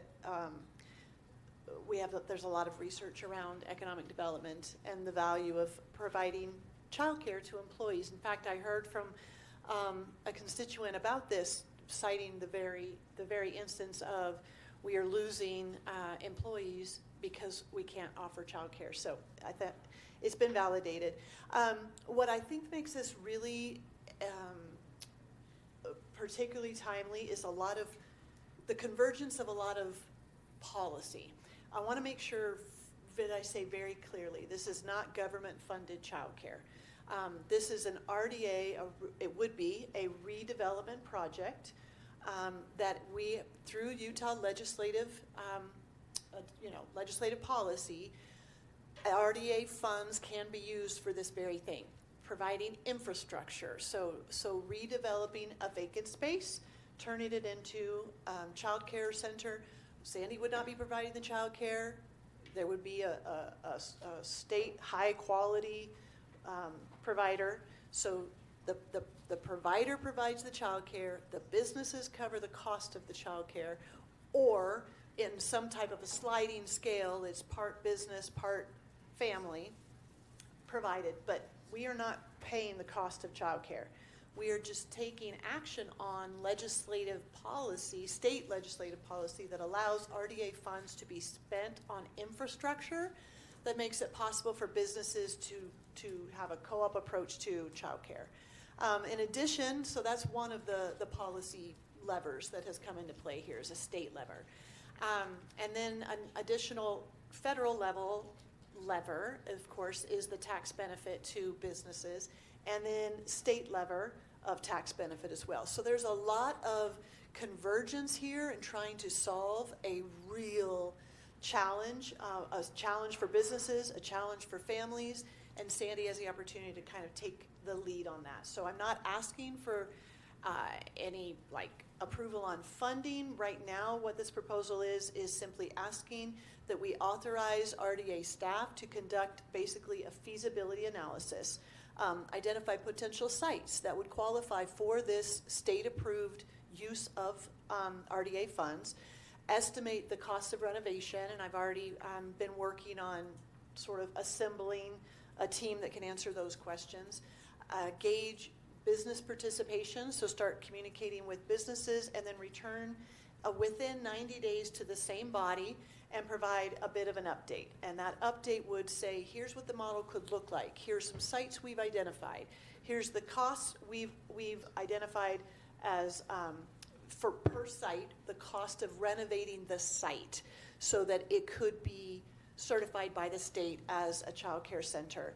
And then, of course, we have the next conversation, which is, what is the right site based on what we're bringing back? What costs are we okay with? What costs are we not okay with, et cetera, et cetera. So I'm just asking for that, approval for the staff to conduct a feasibility analysis that the team does, including all of these partners that I've already been working on. I've honestly been working on this for almost 2 years.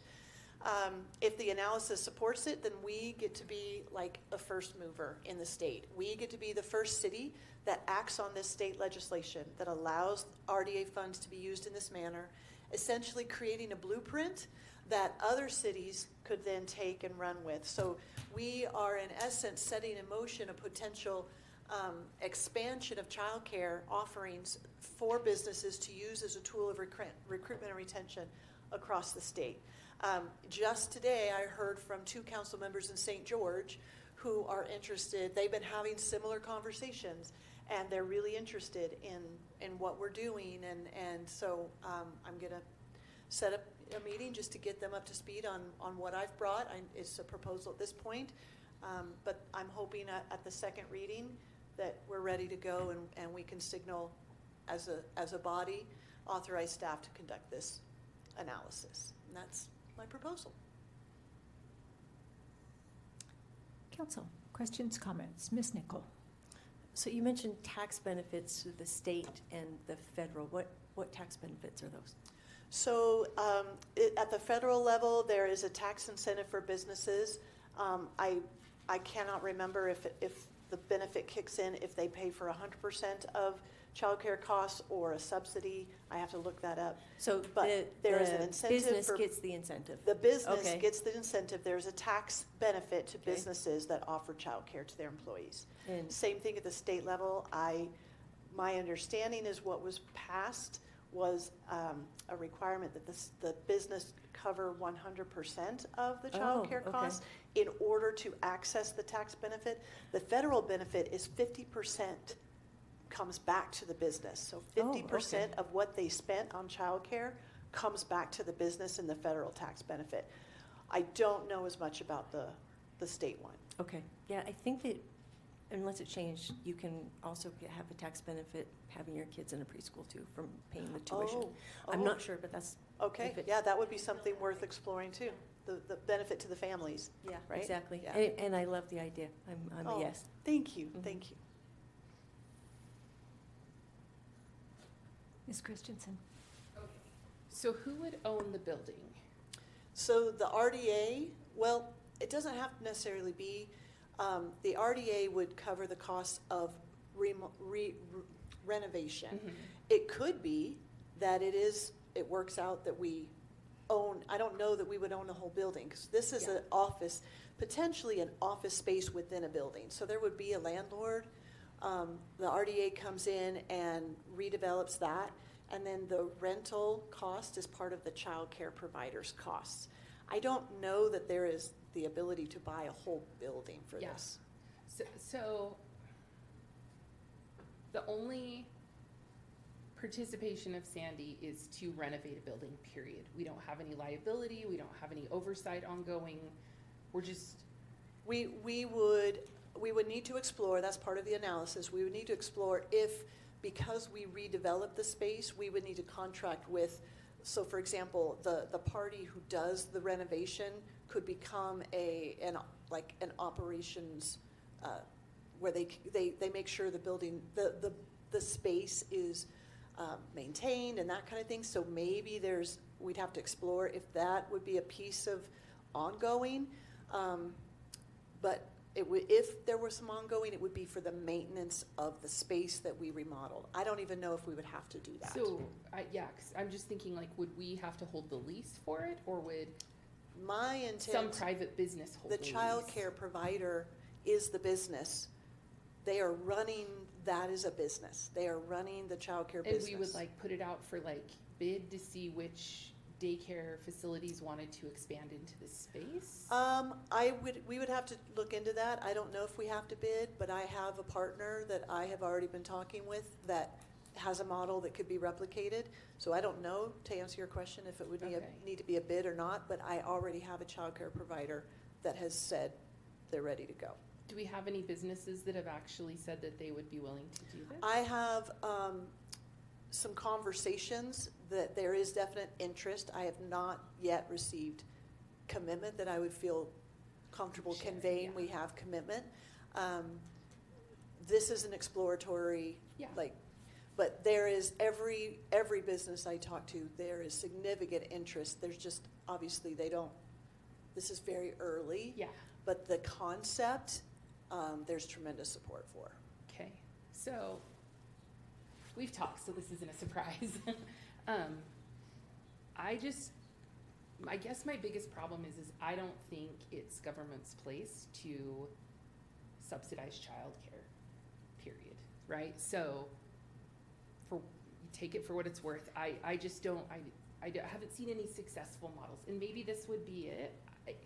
But like the county's gotten rid of their childcare. They spent $2 million a year subsidizing it. They just partnered with a nonprofit partner who's providing that childcare. They didn't. But they're still subsidizing it in their budget. Well, Maybe they're it'll not be less providing than, it through no, they're their. not. It so might that's be less the than their difference. $2 million a year in the past that they were putting into it. But like, Yeah, I mean, they'll still have to subsidize I just want it to in some clarify. ways. Yeah. County eliminated it from their rec centers, Yeah. but now they are doing it through this other method. Yeah.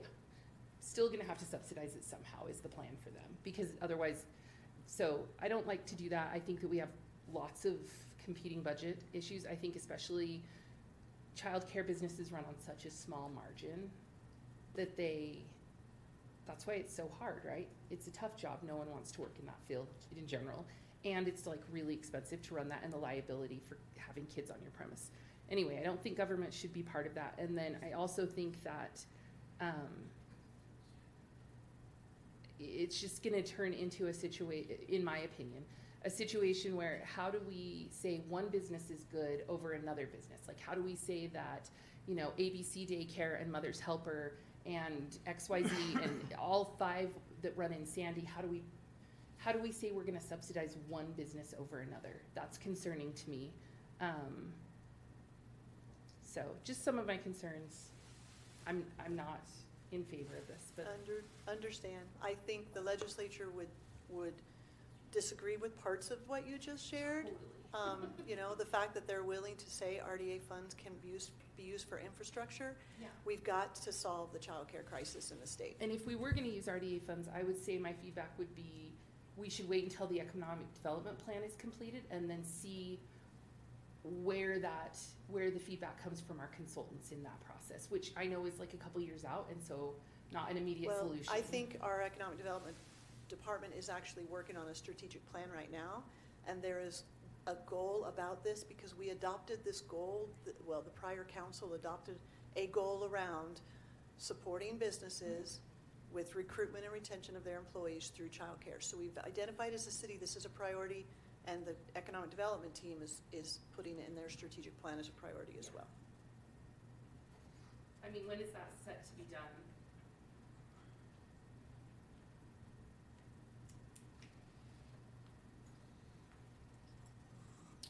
So the proposals close next week, date 16th or 17th, I can't remember, in March. But we'll have a consultant hopefully under contract by early mid-April. An anticipated timeline? It just depends on how in-depth. They can take anywhere, probably 6 to 9 months. Okay. To do the full strategic plan. Okay, thank you. Mr. Souza. Thank you. Okay, so giving you feedback. I do think that there are a lot more details and nuances that matter, and I get that this is a request to bring those kinds of details and information nuances back. Overall, I am interested in learning more and understanding if this is feasible, if this is something that we can work towards. You know, I struggle too with the idea of subsidizing, what to subsidize. I don't necessarily feel like this is a subsidy from Sandy because it's I look at it from the economic development standpoint of renovating a space so that others can occupy, so that businesses can flourish and people can be employed and whatnot. And so, conceptually, I'm interested in learning more and would support staff looking and bringing that information back. So that's my feedback. Thank you. Ms. Stroud. I did a very, very, very precursory, looking in the big beautiful bill and all these other things that you had kind of noted here. I do have concerns like Ms. Christensen, with government subsidizing, and looking at anything kind of specific, I guess what you're talking about as well, looking at that. What happens, with the money? So we put in $100,000, $200,000 to $500,000, and then the child care co-op goes under. Are there any sort of guarantees with that?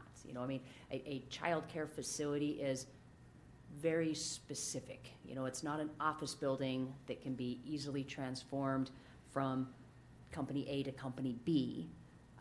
There are, a lot of health and safety issues, space requirements that make it very unique to renovating some sort of office space. So, I don't, and I've never had a problem with looking into things. I don't have a problem with that, but I am skeptical, and that's, I'm a teacher. I hear about this all the time, the questions of childcare concern. That's, my niece and nephew, the twins, they're 8 years old. My brother went through this, just, fairly recently, of finding that. So it's, I know that quality childcare can be difficult, but, wondering if that is something that should be falling onto city level. What are the guarantees that you put in, however, hundreds of thousands of dollars, whatever that is, to make sure that it doesn't just go under? I was aware of an experience. So downtown, there's a great big triangle building. It's like one of the tallest ones down there. It's the Wells Fargo Center right now. They did this for their employees. They had this they have a parking garage, and they had on their second level a child care facility for their 24 floors of this Class A office space, and it went under. They were not able, and that was a business, and this was 25 years ago, but it was not able to maintain and to recruit, in a downtown area where you have a lot of parents that are working in office buildings. So, there's a lot of questions that I have, and I don't know if this is where this is where businesses are getting that money from and saying, okay, we've offset by, several $100,000, and so it makes it last longer. So, I am curious, but I am highly questioning if this is the best use, and then just wondering what happens if it does go under. The example of this building, they owned it. So, they put all into it, and it was their private money that they lost on that renovation. So I have concerns of how Casey's, the RDA money, is protected for, years. But, and then, I just need to do some more research with, all of the different, all the bills, you got a very precursory, and that was me not looking into it, I guess better understanding those, but I don't have a problem with, letting Casey kind of look into this, and in that direction, but I have some pretty significant questions, but we'll see what happens when it comes back, if it comes back. Your input. So those are my concerns. Thank you. I am fine with using RDA funds for this type of purpose. We're looking at using RDA funds for other incentives that, in my hierarchy of benefit, this is as good. If we're writing down values of properties in order to provide some benefits to some, but not all, to me this is in the same kind of category. The thing that I'll really want to dig deep on is the financial viability aspect of it. Who is going to participate? And yeah, are we going to, we don't want to build it and then they don't come, right? So it's pretty clear to me, if I have it right, that for a state tax incentive, the employer has to pay 100%.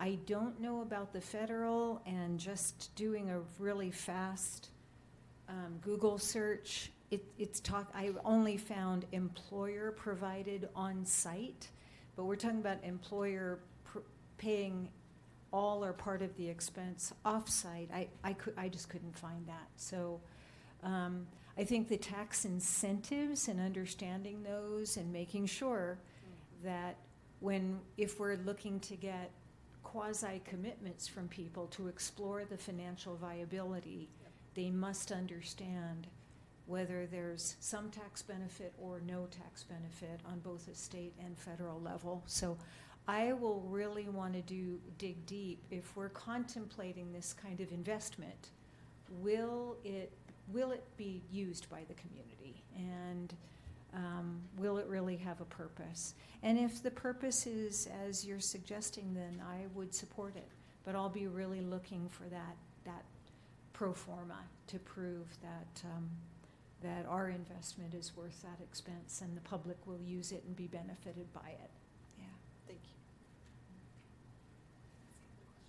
Sure. Ms. Christensen. How many hours do we think it will take to do all of these things listed under this specifically, the immediate ask? Do we have any, or Casey, how many, I mean, I'm not going to hold you to it, just like roughly, is this like, how many?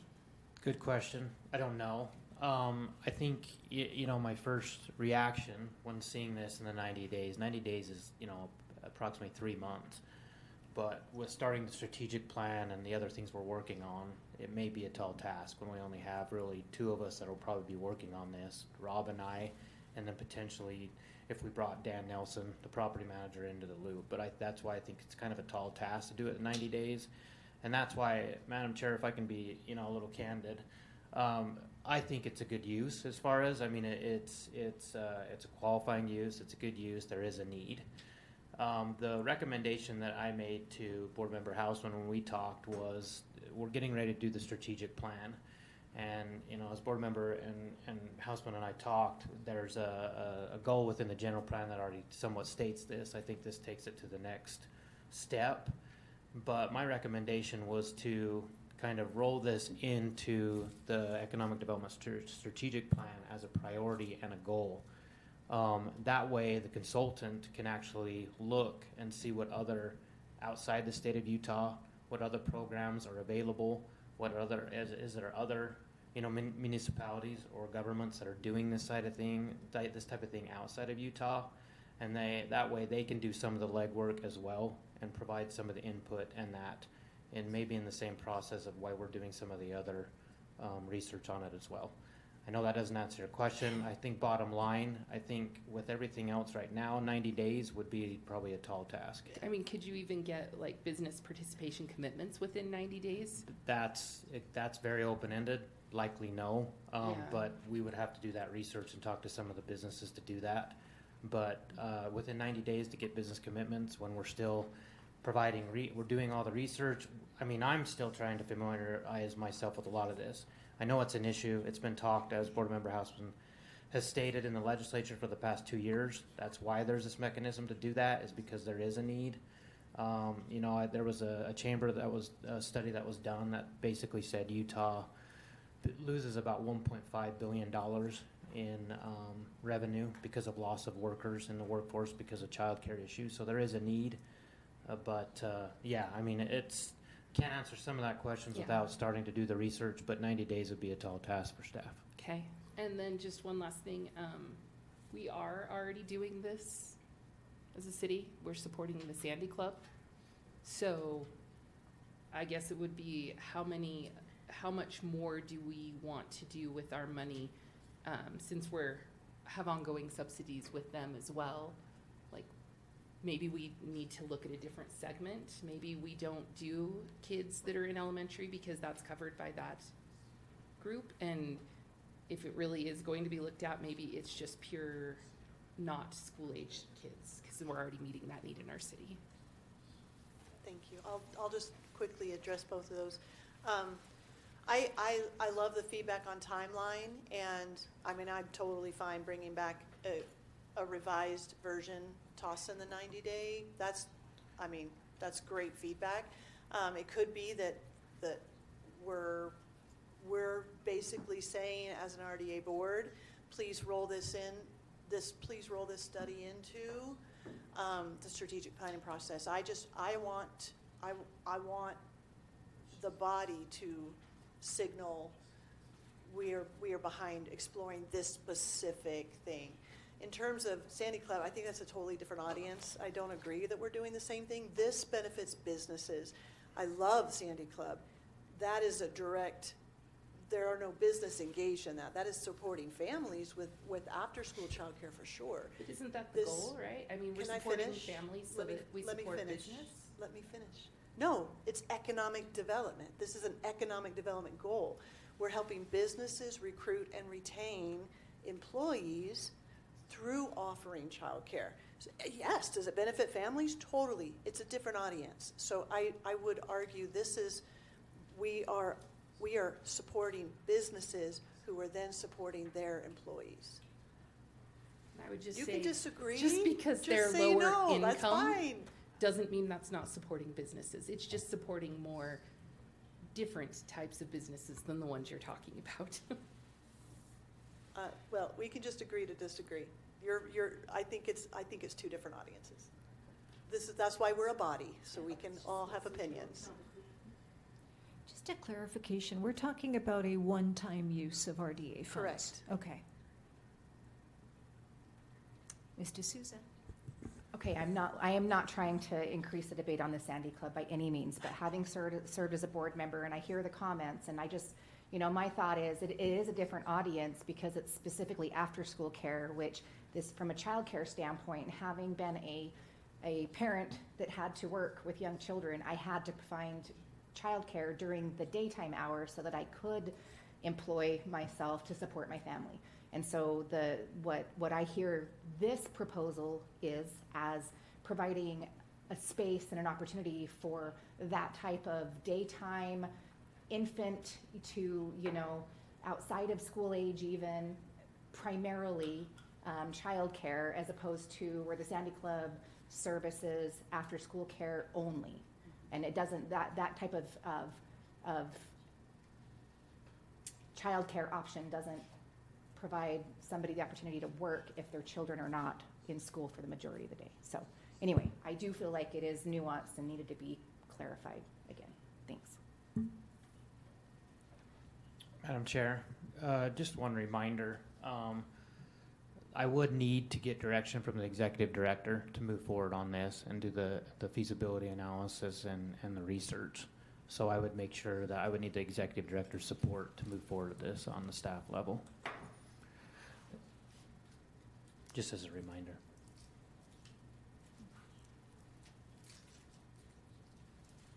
If I could, Madam Chair, I just want to comment. I think this is really commendable. I have a lot more to learn about this. My questions are mostly with the feasibility of the feasibility study. You mentioned that you're spinning your wheels trying to figure out, learning about a lot of this stuff. It seems to me like this is not necessarily in your wheelhouse. Can you even do all this? Or it's almost like you would need to hire a daycare consultant or something. I just wonder whether we would even want to trust your opinion on the feasibility study.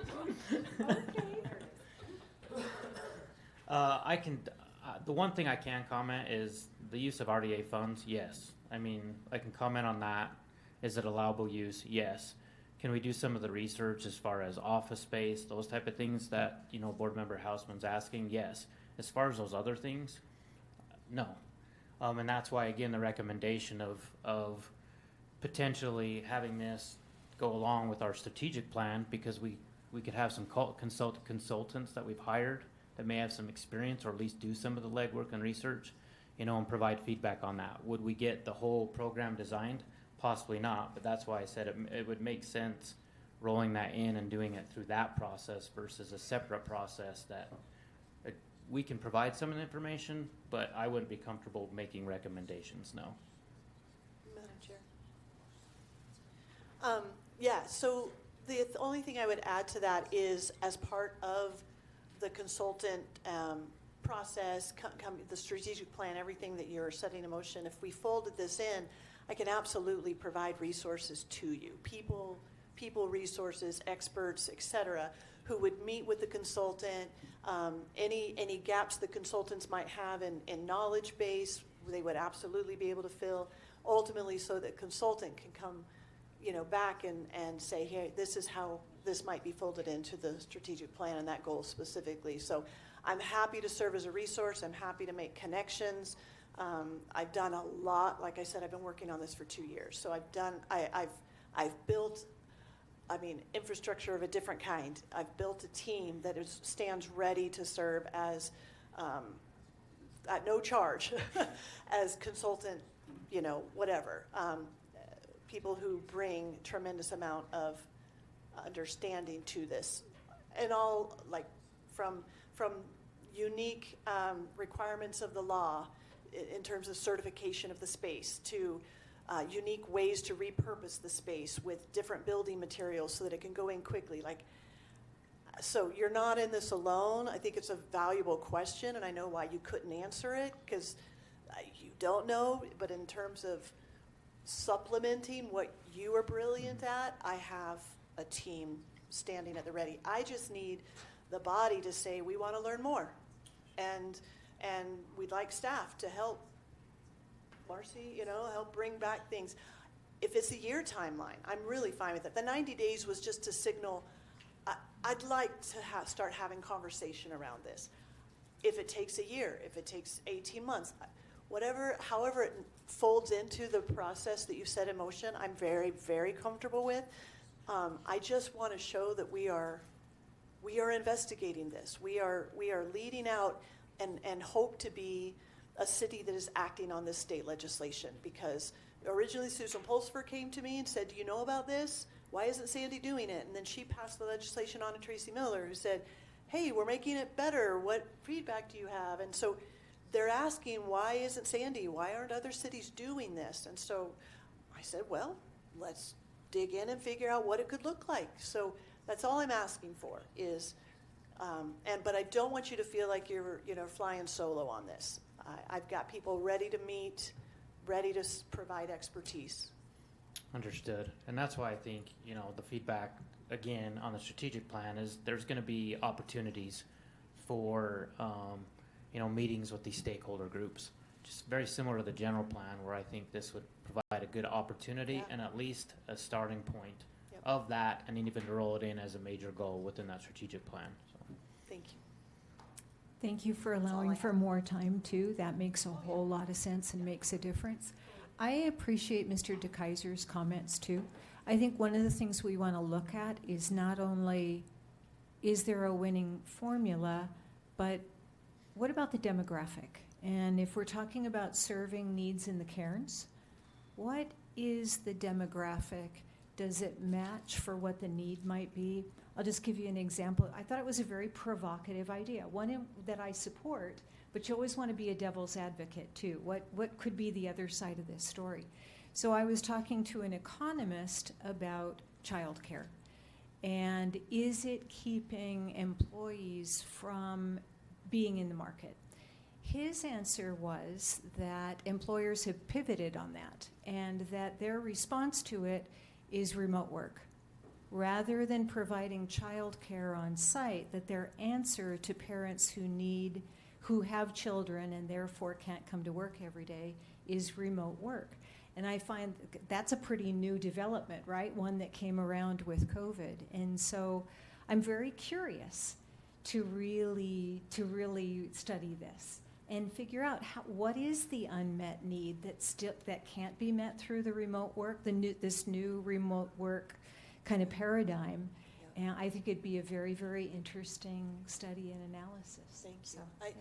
And just to provide a perspective from a business, the businesses I've talked to, I know this is a different perspective than what the economist shared, but what I am hearing from businesses is there is a drive for them to help employees want to return to work. So there is a lot of repurposing happening of office space to make it far more appealing so employees want to be back.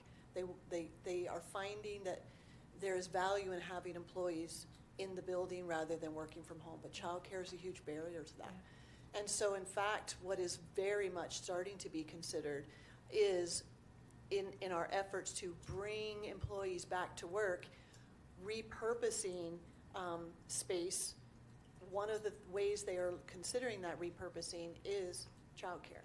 So it's, oh my goodness, how do we make employees want to be back in the office? So you're right, there was this period of remote work, but the businesses I'm talking to, it's almost like another pivot is coming. They need employees back in the office, and they are repurposing office space to appeal to employees. Childcare is one of those. How would we choose the provider? That's what Ms. Christensen, or Councilwoman Christensen just said. All to be explored. I've spoken, with child care providers. I have someone who has already said, we're ready to jump, but we have to decide what kind of a process that will look like. All right, do you have what you need? I do. All right, very good. So we will adjourn the RDA meeting and reconvene the city council meeting if I have a second on the motion I just made. Second. All in favor? Aye. Any opposed? No. All right, that takes us to the bottom of our agenda tonight, and to standing reports. Mr. Fratto. Thank you, Madam Chair. On the agenda planning calendar, just a note that we are canceled next Tuesday for caucus night. I'm not going to go further on the agenda planning calendar. I do have a couple of other items that I'd like to update you on, though. A reminder, Brian is trying to set up small group budget meetings for next week. I've heard from most of you. There's a couple of you that I have not heard from. There is still time slots on each of the 3 times that I sent out. So the 2 of you I haven't heard from, making eye contact with the 2 of you, let me know.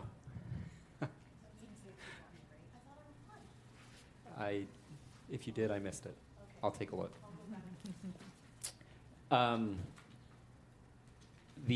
couple of other things. Chris asked me to mention there is one. We do have one seat left for the Canyons Education Gala, which Chris emailed out to all of you. So please let her know if you'd like that seat.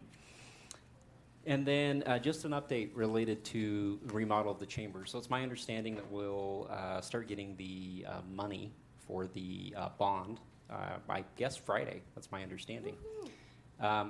Justin and I met with Brian, the facilities team and the IT team today to strategize on an RFP. Our intention is to issue an RFP to hire an architect to help us design, get everything set. I'm hoping that the council would be willing to pick 1 or 2 of its members to kind of come go through this process with us. It's going to be really difficult to try and decide carpet color, all that stuff with all 7 of you. Really difficult. And so I really hope you'd be willing to pick a couple of yourselves that you trust, who are willing to be open and consider different options, right? To kind of go through the process. Or if you prefer, if you look at me and say, we don't need to be involved, we trust you, go for it, I'm open to that as well. So think about that over the next couple of weeks. It's not something we have to decide right now. We don't need to have that figured out before we issue an RFP, right, for an architect. One other thing to note, though, we do have a couple of our other cities in the valley that share our form of government that have recently, fairly recently, remodeled their council chambers. We've set up a couple of tours. Of course, I don't have the dates, but I'll send them out to you. If anybody would like to come, they are within the next couple of weeks. We're going to go take a look at the Murray council chambers, and we're going to go take a look at West Jordan's council chambers.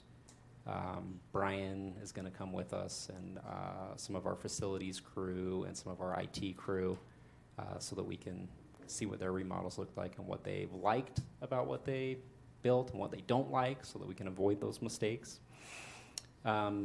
And hopefully that'll help us to make good decisions when we're talking about remodeling. So yes, think about that, and if you have any strong opinions on picking a couple of you, please call me and let me know. And if not, maybe we could figure that out over the next couple of weeks. With that, I'll keep you updated as we kind of move through getting the RFP drafted, and I'll leave it there. Thank you.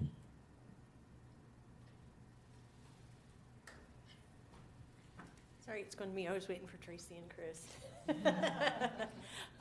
My only thing is just not this purple. Madam Chair, may I? Madam Chair has expressed to me how much she loves the color of the chambers. I think it's great. I think it's great. It's tradition. It's tradition. All right. Yeah, go ahead. All right, thank you. Just a few updates tonight. I know it's late, so most of the people who I was going to say, oh no, we got one still in here. So I want to say thank you to Tyler Shelley, Tom Ward, and James Sorensen, who have spent an enormous amount of time recently hearing some concerns from some residents and really digging into those concerns and determining some possible next steps, and just a lot of communication and support. And I'm just really grateful. Professionalism through the entire experience. Sometimes it's easy when we get really passionate about things, especially residents are passionate and expressing concerns about things, and just such professionalism through the whole process. It's been great. So thank you. Please pass that on. Also a reminder, Sandy Arts Guild, High School Musical Junior. Anyone want to jump into the We're All in This Together dance and song? I know it. I know the whole thing. So that is at the Theater at Mount Jordan, March 25th through the 28th. I forwarded an email to all of you council members so that you can, request your free tickets. So hopefully you get a chance to go see High School Musical Junior. But to the public, again, March 25th through 28th, Theater at Mount Jordan. Tickets range from $11 to $17. And then my last item is just kind of in addition to the child care proposal, a lot of this has been triggered by our recent budget priorities workshop. We did this last year as well, and thinking a lot about the priorities that I know we've not yet finalized, but we're still thinking about. That's why a lot of this has come to mind, as I've been thinking. We've had all these great conversations. We've identified some budget priorities. One of them is economic development. So I think the timing seems right to start talking about the child care proposal because it aligns very well with economic development, which is one of our budget priorities. Another aspect of that that I just kind of want to introduce as something, just planting a seed for the budget process, is thinking about seed, like tiny seed money that can be used to then secure large amounts of funding through grants in order to expand our trail connectivity. You've heard me talk about this a lot. And I would love to help us help our residents connect to the Porter Rockwell Trail in Draper, for example, as a regional trail. And there's grant funding out there. And I really think that the grant funding that's available could likely fund an entire project like this. But all I'm planting in terms of a little seed is if in fact a tiny bit was needed from us in order to secure and leverage significant amount of grant money, we might want to think about that. So the goal really would be expand safe and connected access to recreation and parks for our residents by way of more connected trails, connecting specifically to regional trails. There's a lot more I could say about that, but it does connect to two of our priorities: expanding active transportation infrastructure and improving quality of life through better recreational access. So again, just thinking about things that are on the horizon, like in the next year, 18 months, that do align to the priorities, the budget priorities we've been discussing. So just planting a seed around grants that could fund a project like this. And that's all I had. Thank you. I don't have any business, but I do think the council thing sounds fun when we talk about it. What does? To be honest. Oh, okay. Council chambers. Interior design. It should be the two of you, since you interior designer. Yes. You're talented. All All right, so I've been spending some time with the Convention Facilities Advisory Board. We had a meeting last week at the Expo Center in particular. Had some instances recently with signature gathering and protests that have resulted in kind of some problems. And so we'll have another meeting to talk about how to remedy those problems. Some questions about when it's rented, is it private property or is it public property?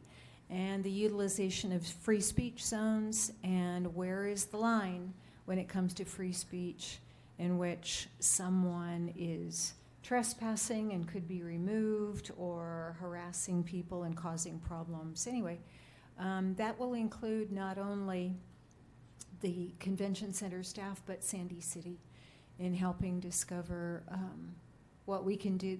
This seems to occur, maybe they're saying 3 to 4 times a year where this issue comes up. They want to work more closely with Sandy in both the policing side and the enforcement side when there are issues that need to be rectified. So we'll have another meeting about that. Had a regular quarterly meeting today. Both the Salt Palace and the Expo Center are operating in the black for like the 3rd year in a row. And it is, Expo Center has been doing that for a long time. This is new for the Salt Palace, just at a time where they're going to tear down a big portion of the building. So luckily, the legislature did earmark $50 million for budget shortfalls during the 4-year construction project at the Salt Palace. And there are some discussions about how can the Expo Center pick up the slack, and you guys can count on me to keep beating that drum about we want to do that, and I think we're ready to do it, and the timing is perfect. And so what funding can come our way from the county to the Expo Center in order to expand the offerings and services we have at the Expo Center, and a lot of attention's being given to that. And we're coming pretty close. Salt Palace had last year over 1 million attendees at events at the Salt Palace. Well, the Expo Center had about 800,000. So we're killing it in Sandy on some of the things that we're doing there. And the Expo Center won an award for Best Convention Center in the Southwest. So that is it for me. Ms. Stroud, what you got? Only one committee meeting last week, Healthy Sandy, which Brooke and I attended, and the only presentation at this point, they do a variety of them kind of within Sandy, but was actually by Altaview. And they have a new behavioral health center that they are working on building, and they will be opening, they're hoping June 1st, but we'll see. But within that, they will have a 33-bed inpatient, and this isn't long-term treatment. It is more of intense crisis, and immediate care. And so they'll have 33-bed inpatient, 17-bed withdrawal unit. But I think the real exciting part is they will have 6 maternal mental health beds. So this is going to be for postpartum or even women that are pregnant but going through mental health challenges. This is the 7th in the country that has this model here. So they were probably the most excited, I would think so, probably the most excited about that portion of it. It'll all be, it won't be for any of the 3 treatment areas. It's not just a walk-in. They would be filtered through the emergency department and go through kind of a triage process, to make sure that it is the right fit. And then when these patients are looking to exit the program there, they would help find them, a next stop if their program needed, additional treatment to it. But once again, that's opening. Hopefully, they were like, hopefully June 1. Hopefully, fingers crossed. But you never know with building. But it'll be in the women's center where the old women's center used to be. where the old women's center is now in the main hospital, but if you guys are familiar with that up there, kind of that area. So, it's a pretty big deal up there, at Altaview. So, but that was kind of it, unless there was something else that you had to add to that meeting. No, just the same, the excitement of bringing this to our area of the valley. We lack resources in this space, especially in this, short-term, acute, inpatient situation, and to be able to have a facility with such beautiful views, and which also I think helps the healing process in some of those situations is really exciting. And it is 18 and older, so it is an adult facility. There are pediatric facilities. However, if there are acute pediatric needs, they can still be funneled through the emergency room with Altaview.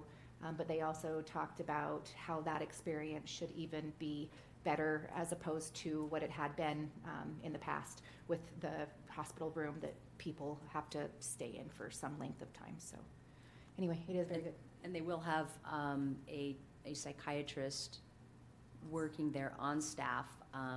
So if somebody was needing medication refills, that they could actually work with them, kind of, once again, filter them through the emergency department without having them be admitted to this treatment facility, but could still kind of work and, get a prescription. So if it was something that was like, hey, I ran out of my medication, I don't have an updated prescription, I can't get a hold of my doctor, that they could kind of help people in the community with that need. So.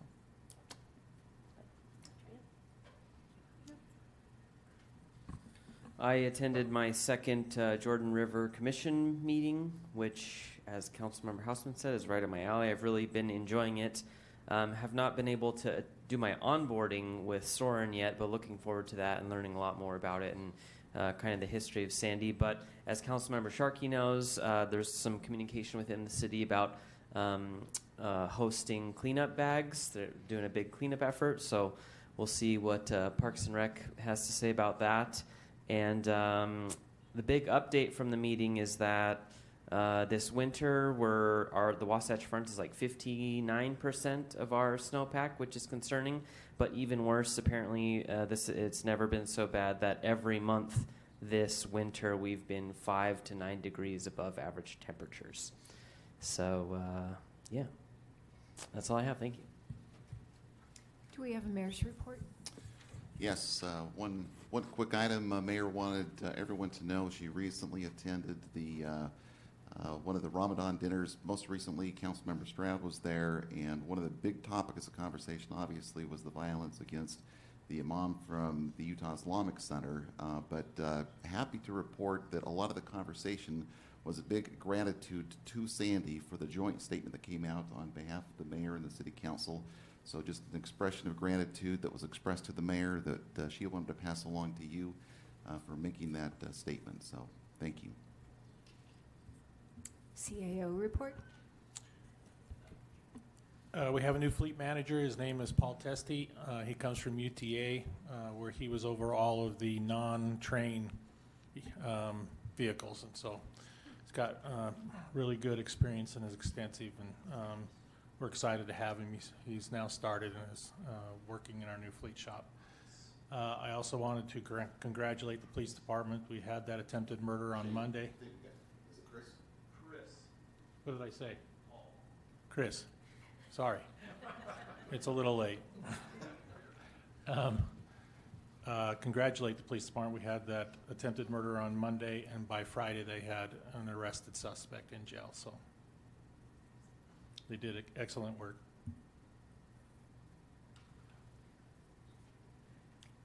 Legislative report. Thank you for changing spots. Absolutely.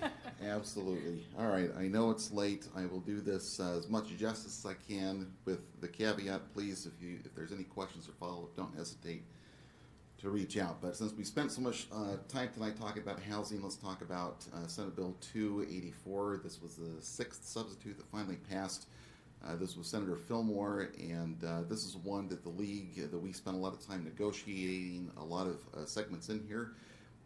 One of the things that it does is it modifies the Planning Commission powers and duties, including that planning commissioners can be removed, and then it gives some specific examples, one of which is acting with the intent to influence a land use decision. So there's some new language around planning commission, and likely we'll need some training for our planning commissioners.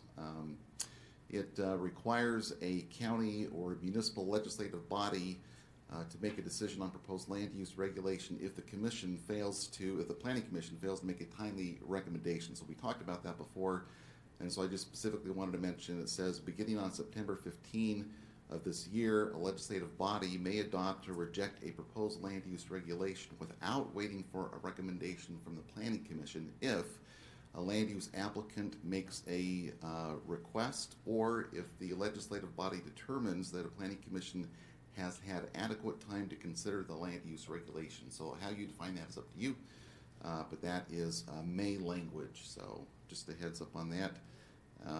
Another provision in there talks about the necessity of municipality to allow a detached accessory dwelling unit. We talked about that tonight, and Dustin was correct. It is a shall adopt for over 11,000 square feet, and but at the same time, it doesn't prohibit us from doing anything smaller than that either. All right, last item on that one is a regulation may not require a conditional use permit, may not require more than 2 on-site parking, so it gives some specific details about things that we can't do within that ordinance. So anyway, as you know, that'll be coming up. All right, next topic, homelessness. This was very convoluted with what happened at the very, very end of the session. As you know, Representative Elison had a bill 596 that contained a lot of provisions around homelessness. The league negotiated virtually everything that ended up in that version of the bill. Unfortunately, that bill did not pass out of the House, and so at the last minute, to try and salvage some of the language to help us move forward, especially with West Valley City and some others, Molly Wheeler with the league was able to get certain provisions into Representative Okerlund's bill, and that did pass. That includes not this upcoming year, but the next one, bump of 15% increase for the contributory cities, which does not include us, but that will be done with the intent of helping West Valley City. That is 308 was the one that did pass. 596 was the one that did not. On property tax front, virtually everything on the property tax front died, with the exception of the truth and taxation hearing provisions that we've discussed quite a bit.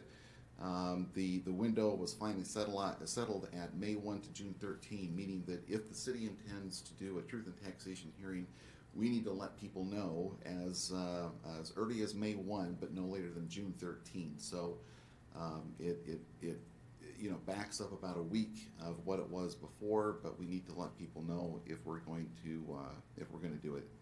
Second thing that it does is it introduces this idea of an interim budget. That's the budget that we would operate under between the time of the fiscal year start of July 1 until the truth and taxation actually took place. And as we talked about, it would necessitate setting aside in a restricted budget account a certain amount of money that equals how much we would raise taxes by. All right. A win. Lynn had a fantastic idea of working through some amendments on a bill that was going through for second-class counties. If you remember last year, there was a bill that went through for first-class counties about annexations. By making some small changes in that bill that was going through, should save us about $80,000 when we need to bring these in, because we can do it with a map. So it's a slightly simpler process, and we can do it with non-contiguous areas. We can give one map and say, here it is. So it should save us some money on consultants. Last one I'll mention is water. The House Bill 501, that was kind of the big water bill working its way through, failed. It passed the House, but it died in the Senate. So even the negotiated provisions within that bill ultimately died. So if you have any questions, don't hesitate. Be happy to talk about more. Thank you. All right, and there is is no construction report tonight. They're all, the Parks and Rec Department is at a convention somewhere, so we gave them the night off. Just did want to say that we had a very, very good water year, but a bad snowpack year. So I did get a chance to talk to Brian Steed one day at the Capitol, our Great Salt Lake Commissioner, and I said, is there any silver lining? Is there anything we can make out of that? And we talked about it, and he said, just that unless we start getting a horrible heat wave tomorrow that lasts for the next few months, it should mean that there's more water content in the soil, and therefore start watering your lawns later in the summer. So that's what we came up with, right? Hopefully that'll come to pass, and we don't have to start watering in a couple of weeks because it starts being 100 degrees every day, right? All right, that's it for the agenda today. No meeting next week. I'll take a motion to adjourn. Move to adjourn. All in favor? Aye. Any opposed?